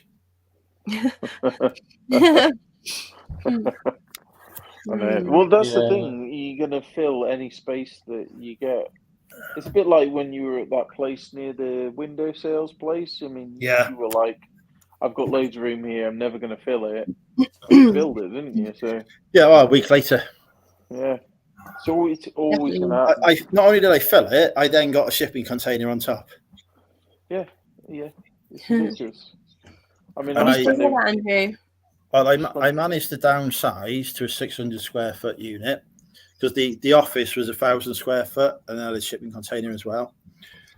I got it all downsized, 600 square foot unit because we had to plow all my money into successfully fighting my court case. Yeah, of course. So I got rid of loads of stuff to pay for that. And then my landlord at the unit goes, "Do you want another 400 square foot for 120 quid a month?" Yeah, of course. Yeah, 120 quid a month. Thank you very much. So now I filled that. So now I've got back to having 1,000 square foot of storage fill. Which is not ideal when you want to move. No, it's crazy, isn't it? No. I mean, the convoy. If I had a van, it'd be different because I could move. I could move the stuff myself rather than having to pay for a van and try and get it done in one go. It's just the cost if you're trying to move. Hi, Neil. So there's a big yellow self-storage thing that's got plan permission that's about a 5-minute walk from my house, or a 30-second car journey. So as again, Amazon and things like that could be very handy. Although I do have a lot of storage at home anyway. So your problem with Big Yellow is expensive. They insist on you having insurance, which you don't need because the fucking insurance is useless. For what we do, it's fine if you're buying, brand new stuff. You've got all receipts, etc. for it. But when you're buying stuff from a car boot with no receipt, look. So they make you have insurance. So Big Yellow will charge like 30 quid a month for this insurance, and they say you can go to somewhere else to get insurance, but it's still not cheap. So you've got your storage costs and then this additional fucking insurance tax on top. Better go in to somebody independent. That's the thing, you see, because my stuff's been in and out of Big Yellow / Armadillo, and from when in different life things over the last 2 decades, just a little bit, and then more lately. It does piss me off that they have these fees. They keep increasing them every year. I managed to renegotiate back down this time from their price hike. But to move elsewhere, they can give you an 8-week offer. But I don't have a whole day where I can just literally move stock. And I think I need to downsize before I move the stock out, which means another half a day sorting, sifting and whatnot. I'm using that word now, bloody whatnot word. And to then also get a van to shift the stuff. And as I seem to have, you don't need to worry. I've got a van. I bought a van. I've got a big van. Oh. I will help you move stuff. Dodgy, but yeah. An angel. I've had 2 vans. The first van did not go so well, but the new van's great. Been all the way to Derby and back. So we're looking at people there. Mate, you could have helped me move stuff. Fucking hell. There you go. Are you going to hire a real estate broker? The fuck is a real estate broker? He means an estate agent. Oh yeah, I've got an estate agent, Bobby. Yes. Real estate property. Yeah. Andrew could not. I mean, I get what you mean about storage. I mean, I spend over £1,000 a month just on storage fees. It's ridiculous. With the amount of the longer I spend with you, the better I feel, because it's not just me. But I'm not as bad as that. But I feel bad with what I've been. And it's just, And then they gave me 3 weeks' notice that they were increasing the price on my storage units. Mine's a week And- notice. And it was like, luckily I negotiated it down, but it's just like they've got you over a barrel. They've absolutely, yeah. So it's constantly diminishing your stock's value, even if it's listed. Yeah. So it's tough. I think a lot of it, and then I see a lot of people on YouTube. They're listing in outside storage units. Like, is it Steve Spencer Penny? Yeah, He's got his stuff stored outside. There's damp. There's all those issues. he's got books in his shipping containers, Yeah. and I'm a bit like, I would never do that. "Ugh." when he comes to winter, Yeah, I think he might. not good. Unless they're in really useful boxes, but they're heavy. Agree, You yeah. know, he's got heavy, them even out if on they're shelves. I'm a big, really useful storage box advocate. I bloody But love even them. still. See, I've got a small business now, and I try and. I mean, I think it's evolving as well. It's evolving, isn't it? Because it's like I used to, when Andrew was saying about he walked out of a charity shop and didn't go in and have those 20 minutes. He could have had 20 minutes. I used to go for roadkill because I was in that much of a situation with my ex. He stopped me from working, and I was like trying to do anything I could to earn some money. So I had this big Volvo, big boot, lovely, like. There was this mat. We bought this mat for the boot. It's like a boot tray, so you can put anything in it and just clean it after. And it was locked down and in and out of lockdown. And our estate, people had dumped all sorts of stuff. There was a double buggy. I cleaned it up. I'm like a super clean queen. I can clean anything. And turn. We need to get married. I was gonna say turn shit to gold. Like a mouldy pram that was chucked in the bush. I'd get it out, so I'd call it roadkill. I'm like, oh, there, and I'd be constantly on the lookout, going down everywhere, wherever we were traveling to and from. My mum's, my nan's home, and this double pushchair, I turned it into 44 quid, on like a little slide or something. Sometimes you tip upside down and there's stuff like oozing out, and there's a few snails on the back, but I could flip it. So that was kind of fun, but that was quite therapeutic. That did help me through a sort of tough time because it was like, okay, I can do this and I can sell it. But I did have to just, even now I see stuff and I'm like, blooming out, people are just leaving stuff out on the street. It's perfect condition. But I'm like, no, I haven't got anywhere to put that. It won't sit on a rack. It won't fit on the shelf. I'm not going to do it, and I'm going to sell. You need to get rid of what you've got. Exactly. But I'm trying to have more quality items anyway if I did. So my books business is brand new books. So it's books that I know are, so it's a higher quality, different level anyway. But they definitely need a useful box. This was years ago, Bobby. I don't have it anymore.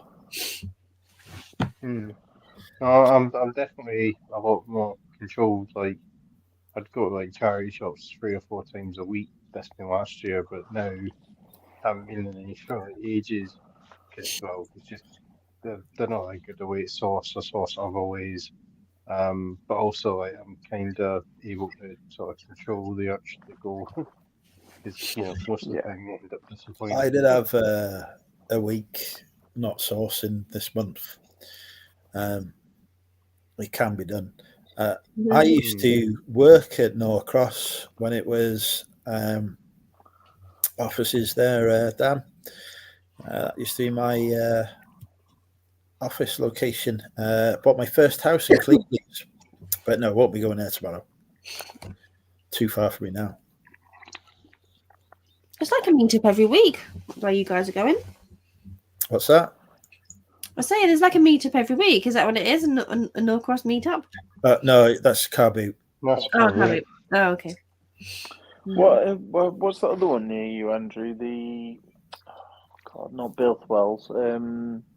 The Car Boot that's like on a hill. It's like in between Wales and Liverpool. Chester. No. Don't know. It's like West Kirby. No, I've been to West Kirby and I've been to Chester Rugby Club before. That's all right. Yeah, I like Chester. Hang on, whatever it's called. What's it called?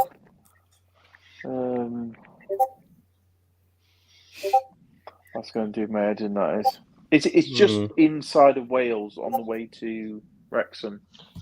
It's where you got that Castlevania from. What, Chirk? Chirk, yeah. That's Chirk. it, sure.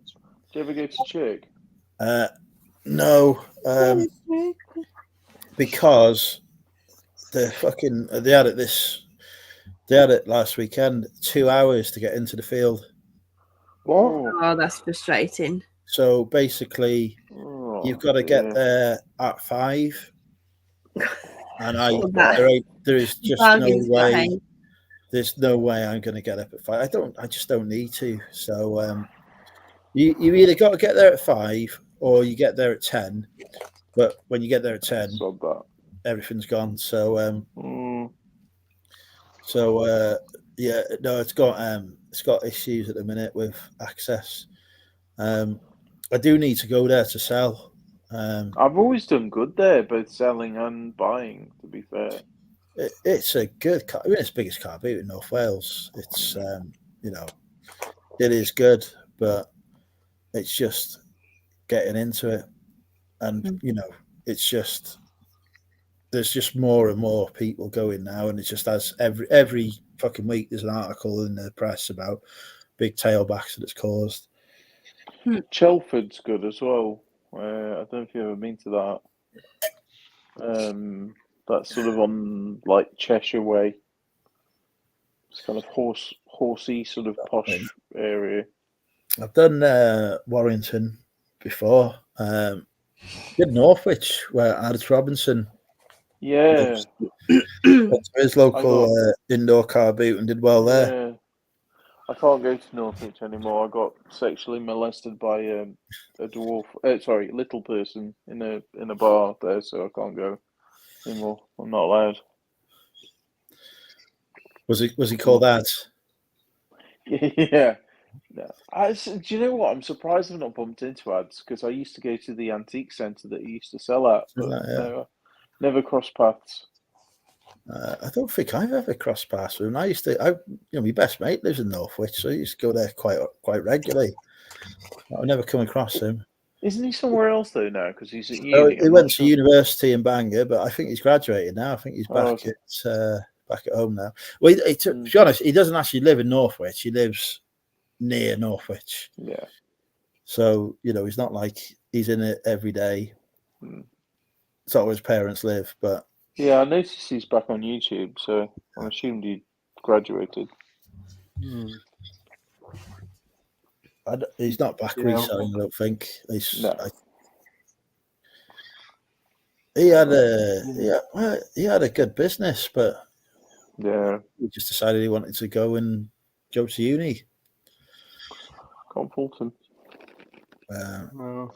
He probably funded it as well.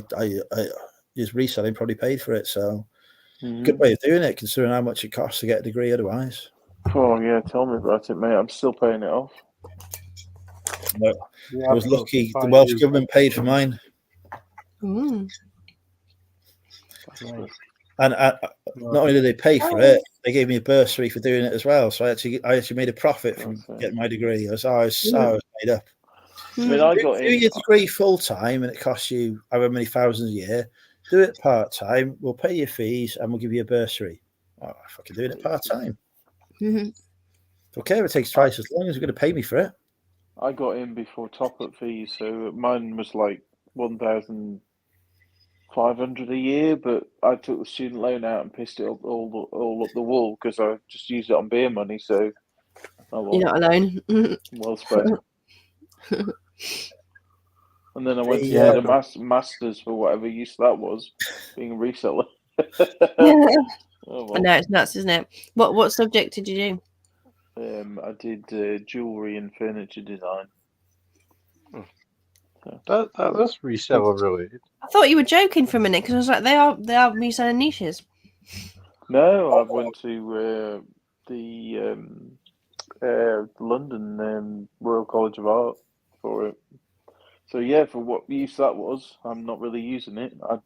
I sell some jewellery every now and then, but I don't sell furniture. So you may do in your older years. Yeah. I'd like to. You know what? I started off doing space. No, I started off selling Yeah. flipping furniture that I'd bought. I'd get on Facebook Marketplace for free, and then I'd sell it back on Facebook Marketplace, but for actual fee. But it fucks you back because it's just heavy lifting, It's not moving. easy at all. Jewelry, perfect. You're not going to fuck you back unless you're buying like a big, massive job lot of costume jewelry or something. Selling individual items, you're not going to do it, but I would never touch furniture again. No, it's a tricky one. It's a nice thing to do, but you've got to have space, a decent back, a way of transporting it. There's lots of hurdles. If I could get somebody else to do the lifting and carrying, I would absolutely do it, because if I go to the auction house down the road, they're selling furniture that's worth 100, 200, 300 quid, and people aren't bidding on it, so it's going for a maiden bid of £2 start. Crazy. So I see really profitable pieces there, and I'm like, I can flip that for 200 quid, but I can't lift it anymore. Is there none of us lot like you guys? I mean, I'm not really one of them, but is there nobody in your community, Andrew, that is actually a house clearance person who resells and clears rather than just? Oh yeah, well, we got the biggest house clearance store in the UK. It's just up the road. Yeah, but what I'm saying is, surely there'll be more people. Well, I don't know. I think people are just not doing it. They either resell, but they buy and resell. But house clearance, the whole system of house clearance, there's a lot of work involved, but it doesn't. There don't seem to be house clearance people who so round here they sell in bulk to odd people. So round here, there's one big house clearance company. He's got his own bricks and mortar store that he sells stuff in. He's got an eBay store. He's got a Depop store. Okay. He puts stuff on Facebook, and he just controls the local market. Like if you want a house clearance done, it's through him, and he's making an absolute killing. He gets paid to take the stuff away from the customer, and then he makes. But he's making so much money from it. Nobody else can compete. So he's just got the entire market sewn up. And you'll see his store on YouTube videos. People regularly go to it and buy stuff there. So yeah, he owns the entire market in North Wales. You might have people who will come and do a house clearance for cheap and whatever, but he will just come and do a house clearance for free because he knows he can sell all the stuff in his store or online. So he's not bothered about charging people, so they just can't compete. Yeah. It's a good model, isn't it? I think you need to be more than just you, though. This is a thing where you need a couple of you, someone to help you live. Well, he's got a fleet. He's got a fleet of vehicles. He's got loads of people working for him. So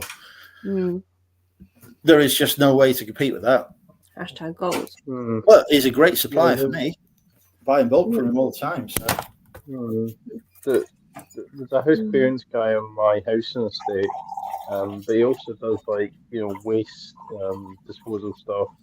Clears people's gardens and stuff like that, but and then he was selling like a load of stuff off on Facebook cheap. Well, it wasn't cheap because I had the comments on it and it was like eBay prices.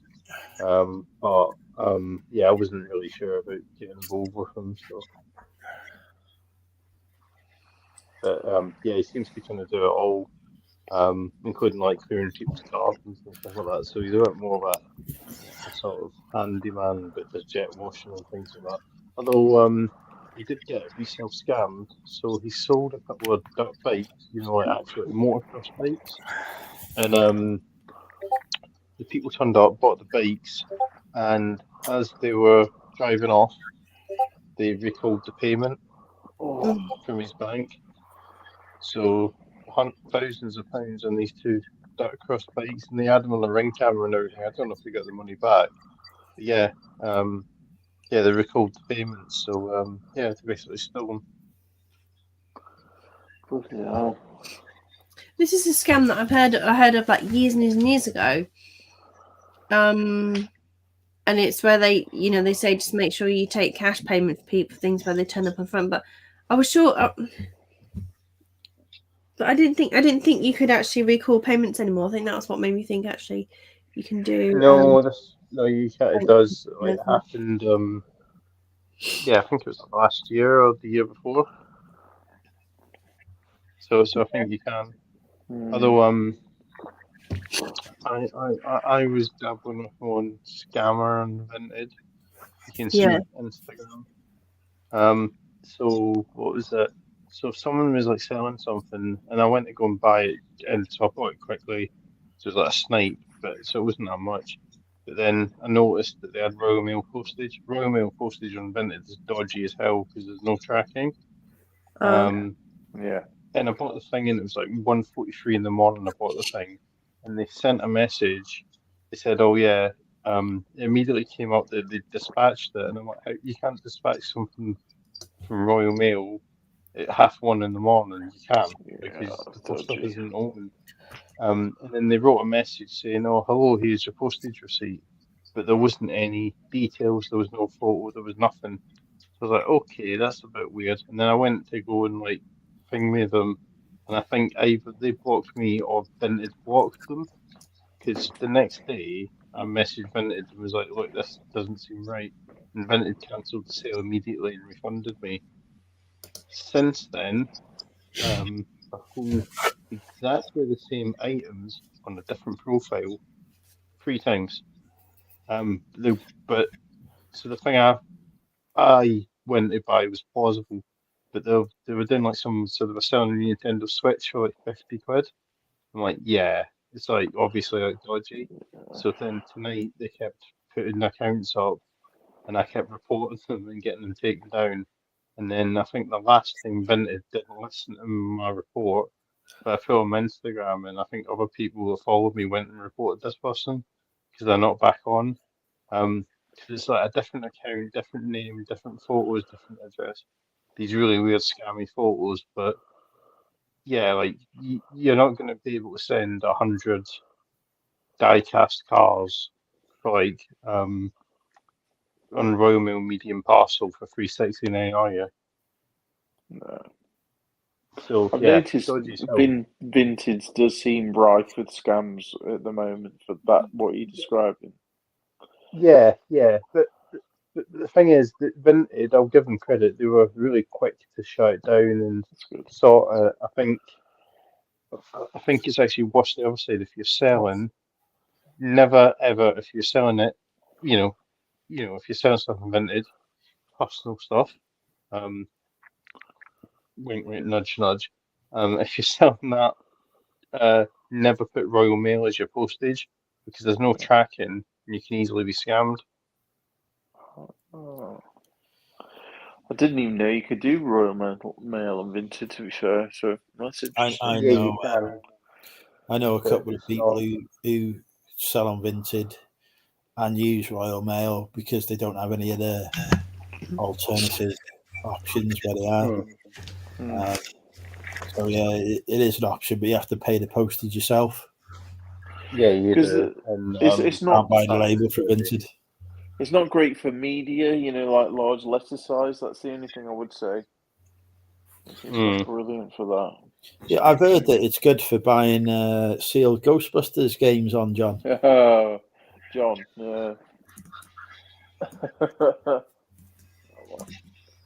I've got to say, right, when I use Vinted and do a search for media and put in the, brand new, the amount of times you see a picture coming up with the box open and the disc there, you're thinking, what?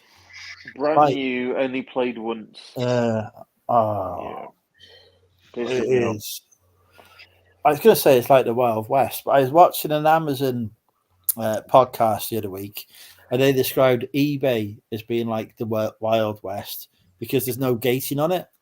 And I was thinking, actually, do you know what? From their perspective, I can see what they're saying, that they haven't got to get approval and stuff. Amazon gating is wild. The new sellers. I know, I'm just about to go knee deep into that world. Natasha, is your phone broken? No, why? I've texted you on it. Have you? Well, you normally would have texted about 10 times by now, so you must be very, very drunk. It took me a while to be able to type coherently, I must admit. I was just googling I was just googling black image, so I can fill a very black screen. I've got a whole screen full of black, and it's just the little StreamYard window open, which is why I've gone dark again, and my eyes were just struggling. I'm gonna be getting out the celebrity sunglasses in a minute, like Yeah, I'm gonna have to pop off in a sec. I'm going to Antiques Fair starting at 8:30 tomorrow, so I might have to drop off in a bit. Yeah. Not that I meant to buy anything. Well, you have a new mission tomorrow. I'm gonna buy shit. We've all got a feeling. I can't help myself. Crime watch. Then does not take up too much space. So no, it doesn't. Ben, I'm in the dark because I've got a cold and my sinuses hurt when don't even bother dignifying that comment with a response. It's not that mean, is it? Just don't even bother.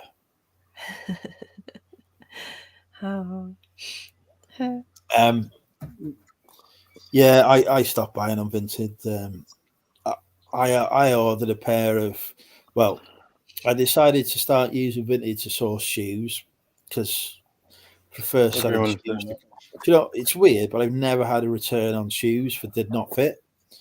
It's like people actually know what size their feet are.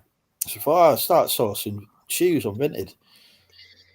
I'd been sourcing on Vinted for a bit, and then I ordered 5 pairs of shoes, high-end shoes with good price, Jeffrey West and Cheney's and Churches and such like.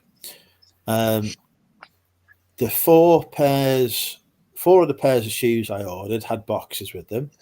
So the sellers, 4 different sellers, all thought it would be a good idea just to ship the shoes in the shoe box. No other protection or anything like that. So obviously they didn't fucking arrive other than a fucking box with a lid that hadn't been fucking sealed on. So, and then the Cheney's, I don't know how he shipped those, but what arrived was a Primark coat. But that, to be fair, that wasn't his fault. He wasn't trying to scam me. He used InPost, and it was at the time that InPost were using Yodel to fulfill their orders, and Yodel were relabeling everything at the depot and were fucking it up left, right, and centre and putting the wrong labels and the wrong parcels. So they did it to me quite a few times when I was shipping out stuff.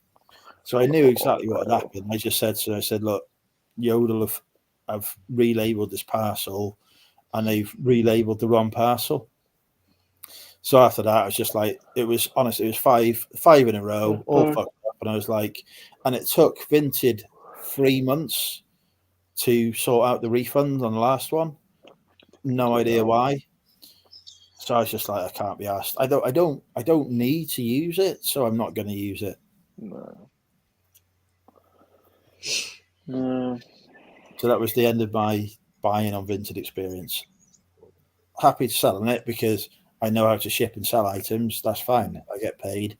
I'll make sure the buyer gets the item that they ordered. I think the problem with Vinted is you've got, as a buyer, it's hard to see what your total is while you're scrolling.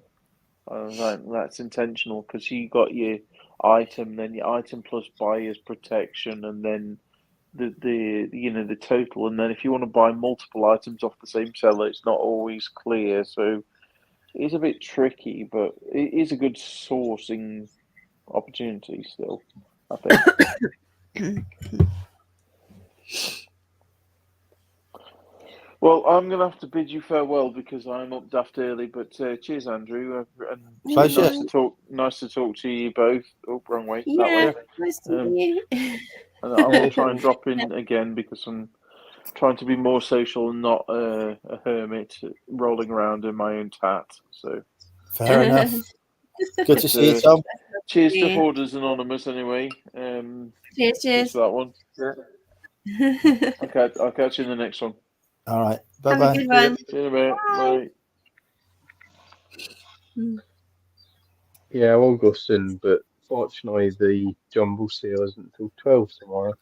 Scout one. Well, I still have cider to drink. I will still be live. So your Scrumpy, where's it from? It's only really from down south, isn't it? It's I've no clue. A box. has it not got it on the front? Well, probably, but the box is the other side of the room for me where I am now. It was an old Rosie, wasn't it? Yeah, it's old Rosie, yeah. Whatever that is. Probably Herefordshire. Yeah. There's only certain So places in the south, isn't there? Yeah. So I used to drink cider, but I can't anymore because it just gives me a sore throat. It's all I drink now. Well, Scrumpy's nice because it's flat, but it's blooming strong, isn't it? Oh, that's why you're pissed. That's why you're wasted. Correct. Because you're on the raw stuff. You're on the. Oh, it's like home brew, really, but it's a lot better tasting. Mm.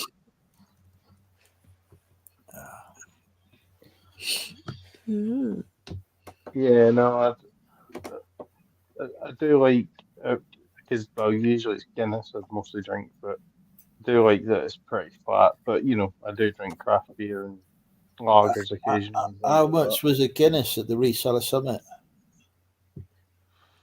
Jesus, it was probably like 5 odd or something. And it wasn't even drafted.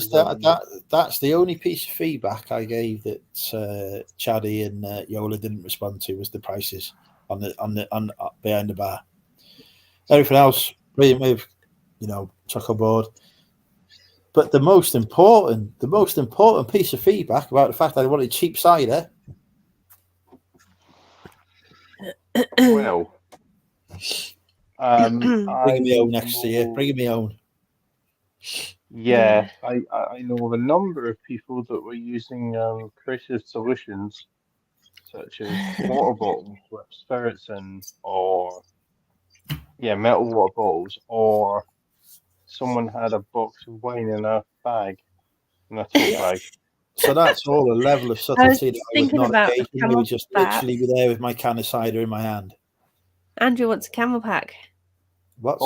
Andrew, what you could do, a backpack with. Well, just take me can of cider and sit there and drink it. Who's going to chuck me out of an all-ticket event when I've got a ticket? Nobody. Yes, I'm not drinking it at the bar. No issue. It is considered antisocial if you have got an alcoholic beer. If you've got an alcoholic thing on a conference, though, in the learning session. No, it isn't. No, definitely people not. People had pints. What, in a seminar? Yes. Yep. In the daytime? It was a bar. Yep. Yeah, the bar opens at 12. So people were walking around with pints. Crikey. Sorry, nobody got drunk and fought anybody. John Shepherd wasn't here this year. I mean, I got drunk. I just didn't fight anyone. Your level, though, not To be fair, nobody fought anyone. It was all nice and friendly. Yeah. There were no rows or anything, no jam, and everyone just got on. I mean, how many people were there? A couple hundred. About 200, 150, something like that. Actually, no, it was more like. No, actually, it was way more than that. It was probably 200, 300, wasn't it? I feel there were a couple hundred people there at least, including the guest of honour, myself. I mean, there wasn't that much in the evening, but still quite a lot of people. But it's good. I'm really looking forward to next year. I've already bought tickets. I have no tickets for next year. I'm relying on my accountants to do the necessary. Chrissy, when you watch this back, you know what's needed. Well, I mean, if they do a panel session again, you can give the customer viewpoint. I was the best person on the Boffic stand. See, I didn't even go in that room or do anything. It was just too busy. They had like a vendor room, so Andrew was on the stand for his accountants, which I am now with as well. I was offering people 20% discounts, Natasha. No authority to do so whatsoever. I was offering out the Money Mental UK 20% off discount on accountancy services. So I'm hoping there's a few people who have taken advantage of that fantastic discount. In fact, people, if you are watching now and you would like a new accountant and a discount, sign up for Bofix and quote Money Mental UK 20 when you sign up. Doesn't exist as a code, but maybe if enough people do it, it'll happen.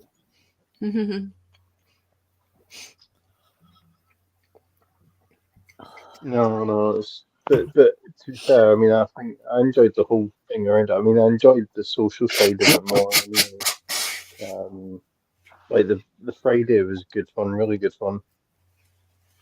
Everyone likes to get together, but if you get to learn stuff too, make a bit more money. We still have a date to Wetherspoons we need to do. We still have a French lesson, don't we? Well, yeah, actually, yeah. We do that after this. I think with my nose, I'll sound authentically more French tonight than I will any time. There'll be no French involved.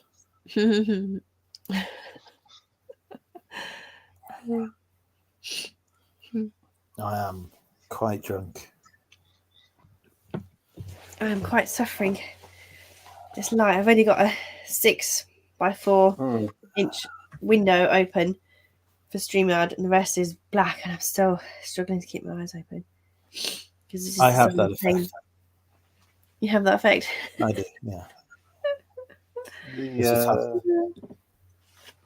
Ross even now is falling asleep watching me. Well, I will be going to sleep, going to bed soon and going to sleep.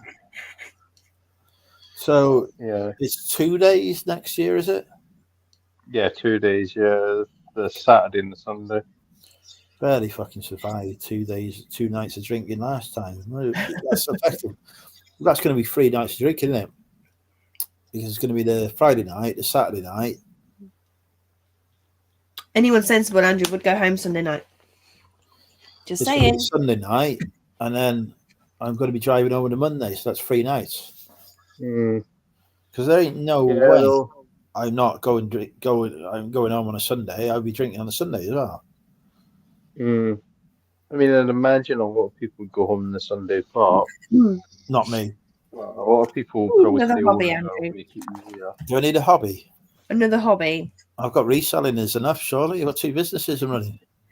Yeah, but for you to want to do the full 3 nights, and stay out and party, maybe you need another hobby for the Sunday, something different to I don't know. I have I have got an idea, but I'm not allowed to say it on YouTube. Oh, okay. I was thinking bowling or something. That's not what I was thinking. Stamp collecting. That's also not what I was thinking. I was thinking a trip to Peterborough. How do you pronounce it? Say it again. Peterborough. Peterborough. I've heard your John Lewis is closing. Sorry, say that again. I said I've heard your John Lewis is closing. It closed on lockdown for a beautiful refurb. No, in fact, it closed down before lockdown for a beautiful refurb. It reopened for about 2 weeks. And then lockdown happened and the doors are never opened. And it's pretty much never going to be opened again. So it's already gone. Well, that sucks. I used to go there when I lived in Lincolnshire. So did a lot of people. Yeah. And then there was obviously no reason for people to travel into Peterborough anymore from Stamford and the places, so they all go right past Peterborough straight to Cambridge. So Peterborough's just a sinking ship for retail. It's just a ticking time bomb. But it's actually Marks and Spencer's that's closing down in the city centre. Our Marks and Spencer's closed down, and they've reopened. They've opened a new one in a new location, but only doing food. Mm. Yeah, they've got a few radiating ones rather than being in the centre for all the cheapos who get the buses and spit in the street. They're kind of going for the people who drive and shop at, just do a quick dip in, get their goods and go home sort of thing. Like this big divide, the rich and the poor, class in the not. I don't know how they categorize it, but Peterborough stores are already like C grade. How far is Birmingham from you? An hour and a half, an hour 20. Okay. I'm just working out where we can meet. Birmingham's a nice little drive. I'd go on a train anyway. To the boring. No, where does the train get off? Oh, right, I'm gonna go to bed. Mm-hmm. But yeah, good to talk. Good to jump Lovely on again. To see you, Ross. Yep. Have a good one. Take care. Nice to meet you, Natasha. And you too. Take care. Natasha is one of the nicest people you'll ever meet in your life. She's lovely. Oh, that's so sweet. Bless you. Yeah, nice to meet you. Yeah. I'm sure I said that to you once, Andrew. Pardon? Oh, you come. And now we have just got the main event. You've been live for 5 hours nearly. Oh shit! Yeah, you're gonna have to stop once I finish this drink, because at some point tomorrow I do have to drive. At some point, 1 minute till midnight, you'll be clear. So I don't want to drink too much. It's not good. So what have you listed on eBay this week then? 2 items. What were they? Jules wellies that I bought for my little one. I got some Jules wellies. Oh. It's the list. It's one of those sad things. It's like one of the only like few brand new things I bought her from an expensive shop that was reduced because it wasn't from the retailer. It was from a concession where they chopped the price, and then bought it for a birthday. They didn't fit her. Later on, she put them on. Yeah, they fit. Right, so we cut the tags off, and then she never doesn't wear them. And then all of a sudden, they don't fit, and I'm like, oh my goodness. It's one of those things, isn't it? One of those things. So I've put them on, and the other thing was just an Avon candle set, which I just kind of thought easy to list because I've already got an image, sell similar, tweak my writing, and tweak my description, and then because it was business account, it was just a nightmare to populate. So yeah, Facebook has been okay, but then it's just a lot of faff staying in for people to collect stuff. Yeah. And I put a TV up on it, and somebody said they'd have it, so fine, took it down. They were going to come this morning to collect it, so I've left it in the house. Not a word off him this morning, so it's now in the estate agent's pictures of the house. Oh, TV on the floor. It's like fucking supposed to be gone before they got here. Can you take it off of Canva? Can you magic delete? I'm not sure if you can. See, a few years ago, I would have literally waited a day and then reported them to Facebook. I would have been so much more like, right the fuckers. They've done a no show. They've sorry, like a trooper. I used to just no tolerance, and it messed me about because I had a good reputation as a seller of a marketplace, and it was just like you arrange. One lady, I even dropped this item off to her on the way to pick up or drop off my daughter, and she was foreign, so these kids who answered the door didn't know what was going on, and she wasn't home and she didn't answer. I was so mad, but I wasn't really in the right frame. I wasn't really in the right place in my life to be having people messing me about like that. So I was like, report.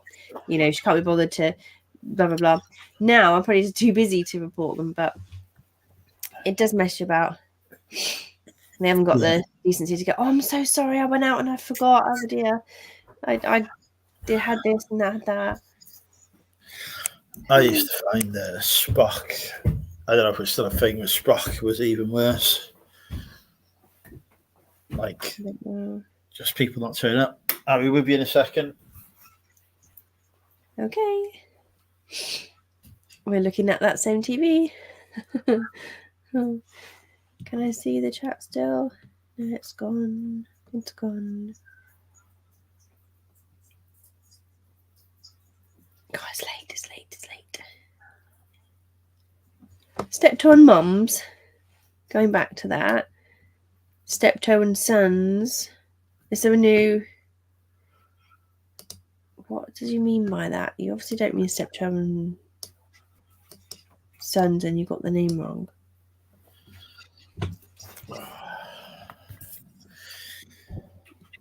There was a drunken sailor. Oh, I did karaoke tonight. Have you been out tonight, have you? I went to a party. All right. And I got stitched out because she wanted to sing a song. She went, Mummy, why can't I get up and sing on there? That was music to my ears. I couldn't be more proud. I was just like, brilliant. That's the spirit I want in my little girl, that she wants to get up on that stage and suck it to them. She was ever so shy when she was like this, really introverted. And then later on, she was literally dad dancing around people for attention, but it was hilarious. She had these little wiggly moves. It was so funny. And so there was a karaoke, and then I took her up there, and she said, I want to make my own song. I thought, oh God, this can go so badly. This can go so badly to let her make up her own song. Because in the past, she's got a bit of toilet humour. She's a bit like Victoria Wood. Bless her soul. God rest her soul. Where she, have a piano, have a bit of a tune and just tell a story on top. But she occasionally talks about toilet humor and stuff in her jokes, in her songs or whatever. so I don't know what she's going to say, but if you get a little 6-year-old who wants to sing her own song that she's going to make up on the spot, then you can't really hold her back and say, no, don't. So we went back up, and then she was like, oh no, Mummy, I can't, everyone's looking at me. So I was like, okay, should we sing Happy Birthday? So then I had to go and sing it with her. Then she wanted to do Barbie Girl, so she did actually do it. But the thing was, she couldn't read the auto prompt for the words, and she only knew the chorus. We had 2 ladies on backup as backing singers to help us out. And there's this Ken voice as well, isn't there, on Barbie Girl? It was just very funny, very funny. So yeah, I had to sing with her, with my cold and my man voice. Your voice sounds lovely to me, always. Bless you. I don't know how professional singers sing when they're ill. Like, they must take steroids, or God knows what they take. Because, I mean, I couldn't hear my voice. Well, I could hear, it sounded all right. But when it's not on the microphone and I'm trying to sing, I'm like, no, it sounds terrible. But then I haven't had professional singing lessons, so I don't know what they tell you and how they tell you to project your voice and what you do with your throat and your muscles, and to avoid, I suppose you've got to channel your belly. I know you've got to channel your belly. So in theory, if the sound just comes out of your lower body. I have a terrible singing voice. Yeah, I've never heard your singing voice, have we? Well, Tom did earlier when I sung Happy Birthday to him, but I think that was enough for him, really. Oh, whoops, happy birthday, Tom. You didn't tell me that, did you? 40 today. Ah, well, I went to a 40th birthday party today. Oh, 40 years young. You know what birthday I'm having this year, don't you? I always forget. I always forget. I always forget. I always forget.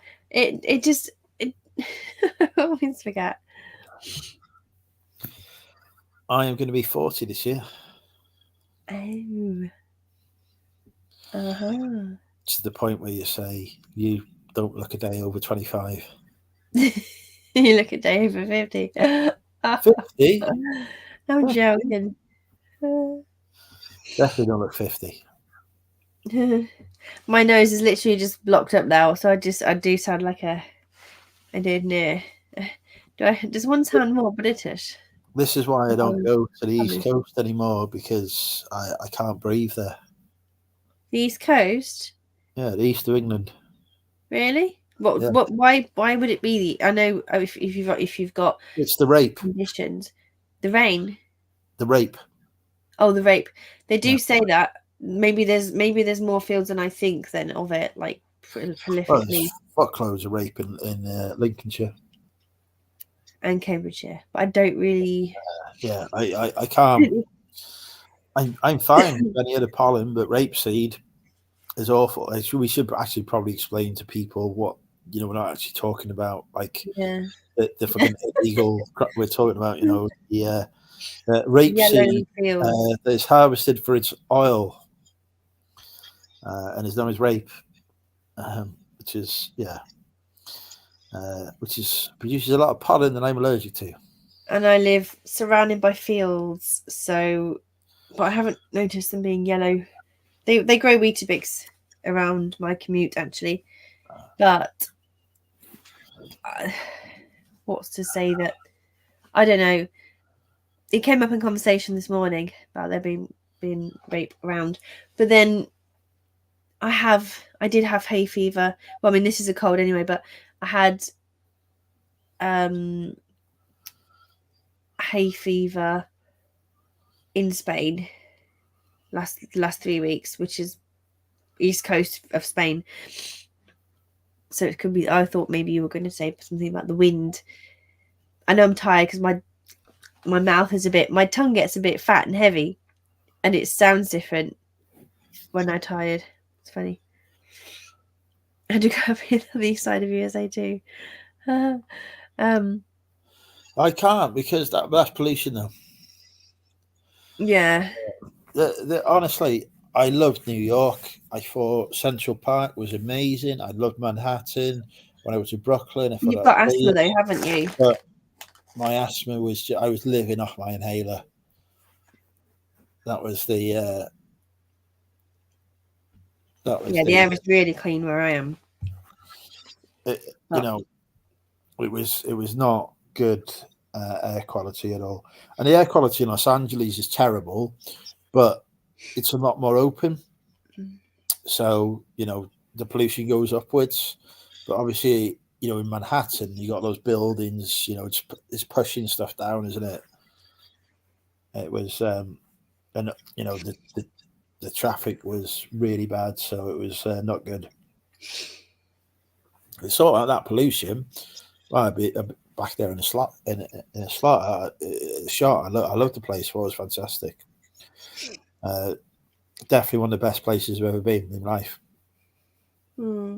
Big fan. So in a couple of years' time, if the air pollution cleans up a bit, I definitely be going back and spending more time there. Well, JFK is ridiculously far away from the center of New York. It's like an hour in a taxi. It's like ridiculous. Wow. Like you think how far you can get in an hour here. You'll be in Birmingham. See me. Just looking at the pollution. Have you met any interesting people recently? I've slept since then. Yeah, no. My life's kind of up and downy, rock and rolly. It's when you put it into a context. There's people and there's people. There's people and there's peers. So why do I feel like this is going to entirely confuse me? I don't know, because you're more conversationally intellectual than I am. So most people confuse me when I hear them talking about philosophical things. So I don't know. I'm trying to summarize, and I'm tired and I'm drained, and it's the end of a long, busy week. So where was I going with it? They're not going to work out if lol's a positive response or not. Oh dear. It's a negative. Is it? Negative in response. So there's people and there's people. So if I met interesting people, does it matter if I met interesting people? On the larger scale, peers, interesting peers are good to have. And I realise I keep forgetting that I get a bit bored with my life, my little life. It gets a bit dull and boring. So jumping out and being around more interesting people is a good thing. But then an interesting person as a sole and single entity ain't all that. Really, it's not the be all and end all. It's sort of like you shouldn't pin your hopes on one interesting person to make a difference to your life. You need to Is this a life. yes or a no? Is this a yes or a no? It's a sort of a it's a no. It's a no in an inquiry. Okay, so the way you intended the question would be a no. And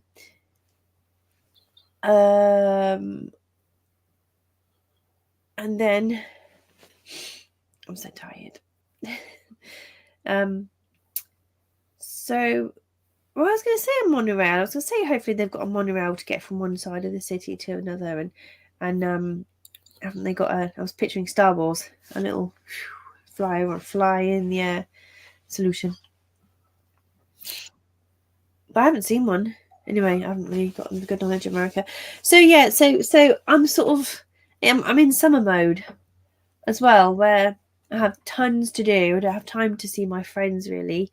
I do have time to see my friends, but I don't have time to see all my friends as much as I would like. So I have to try and duplicate, try and get them all to meet together. See, what you need to do is take my approach and have none. Have no mates. And then you don't need to worry about having time to see them because you don't need to. Well, yeah, you just line everybody up to watch one show and hang out with them once a week, and everybody comes to you. Exactly. Simple. Yeah. I mean, my socializing is complete for a week, and then I can just be happy. Just plug in your, what did you call it? Your reseller vibes. What did you call it? It's yeah, top up your social bucket for a bit, and then off you tot. I mean, people have always said, oh yeah, you've got to love yourself, and it's like that bloody cringe sentence. It's like people say it to me, and I just want to. It just annoys me, and it's just like, well, if I knew how to do that, you wouldn't be saying that to me. You know what I mean? It's just like I get that. I agree. I think you're right. There's a lot of sense to what you say there. You are, though, a beautiful person inside and out, so you need to accept this. I kind of do, but I think there's kind of like more to it than that, isn't there? There's more. There's two dimensions. There's the dimension of it going in here and it going in here, and internalizing stuff and realizing is very different. So I do have a disparity there. But I find that humans, for some reason, find it easier to internalize the negative things that people say about them than the positive things, which is very strange. Yeah, like, but there's also. Do you think I have any negative thoughts about you ever? Ever? Yeah. Sometimes I think, Sometimes I think you might think, it takes too long to list on eBay. Well, I can deal with that. That's not really negative. That's just like an observation. What was one I was thinking of earlier? But I was just like, well, you're probably not going to think like that actually, and. I can't remember what it was now. But yeah, I do. I think everyone has negative views, negative things like, oh, Tasha, for fuck's sake, she does this, or oh, Tasha swear like a bloody trooper. She's just like swear. And I'm sort of a bit sorry, not sorry about it, because I know I do it, and I don't like the fact that I do it. But I'm like, well, if I said it in the first place, that's kind of how I'm I have no problem with people swearing. I swear myself. Well, I don't say the C word, but I'm probably only one step down from that, I think, really, by how I'm inappropriately using it overly. I love inappropriateness. I can believe that. So, but there's the other dimension of loving yourself, not in that way, but the other dimension is not choosing to see your positives, but actively. You know, it's a verb. To love somebody can be to go, oh, I love that person, or it can be to think about them, to care for them, to do nice things for them, to be with them, to, I don't know, give them space. They're all the notions around that. But when it's a conscious decision, you need to love yourself. I'm thinking, it doesn't always make sense. The penny doesn't even drop. So it's not like, oh yeah, okay, I need to do this. I do paint my nails. I do curl my hair once every 6 months. I do take a selfie of myself so I can see and go, actually, I looked okay that day. Or, you know, so beautiful things. But it's not just like, you know, but I think I'm starting to see some things like this whole journey is, you know, have you met somebody or not? Is also accepting that maybe I am enough on my own as me to be with me, which is part of that loving yourself thing. Accepting that you can be on your own and be fulfilled. Well, yeah, I mean, it's the only thing I've known largely. Occasional not being alone, but generally for 39 years, it's just been me. And I think I'm brilliant. That's good. So, you know. Yeah. I find that throughout life, we will meet people in our lives that tell us stuff that just simply isn't true about ourselves because of their own internal self-talk. It's nothing to do with us or who we are. It's all about them. And once you have learned how to not listen to these people, life just becomes so much better. But it's not even that anymore. It's deleting, it's wiping the hard drive clear, nuking it so much it's vanished. It's not even there. But sometimes it's indelibly there because automatically you took it in. Or not even if someone did that, there's other things that underpin the values you have and you've got to do. So I email this therapist woman because she's obviously got, you know, there's obviously something I can gain from having therapy, which is purely talking about your shit, isn't it, really? And then finding ways to show you a perspective that you can agree or disagree with yourself. Well, sometimes it's just about realizing and acknowledging what's on your mind that you're not even conscious of. Yeah. So maybe therapy is more about understanding yourself. I feel like I've done a lot of that already, but there is something that I just keep going round and round in circles. And this whole, you know, I do have time for reselling, a little bit of time, but I have a choice over my week with the buffer of what happens, and I choose to use it to wash up, or I choose to use the time to bake, or I don't know.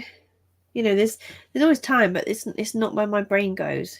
So something's stopping me from releasing these goods that really don't have any meaning to me. I'm happy to let them go, but it's the process of, well, there's a big box of teddies there. Maybe one of them's like an expensive Disney one. I really should go through them rather than just getting the box and getting it gone.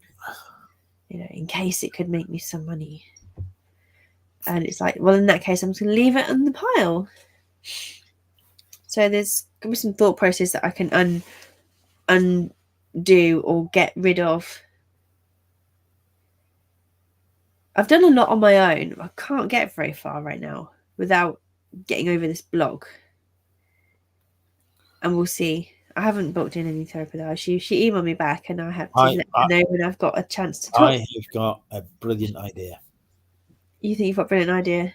Yes, I think this is the best idea ever. There's nobody in the chat. Are they watching?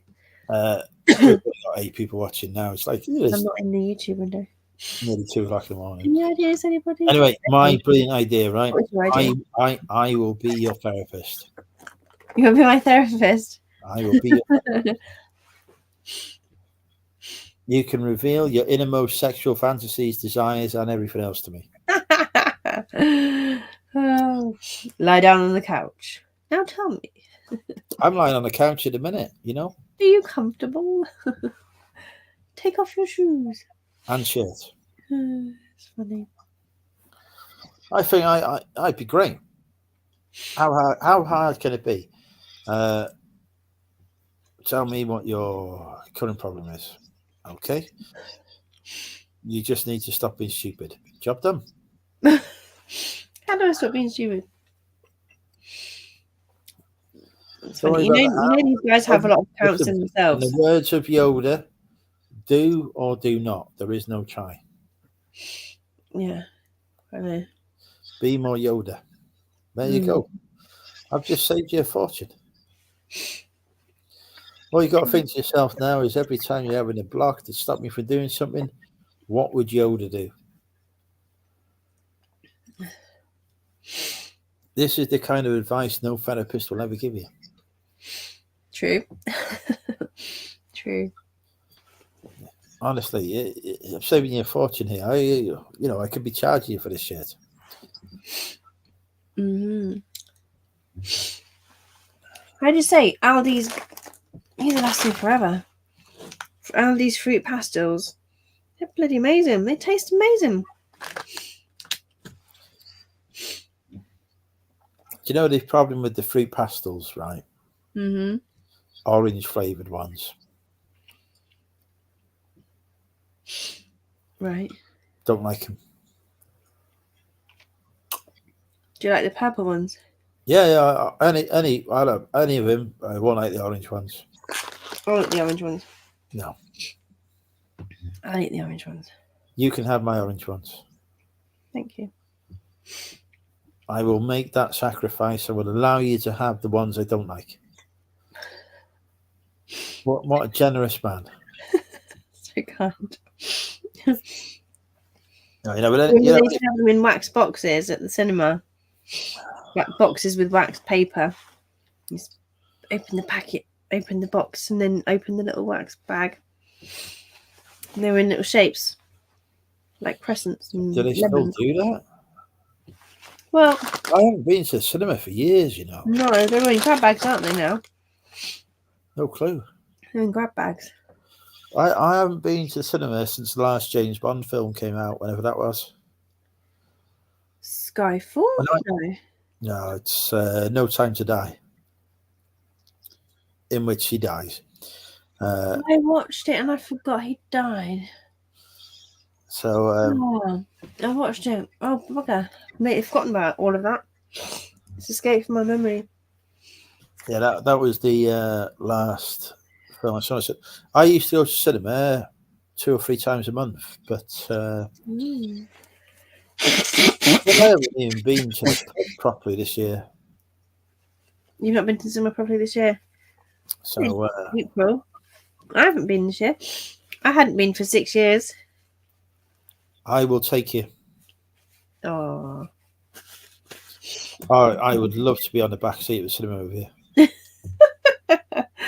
Oh dear, you're funny. Hello, Jeff. Hello, Jeff. Very drunk. Need to stop me from drinking more cider. Yeah, no more. What we need is an incentive program to stop me from drinking cider. What motivates me in life? That's so funny.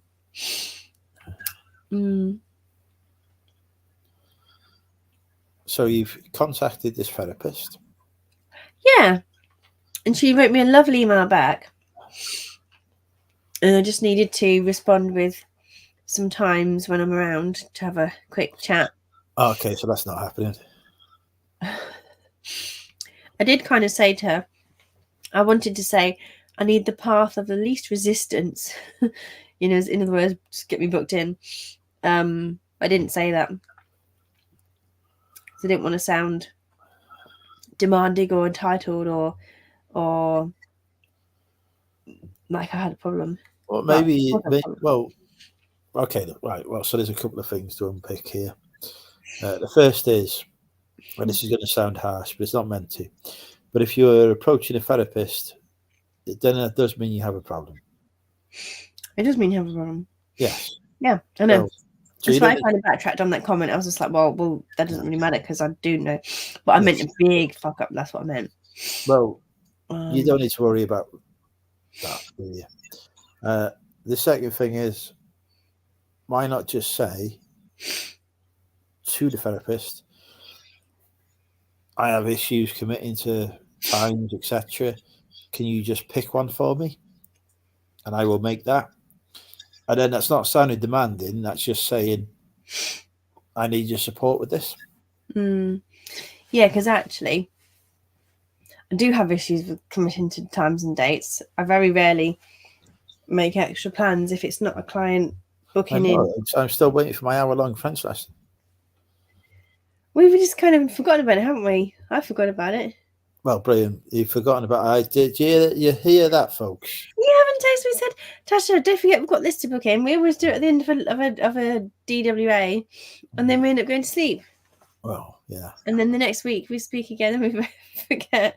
We don't even mention it for 3 months. I was like, oh yeah, we're still going to do that. But yeah, I do. So actually, there's recognizing things. Actually, it's not that I don't like booking in appointments. Like, I hate even booking hair appointments in, as you can tell, because my hair's been the same for years. The hair is lovely. Thank you. Well, my mum cuts it for me because I can just pop round and hey. I would happily stroke it for you. Bless him. Yeah, I did actually go to the effort of curling it. It is very long now. The blonde's gone. I like it. I've always admired your hair. Oh, thank you. Just don't want to cut it off. I felt like I hadn't really enjoyed it being long and styling it and stuff to want to just cut it after lockdown. I was like, no, I actually want to keep it. It's hard work, but hey, no. Just don't take my approach. What did you do? Your hair's shorter today. Yeah, well, yeah, exactly. Don't have hair that is this short because there's not a good look on a lady. On a lady? Well, no. Well, if it's a little elfish, I've got a little head. I might suit a little elfish crop. No, pixie, little pixie. No. Look, little sideburns. You do look quite sexy, I must admit. I've got dainty features and a little neck. Apparently, someone said I had like a ballet neck or ballet head or something. Just did it in a nice way. No, my when I was a teenager, my hairstylist, he just wanted to go shorter and shorter and shorter, and then about that. Actually, that would look good. A little bob. I had bobs, but they were blonde. A bob? Do I fancy a bob? I can't cut it yet, not for another year. I like it. Thing is, I do like it long. I feel like I am long. How come you can't cut it for another year? What do you mean? I don't want to because I've not really enjoyed my long hair, long. It's just kind of been on my head. I've not really started and enjoyed it for a while. Okay, I understand. You want to? You're a mum. You want to try something new? I don't know. I don't want to. Thing is, it takes 3 years to grow a fringe out from here to somewhere there. 3 years. Okay, nobody will. You wouldn't be able to see. You don't do that. You would not be able to see. It's like 12 years of growth. So if I do that, I'll be bobbed, and then this awkward mid-length for a while, and then it won't take me ages to get my long hair again. Do you think I should go for the long-haired look? Oh, I can't do any harm in it. Well, I can't do any worse than I do in a minute, can I? Well, you've had one look for a long time, haven't you? So we wouldn't do any. You might as well change it up, and if not, go back to what you've got. I've got to pop to the toilet again. The bloody. Don't refill on your way back. Remember, you said you're not going to drink anymore. Well, I've nearly finished the box, so I think I may as well finish the box. No, you said don't let you. You said don't let you. You've got the wagging finger now. Well, you see, there's got to be incentives. So you got to think of what would stop me. For me, that as an incentive. Oh, you're funny. Funny, I'm that creative. I'm not very good at stuff like that. Putting together proposals that don't. I'm very bunged out. How many times am I sniffing per minute? I can't breathe. That's how you get a headache, isn't it? I kind of thought still eating these sweeties would help me by making my... I haven't checked how many are still in here. Otherwise, I'm just talking to myself.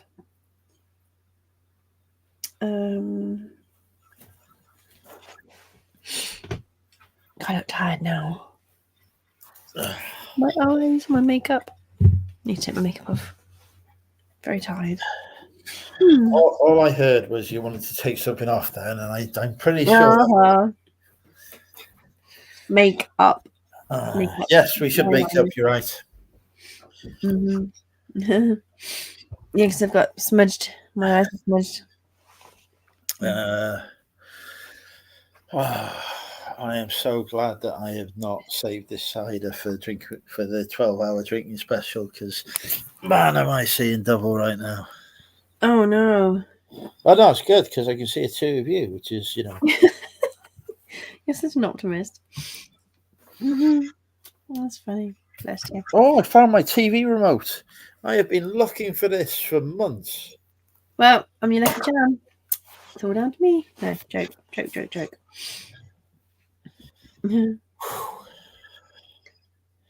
Right. Yeah, I'm not having any more cider. I was going to say, stop and grab some water, will you? Well, I'm not having any water. Athlete. Huh? Athlete. You're an athlete. Athletes drink water. Do they? Mm-hmm. Yeah, right. No, I'm not having any more cider. No. I didn't realise you were that bad. Any more of that will cause excessive drunkenness. I'm going to fetch myself some squash. Yes. Squash will be good. You can drink more of it. Yeah. Then you find when you have squash compared to water, you drink loads more in a short space of time. I'm not doing a 24-hour stream. No. No, that old Rosie has definitely killed me. Grab my phone charger. I'm going to take this upstairs, Natasha. I'm going to take this upstairs. Taking me upstairs. Yeah. You know, my house is now empty of stock. Yeah. I can't. Oh, there we go. Oh, dear. It's the most drunk I've been in a while.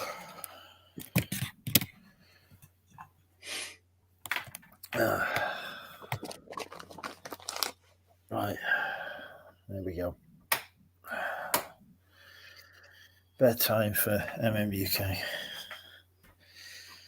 Do I watch cricket? No, I have a life. Rude. I have played cricket before, actually, though. It's more enjoyable to play it than it is to watch it.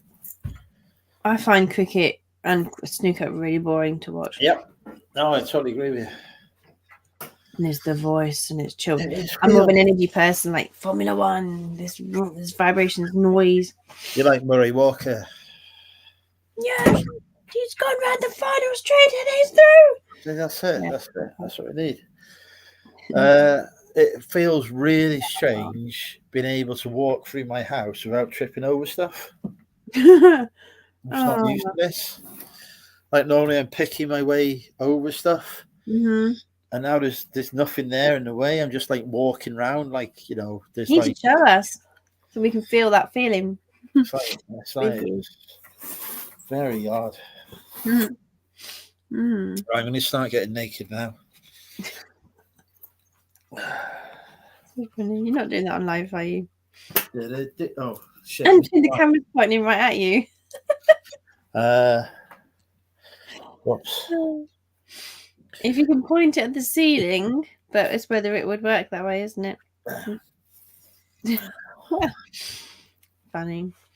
It's like when you're on a Zoom call and you need a wee, and you're like, your camera's off, but in case you don't trust that your camera is definitely off, you put stuff on top of it. Right, it's fine. Don't worry, I'm not on camera now, am I? Huh? There we go. You on what account? So I'm not on camera now, am I? I mean, I am now, obviously, but I wasn't at the time. No, yeah. You're still live and you're still on. You're right, yeah. In bed. The World Cup is coming to my town. Oh, Cricket World Cup, yeah, no. Don't bother Bobby, it's boring.